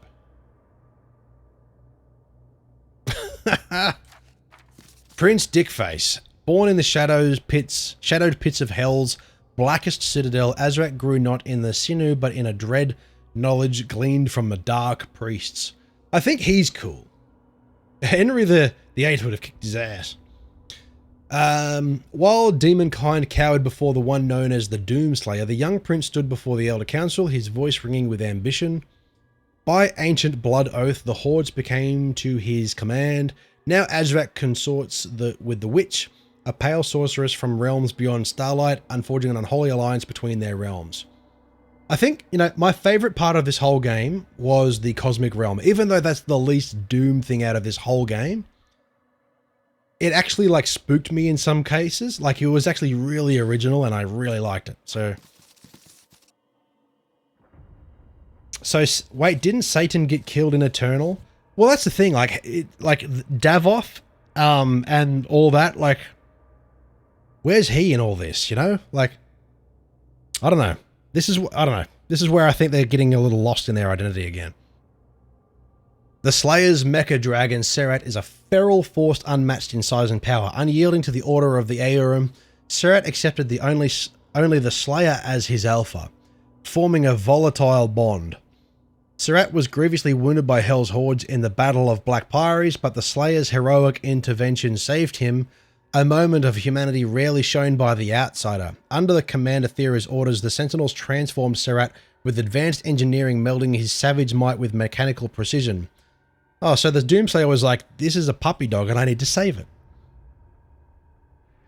So what we know about Doomslayer is that he hates demons, he doesn't care much for other people, and he loves animals.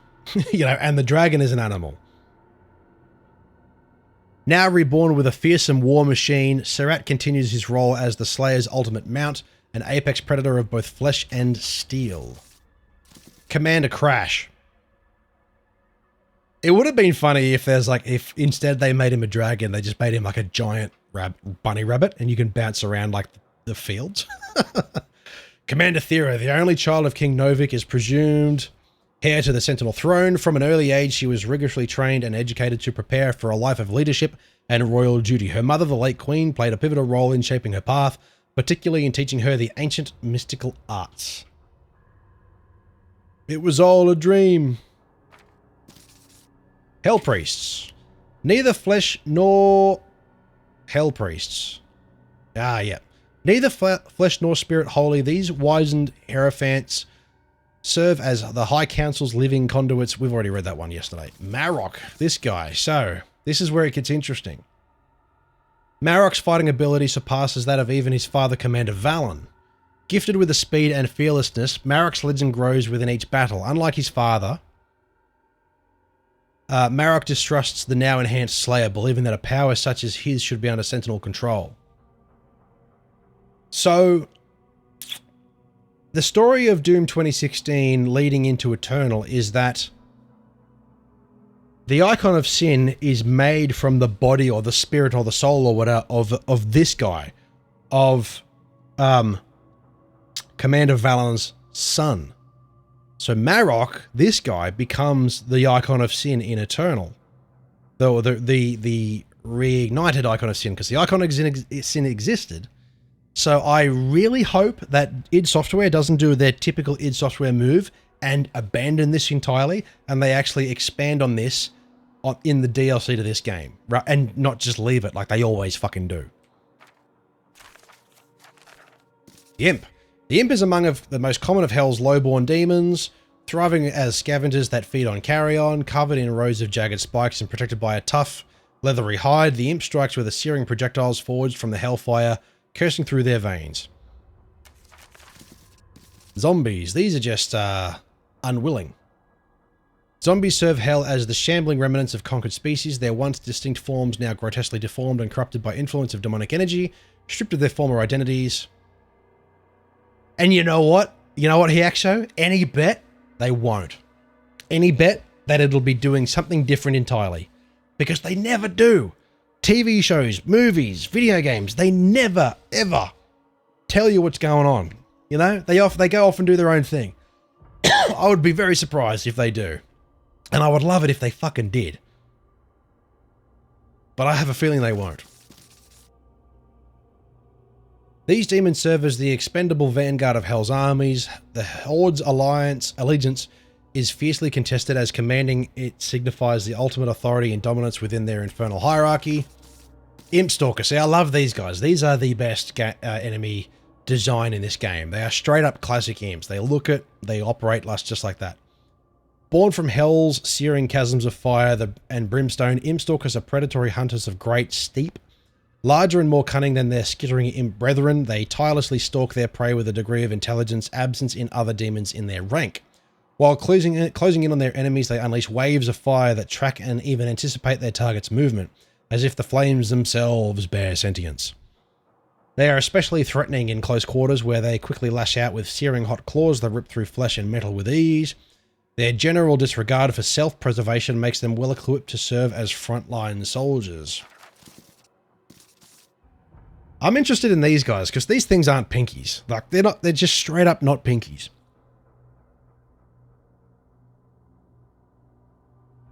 And you know what? It'd be cool if they actually called them expansion packs. That'd be great. They won't. Reptilian steeds of the Archer-class demons. These horned quadrupeds... these horned quadrupeds bring speed and ferocity to Azarak's invading force.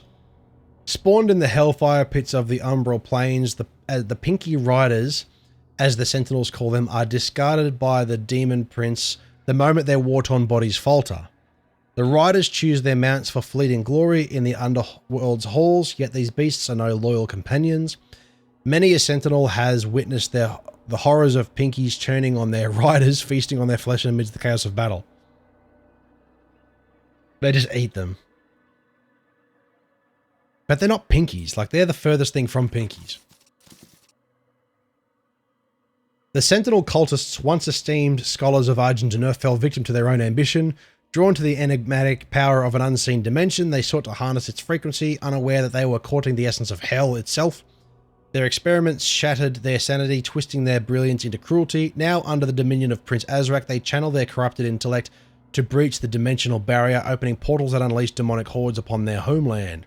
Betrayers of their kin, the cultists' once noble purpose has been perverted into a dark legacy of ruin and servitude to Hell's will. Shield Soldier. These demonic foot soldiers wield shields forged from dread steel, a black iron extracted from the volcanic pits of hell itself. The dread steel's infernal origin imbues the shield with an aura of malevolence, making them both potent defense and as a symbol of Hell's relentless power. Hell Knight. The Hell Knight, a monstrous brute of Hell's legions, thrives on the chaos of domination and submission. These aggressive predators, bound by the blood to the reigning demon lord, and are embodiment of raw, unbridled power. Their existence is a struggle for survival, their ranks ruthlessly culled until only the strongest survive. Doom 3 Hell Knights would wipe the floor with them. Stone Imps are the deviant mutation of the imp species. Azarak's war priests breed these creatures in subterranean vats of biomatter, which supercharge their already aggressive nature, pushing them further into a state of mindless fury. The Nightmare Imp. Welcome back, Doom 64. Among the ranks of the Imp Stalkers, these elusive Nightmare Imp Stalkers emerge as spectral variances, their nearly invisible forms weaving fear and surprise onto the battlefield. They're fucking tough, that's for sure. Born from the strange cosmic magic, the hellish energies fuse between dimensions of the corporeal and ethereal by cultic psychomancers. They strike from the shadows. Their presence is a chilling reminder of dimensions that exist beyond hell. Ooh. Fat Boy. A gluttonous mass of smouldering hellfire, the Mancubus functions as the lumbering artillery of Azarak's demonic horde. These grotesque beasts gorge endlessly, devouring rotten flesh with an endless hunger until their organs burst within their bloated frames. That is classic Mancubus lore right there. That's good. Driven by a primal lust for carnage, they kill and consume without restraint, their cannibalistic frenzy fueling their own grotesque growth. When their corpulent bodies can no longer move, they collapse, becoming a feast for younger Mancubi, perpetuating the endless, ravenous circle of death. Big Boy! In the annals of Hell's dark history, the Titans stood as tragic figures, once peaceful giants who roamed their verdant world as guardians of their realm. However, despite their immense power, the Titans were ill-suited for the true nature of warfare. They were utterly outmatched by the legions of Hell. Oh, wow, okay. So they're not demons, so to speak. With their forms twisted by the Dark Realm's malice, their minds enslaved by Hell's war priest, these towering demons lay waste to untold worlds. So they are demons now, but they weren't originally. When the Titans of old were broken and subjugated under Hell's first empire, a small number were selected for modification. Cybernetic augments have transformed the Cyclops Titans into living war machines. Single-minded sentries that unerringly obey the will of their masters. Here we go, the Lost Souls. Classic. Lost souls are the remnants of humans condemned to damnation, their essence of shattered into mere memories of mortality. The torment of merciless labor in Hell's flesh foundries broke their bodies and minds, yet their spirits were denied the mercy of destruction. Instead, they were desecrated, repeatedly torn apart until only chaos remained. These wayward spirits wander aimlessly, devoid of thought or need, seeking only the final judgment can release them. So that's why they explode on impact. Burdened with the cursed weaponry that inflicts unending torment, they find absolution only in carnage of battle. These things are fucking tough as well. Their aggression surges unceasingly, coursing through their veins like molten lead, a torment that fuels their mindless ferocity. This unbearable anguish finds the release only in the deafening roar of the hyper-ballistic firearm grafted to their limb. The Vagary. Spawned from the churning morass of hell. Lost souls of the Dr. Zoidberg of Doom, wishing for death. There's lots of Zoidbergs in this game, isn't there? Spawned from the churning morass of hell's blackened swamps, the Vagary walk the path of ruin, bound to no master, sworn only to suffering Azrak's whispers of blood and carnage. And so they follow, drawn to the agonies he spreads like a plague. They drink deep from the despair of the damned, feeding on misery and as a leech feasts on lifeblood. His war is endless, and for the Vagary it is an untold feast without end. Ooh. Hell ships. I thought they were just like bats. Skies of Sentinel battlefields are now haunted by the ominous presence of hell ships, aerial monstrosities that mirror the grotesque designs of hell tanks. These airborne units are crafted from a macabre blend of organic materials, an example of hell's unnatural biotech. Hell carriers, colossal galleons of bone and sinew, embody the horrors of hell's ancient pasts. Constructed using the remains of primordial beasts, their frames exude a dark majesty. The damned toil eternally in the lower decks, driving infernal engines fueled by the anguished spirits of hell's victims. Once relics of a bygone era, these vessels have been resurrected by Prince Azrak to serve a dire purpose, powering, the massive portals capable of summoning the Hell Titans. Revitalized by the young prince, the Hell Carriers now spearhead the invasion of Argent D'Nur, heralding doom within their haunting presence. The Cybro. The cyber demons, highest among Hell's infernal ranks, are ancient mythical beasts, elders of the Horde. Masters of annihilation, they command the lesser beasts with calculated brutality, driving them toward Prince Azrak's dark vision. Their lineage stretches back to the primeval age of the post-Jekad era, their history steeped in blood and fire. Fearing rebellion, Azrak severed the tendons of their mighty wings, granting them in its eternal servitude. So that's why they can't fly. Yet bound by instinct and tradition, these warlords remain loyal to their master. Hell Tanks. Hell Tanks are forged from the colossal remains of Titans under the guidance of Prince Azrak's War Priest. These Sentinel machines are unmanned and directed by sorcery to prowl the battlefield for prey. Tentacles. Contact with the cosmic realm infects their realities, spreading an insidious growth at the breach points between dimensions. Buried within this grotesque organic material lie the malevolent tentacles, a natural extension of an unknown cosmic intelligence. Which boss threw tentacles at me? Oh, it was the old one, wasn't it? Yeah, that was cool. The Revenant. Let's see what it says about this. That's right. Hell's most wretched and broken victims ascend to the Revenant class. Twisted scavengers, they fight alone, bound by no loyalty, sacrificing all in pursuit of their prey. Homing missile of pure hatred, their tortured minds find fleeting solace only in the suffering they unleash. With every scream they conjure, their torment briefly fades, driving them ever deeper into the madness of their eternal, merciless hunt. Whippy. A slithering matron of hell, the whiplash coils through the abyss of corpulent mass of gnarled flesh and ancient malice. Feared even among the demons, these reptilian wardens lurk in the shadow of the high priests. They coil a living barrier between the young Prince Azrak and those who would seek his ruin. Fierce and cunning, they are keepers of law, their whispered wisdom shaping the fate of the damned. Bound in sisterhood, their insular brood ensures their endless torment of hell, thriving in suffering, eternal in purpose. Agadons. Outlanders torn from distant worlds, the Agadon hunters were enslaved and corrupted by Hell's dark will. The once noble beasts stalked their clans, they now serve as Azrak's horde. their minds twisted and bodies reshaped. Marked prey and their quarry. Chosen by the Dark Priest's decree, enhanced to rival even the Slayer's martial prowess, these savage predators roam the battlefield driven by a cruel purpose etched in hellfire.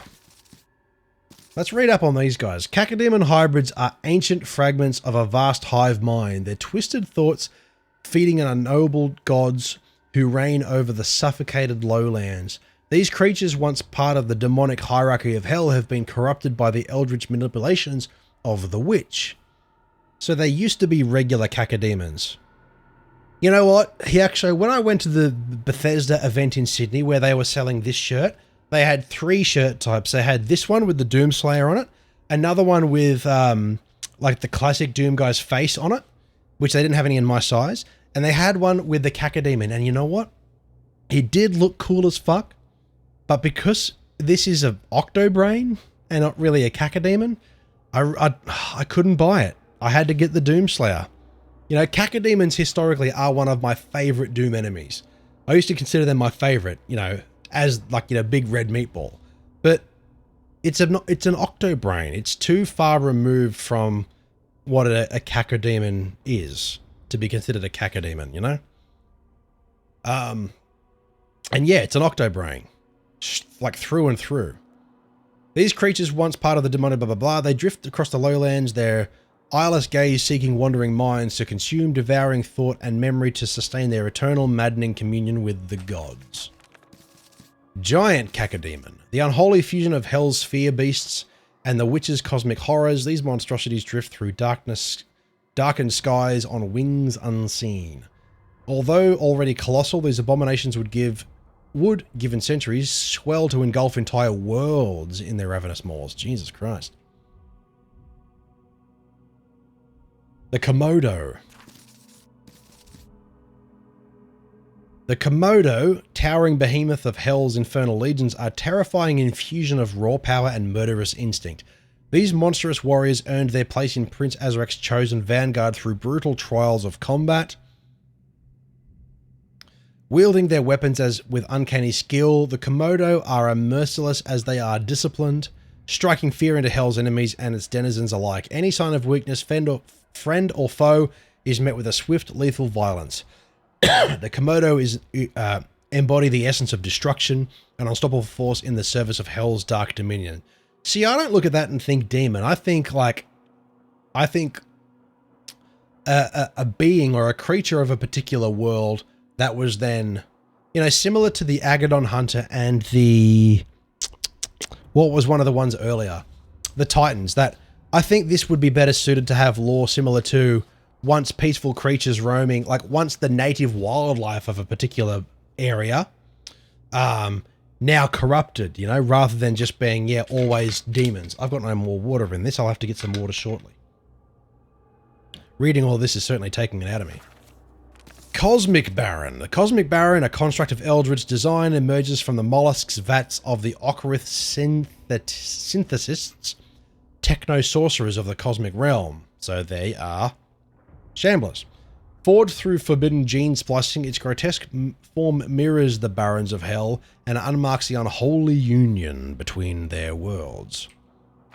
The Acolyte, these guys. Once hallowed sentinel priests of Argent Dunur, now vessels of cosmic corruption, their souls twisted by the witch's eldritch touch, these fallen oracles peer beyond mortal veil with minds poisoned by alien essence. The cosmic taint courses through their veins, bestowing forbidden sight and powers that rend the fabric of reality. They serve as one, a serpent with many heads, each a fragment of their mistress's unfathomable design. Through them, the malice of realms beyond bleeds into the world they once swore to protect. Maker drones are the lowest of the echelon of Maker society. They are trained to fulfill the edicts of their superiors without question. They are rarely seen outside of the confines of the Creed Maker's ship, where they monitor the Slayer's tether and security of his holding cell. Big Fella. The Big Fella, the fallen god of the cosmic realm, was resurrected by Prince Azarek's dark priests in a vile act of domination. Once revered as the witch's deity, its rival bound her its revival bound her and it to Hell's eternal service. Yet resurrection by Hell's hand carried a dreadful price. What returns is never the same. Stripped of chaotic divinity, the Old One rises now as a corrupted machine of terror, bound in monstrous service to Hell's will, enslaved to darkness for all eternity. And that's all the enemies we've found. And we've got all the locations as well. And then I'll shut up.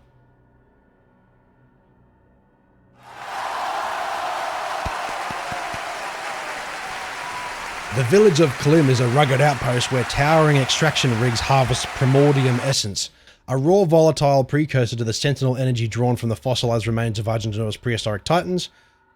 Perched on the edge of a storm-lashed coast, Klim doubles as a vital seaport, its harbors bursting with the transport of this precious resource. The village's immense energy signature makes it a coveted prize for invaders, but its fortified Bristol with defenses, from towering gun emplacements to reinforced walls, Klim holds a defiant, hardened bastion protecting the lifeblood of Sentinel innovation. Dylan Attenborough. Hebeth lies on a distant planet far from the Argent Duno. It was chosen at the dawn of the war with Hell as the site for the transdimensional barrier, a colossal construct designed to halt demonic incursions. Once an interdimensional port facilitating off-world travel, Hebeth's barrier was built by Sentinel engineers as a defense against mechanism powered by the planet's rich veins of ethereal crystals. Its hyperphase lattice cores generate a quantum disruption field, severing Hell's ability to open portals into Argent Duno. The mind energy is channeled through antimatter conduits, beaming the field across dimensions to shield the entire dimension from invasion. How's my David Attenborough impression? Was it alright? Was that pretty good? Sentinel Barracks. Built atop a titanic skeletal remains of ancient ancestral rises, Kantoth, the sinister city to Exaltia. Next year! Oh man, that means he's dying like real soon. Damn. What about Harry's practice? Harry, that guy, how old is he now? He's got to be like 98, surely, or older? The sister city to Exaltia. Wait, what am I reading again? So Hebeth was, yeah, lies on a distant planet far from Argent Duno. So Hebeth is Mars. You can't just shoot a hole in the surface of Mars. Dude, I thought Dr. Harry was 82 back in like 1997. Maybe it's just the hat. Sentinel Barracks pierced the clouds, housing the revered Argent Enclave where Sentinel clans convene. Across the valley, the Drakhelm looms, crowned by a colossal ancestral skull. Where dragons are raised and trained for battle, Sentinels embark on a perilous pilgrimage through the mountains to reach Kantoth, undergoing rigorous initiations to prove their resolve. Only the most decorated knights can earn the honor of bonding with a dragon and joining the elite ranks of the Order of Aerum, a formidable mounted unit that soars into battle. Deep Space Nine. The unholy city of Aratum floats in ethereal splendor above Argent Duno, a sprawling sanctuary of gilded spires and luminous halls. Sacred epicenter of Sentinel theology houses the relics and texts from Age of the Ancestrals, preserved despite the outlawing of wraith worship in favor of devotion to the Makers. Priceless artifacts line its opulent chambers, studied by reverence but guarded only by tradition. Untouched by war, the city's sanctity is upheld and by an unspoken law. To spill blood here is to invite the wrath of the gods themselves. Well, it's fallen now. Beyond the fortress walls of Teroth lies a desolate landscape sacred to where the legacies of old wars are scarred into the battlements, and burnt into the earth itself, into the earth.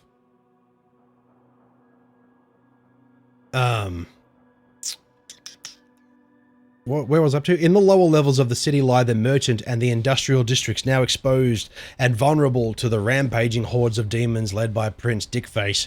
This battlefield soaked with the blood of heroes and friends alike continues to inspire grim determination. Isn't Tim Curry already dead? I thought Tim Curry was already dead.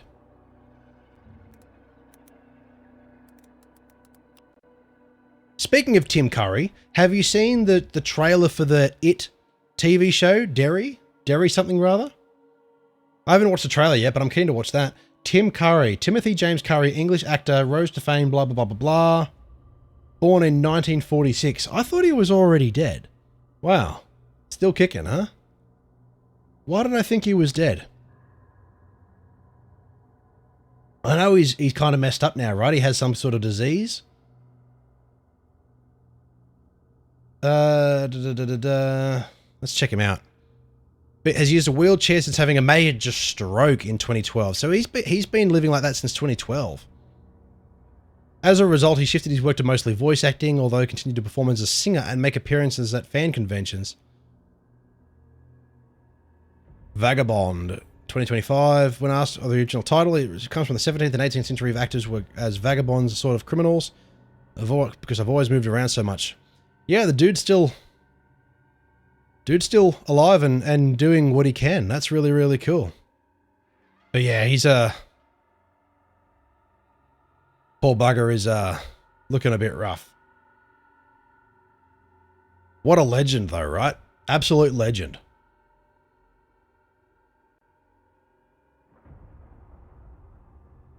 Cool shoes. I've got very similar shoes. Yeah. Life happens, huh? Kicks you in the dick and then puts you in the dirt. Why are we talking about him? Why are we talking about him? Oh, it just popped it in the chat that he's looking tough. You were just looking up old people, Ballista.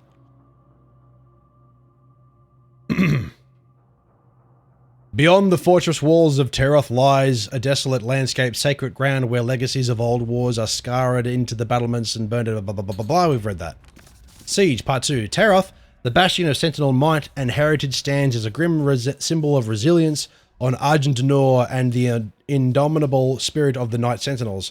Under the leadership of Lord Varin, a master of the court renowned for their diplomatic prowess, the warring clans of the region have been unified to face a common enemy. Within the citadel, a large population of Sentinel warriors and civilians endure and ever vigilant against the approaching corruption of hell.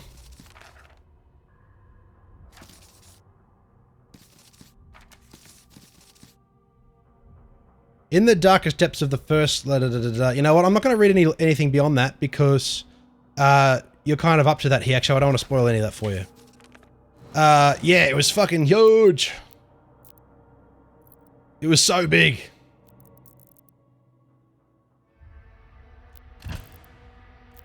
People really didn't like... People complain a lot about that siege map, right? But like, I enjoyed it.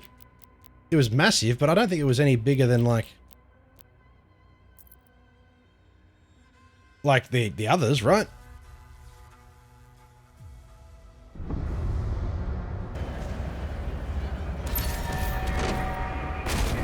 Let's see how quickly we can zip through it, because I'm pretty sure I've 100%ed it. Yeah, I have.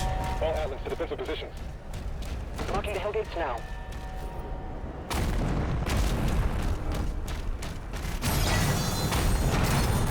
The cruise ship hasn't moved outside the combat zone. How quickly can we zip through it? It's 11:30 p.m. Good time to wrap it up soon. Yeah, it's a bit... I mean, the whole game is a slog, man. Like...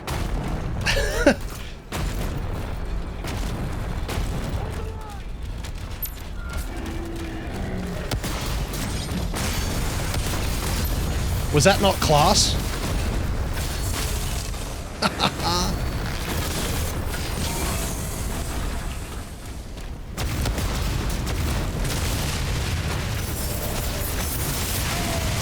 Too fast for you, bro!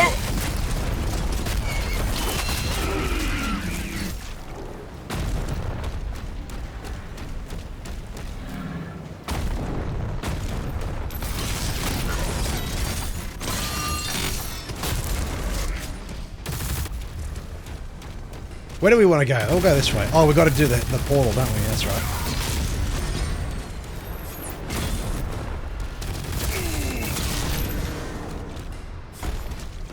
Who are we missing? You.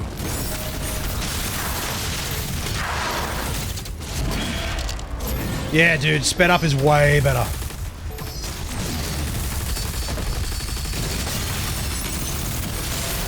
Woohoo! That is not an enemy, that's the...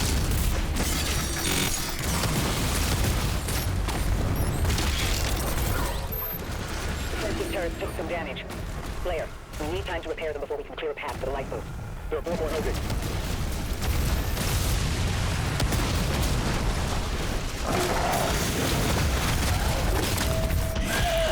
Get out of here. Oh.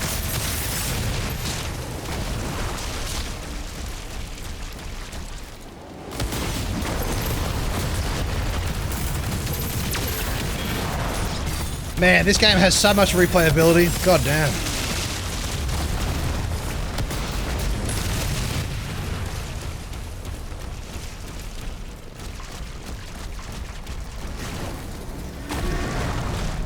Where are some nasty fuckers? Here we go.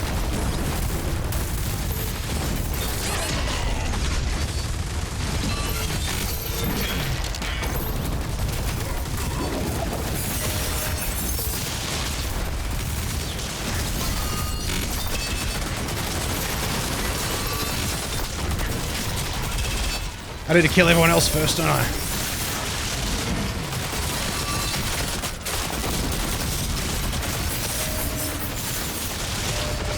You!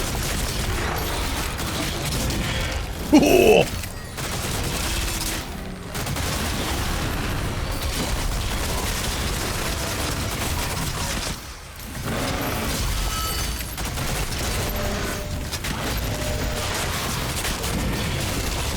Oh, he might actually get me. What if I get him first? God damn it, my melee didn't connect. Oh, my melee didn't connect. I was hoping I would get through that without dying. God. Alright, let's try that again.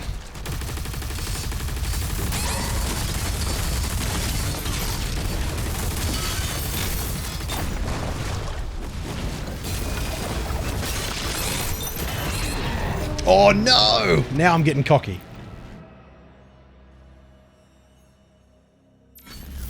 I'm trying to one-shot everything, but it's not always successful, is it?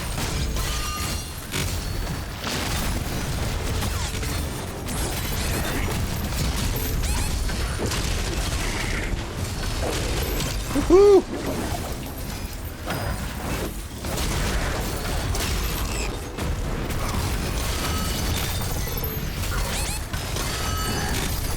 Oh, so that's fully breaking shields when they're sped up like that.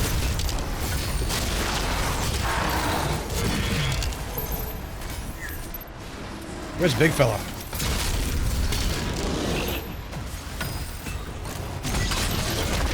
Ooh.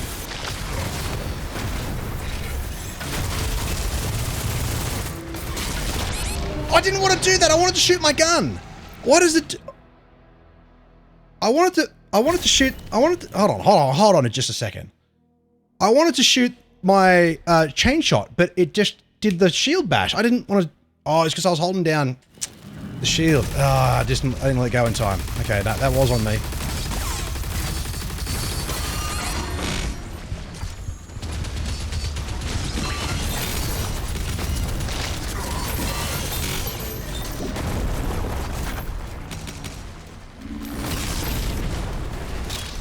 Let's focus up. Sorry, bro.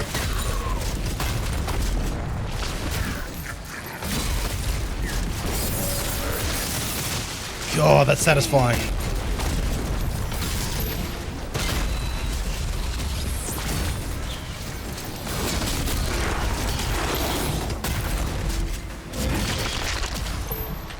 I'll just crash through the building, don't worry about that.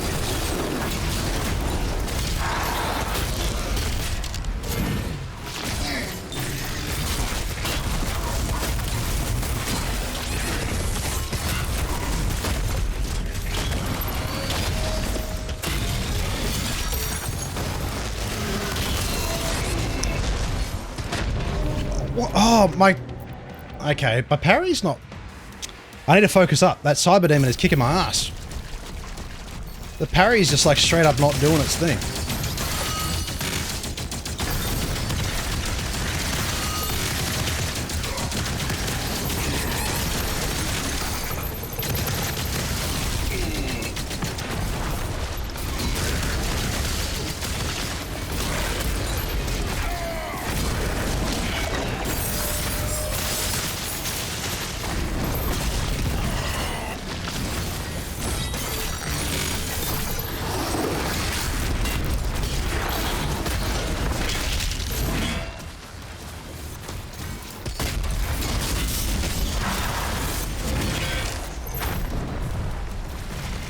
Big fella?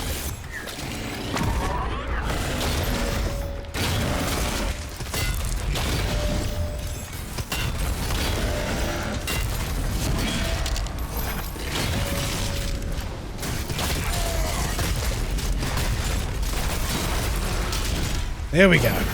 Mancubus. Oh boy, that didn't do it. That didn't work the way I planned. No, no, no, no, no, no, no, no, no.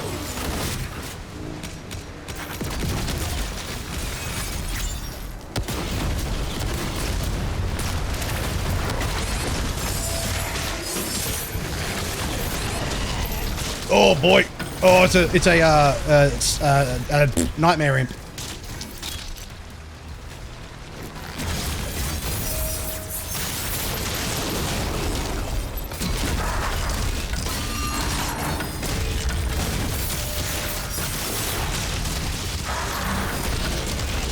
I'm just bashing the fuck out of him with the chain shot.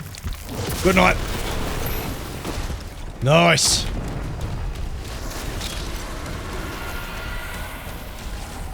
No sleep. Sleep is for the weak.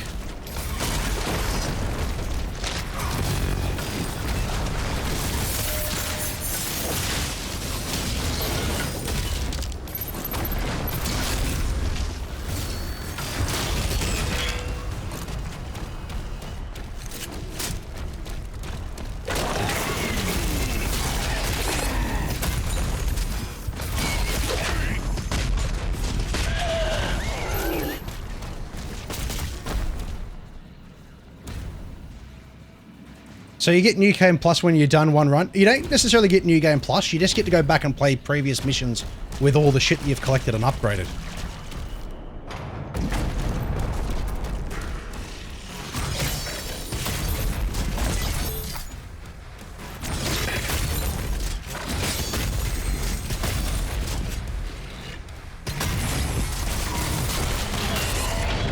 Damn it, They did say that in their stream today or yesterday, whenever it was.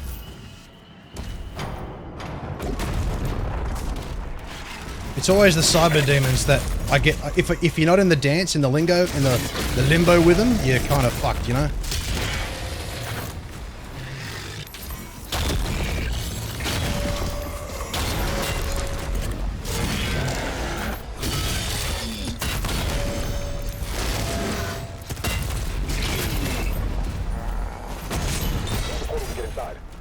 Pop goes the demon.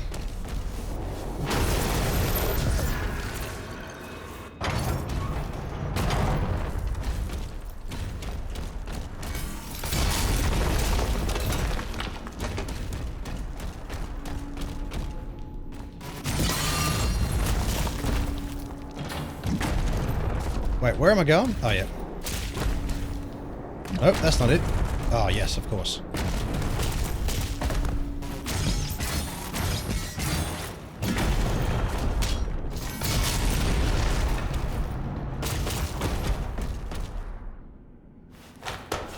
Take a breather to flip a switch, and then we'll get back to the action. Nope.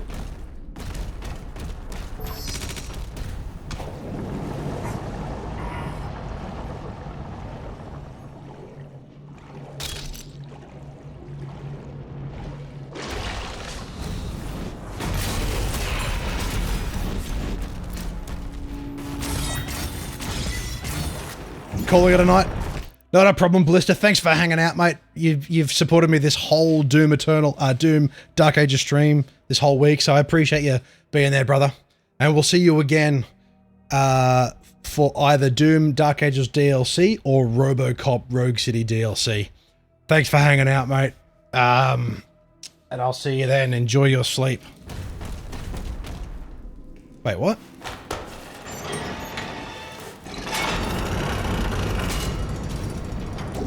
Ah.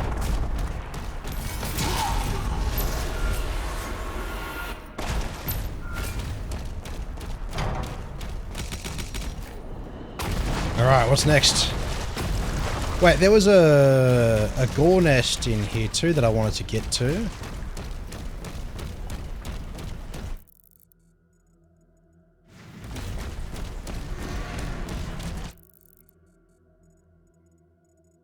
The battles are over there, okay.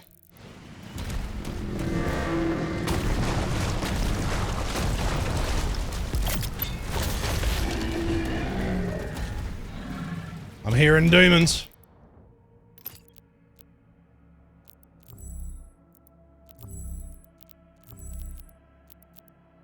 $300. But I'd have to go back to those missions where I missed the gold.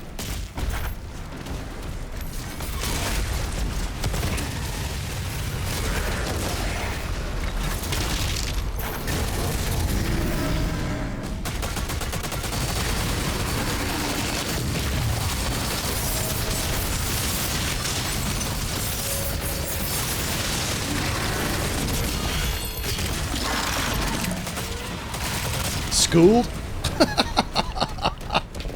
Oh, the Ravage is so good.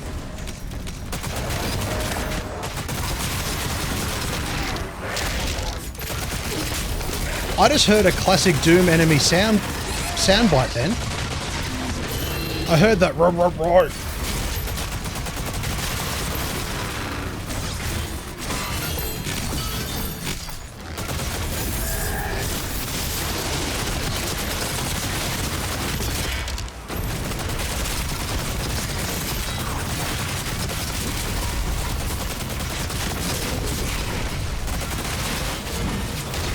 God.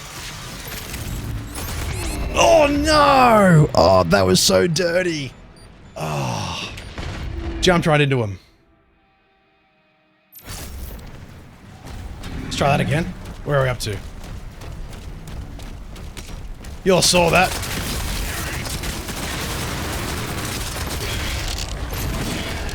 Ooh.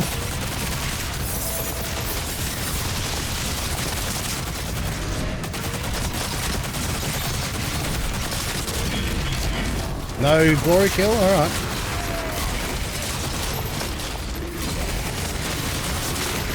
There we go. Dude, this game is so fucking fun. Like, unbelievably fun.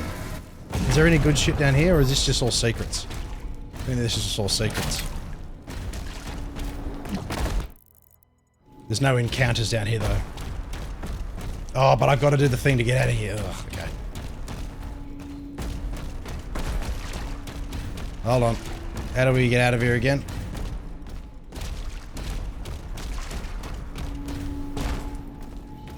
There it is.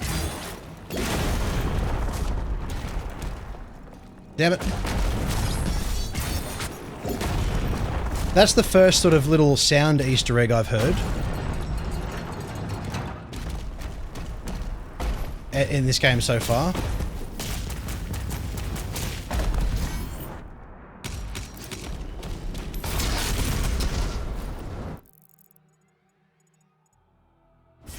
Let's just follow the waypoint, because I've collected everything, so I don't need to focus on anything else.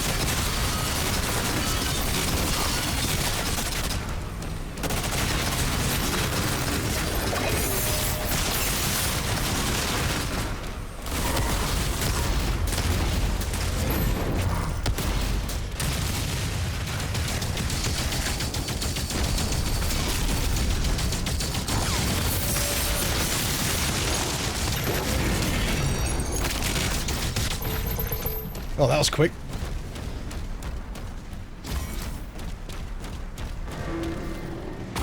Gotta go around, okay.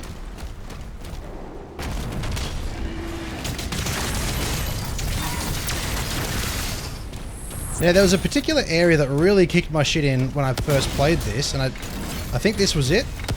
So let's see how we go now. I just went straight through him.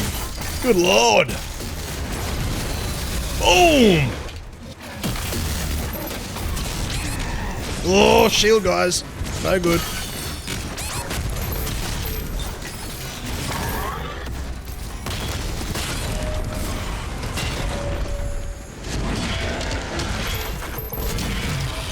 Oh, devastating.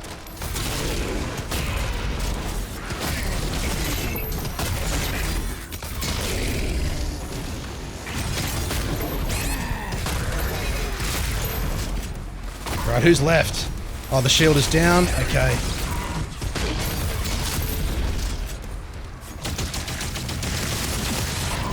Oh, no. I was hoping to get that in one go.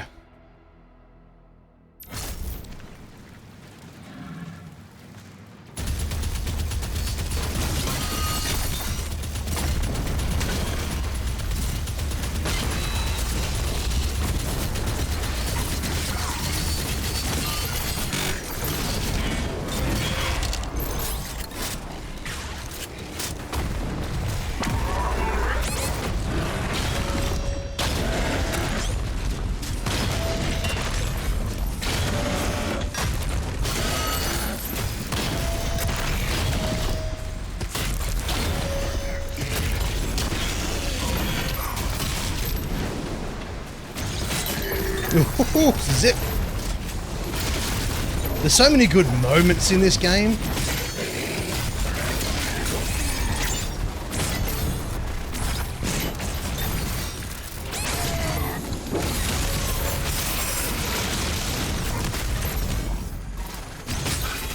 Oh, the nightmare imps.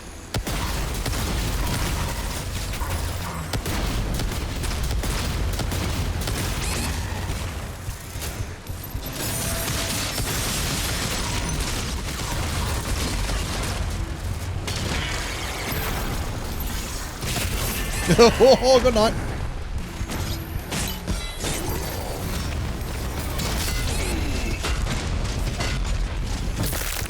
Yes. How chunky.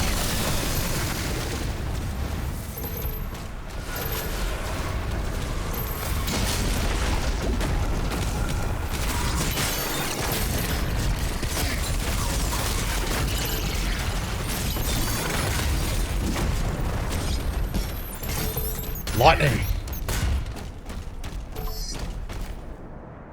Oh god, barrels everywhere.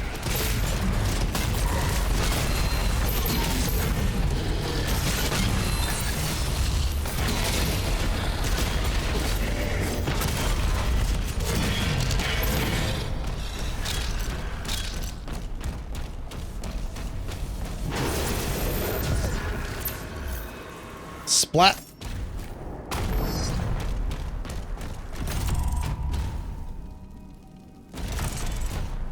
Aha.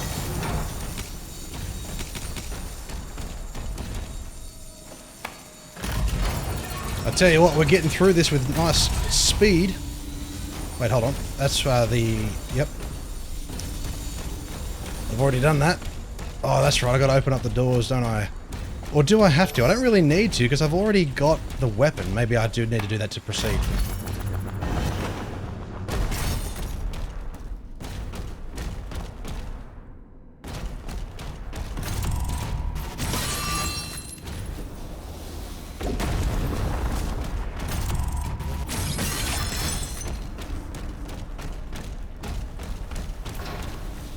Alright, where's the other door?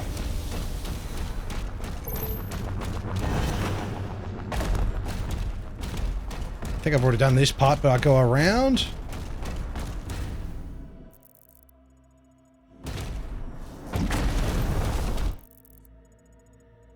How do I get in there?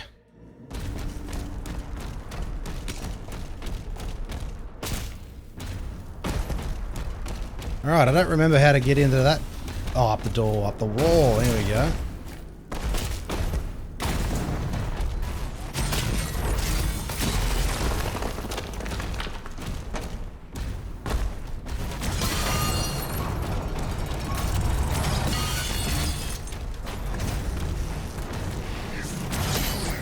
Yes, I know I'm supposed to use the chain shot.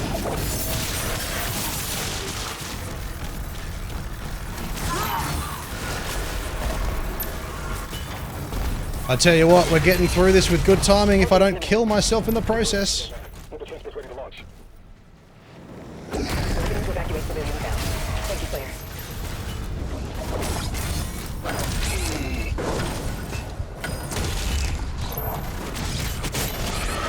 Jesus, what was that? Oh, you.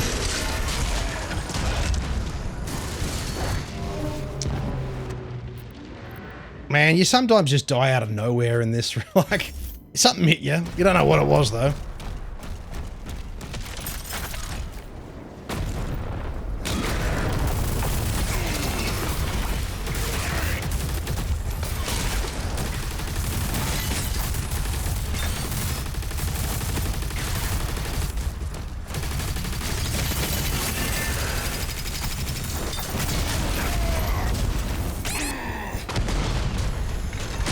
Well, it could have been that for all I know.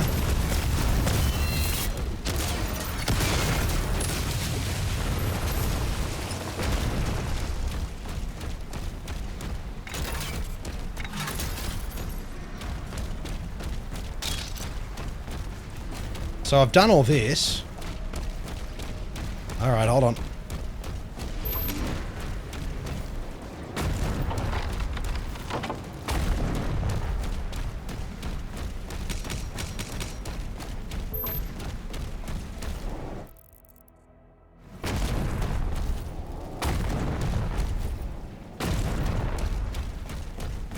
Oh, yeah, here we go. That's the Slayer's channel.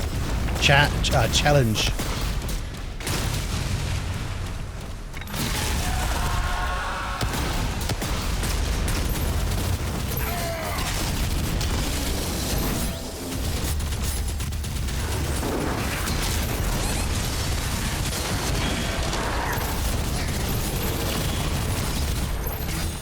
Easy peasy lemon squeezy.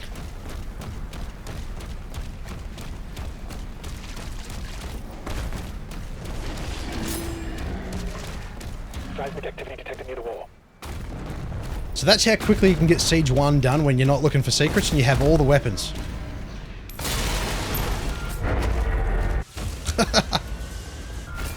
Piece of cake.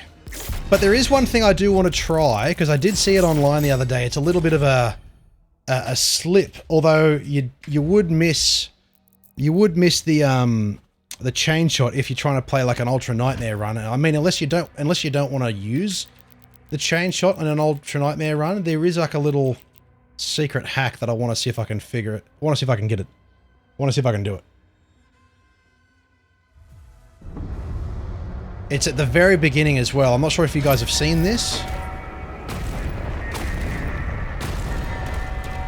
but I want to see if I can do it. Marking the Hellgates now. Hey Dennis, if you're still here, well, let me know if you're still here before I go rambling on about what I was about to ramble on about. The cruise ship hasn't moved outside the combat zone. Energy production is down because of the war. This is his district. Khan would have him executed if he left.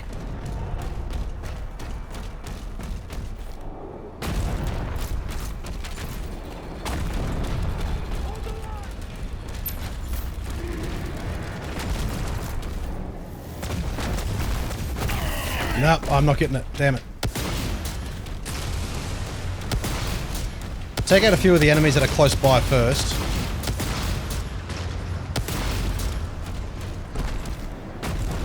See how there's like this blue wall here?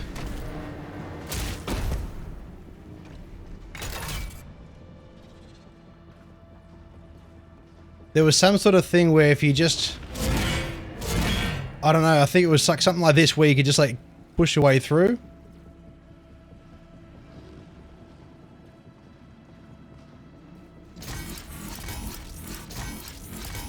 Oh, maybe they've patched it out? Ah, damn it. There was like a level skip.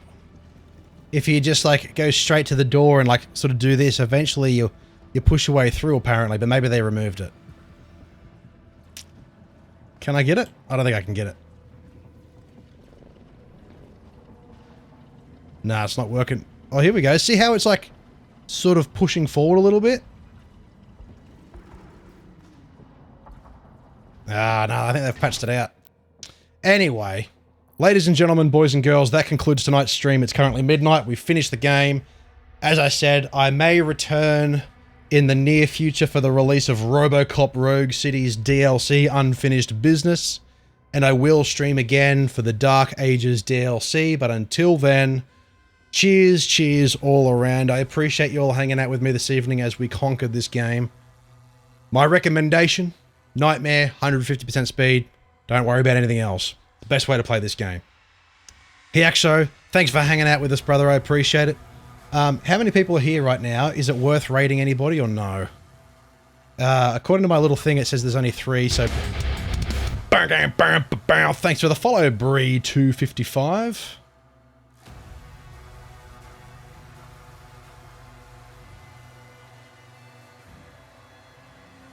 Go to Cruance. Is that a person? Is that like a streamer? That's the most... Oh, let's check that account, shall we? Account created 1 hour ago. You know exactly where you're going to go with that. Brianna255. Bree255. Bray255. Placing all bets. Placing all bets. Timed out. I don't want to time them out.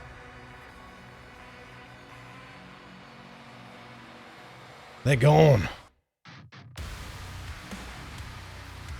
Crunatus. Crunatus. Okay, let's check them out.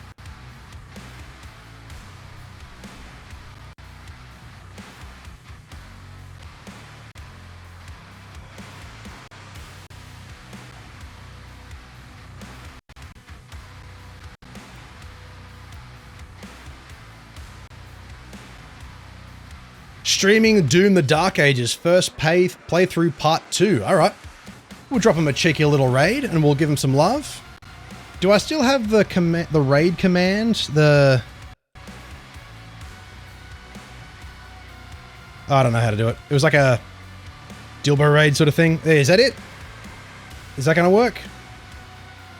Oh, damn, it doesn't work. Oh, well.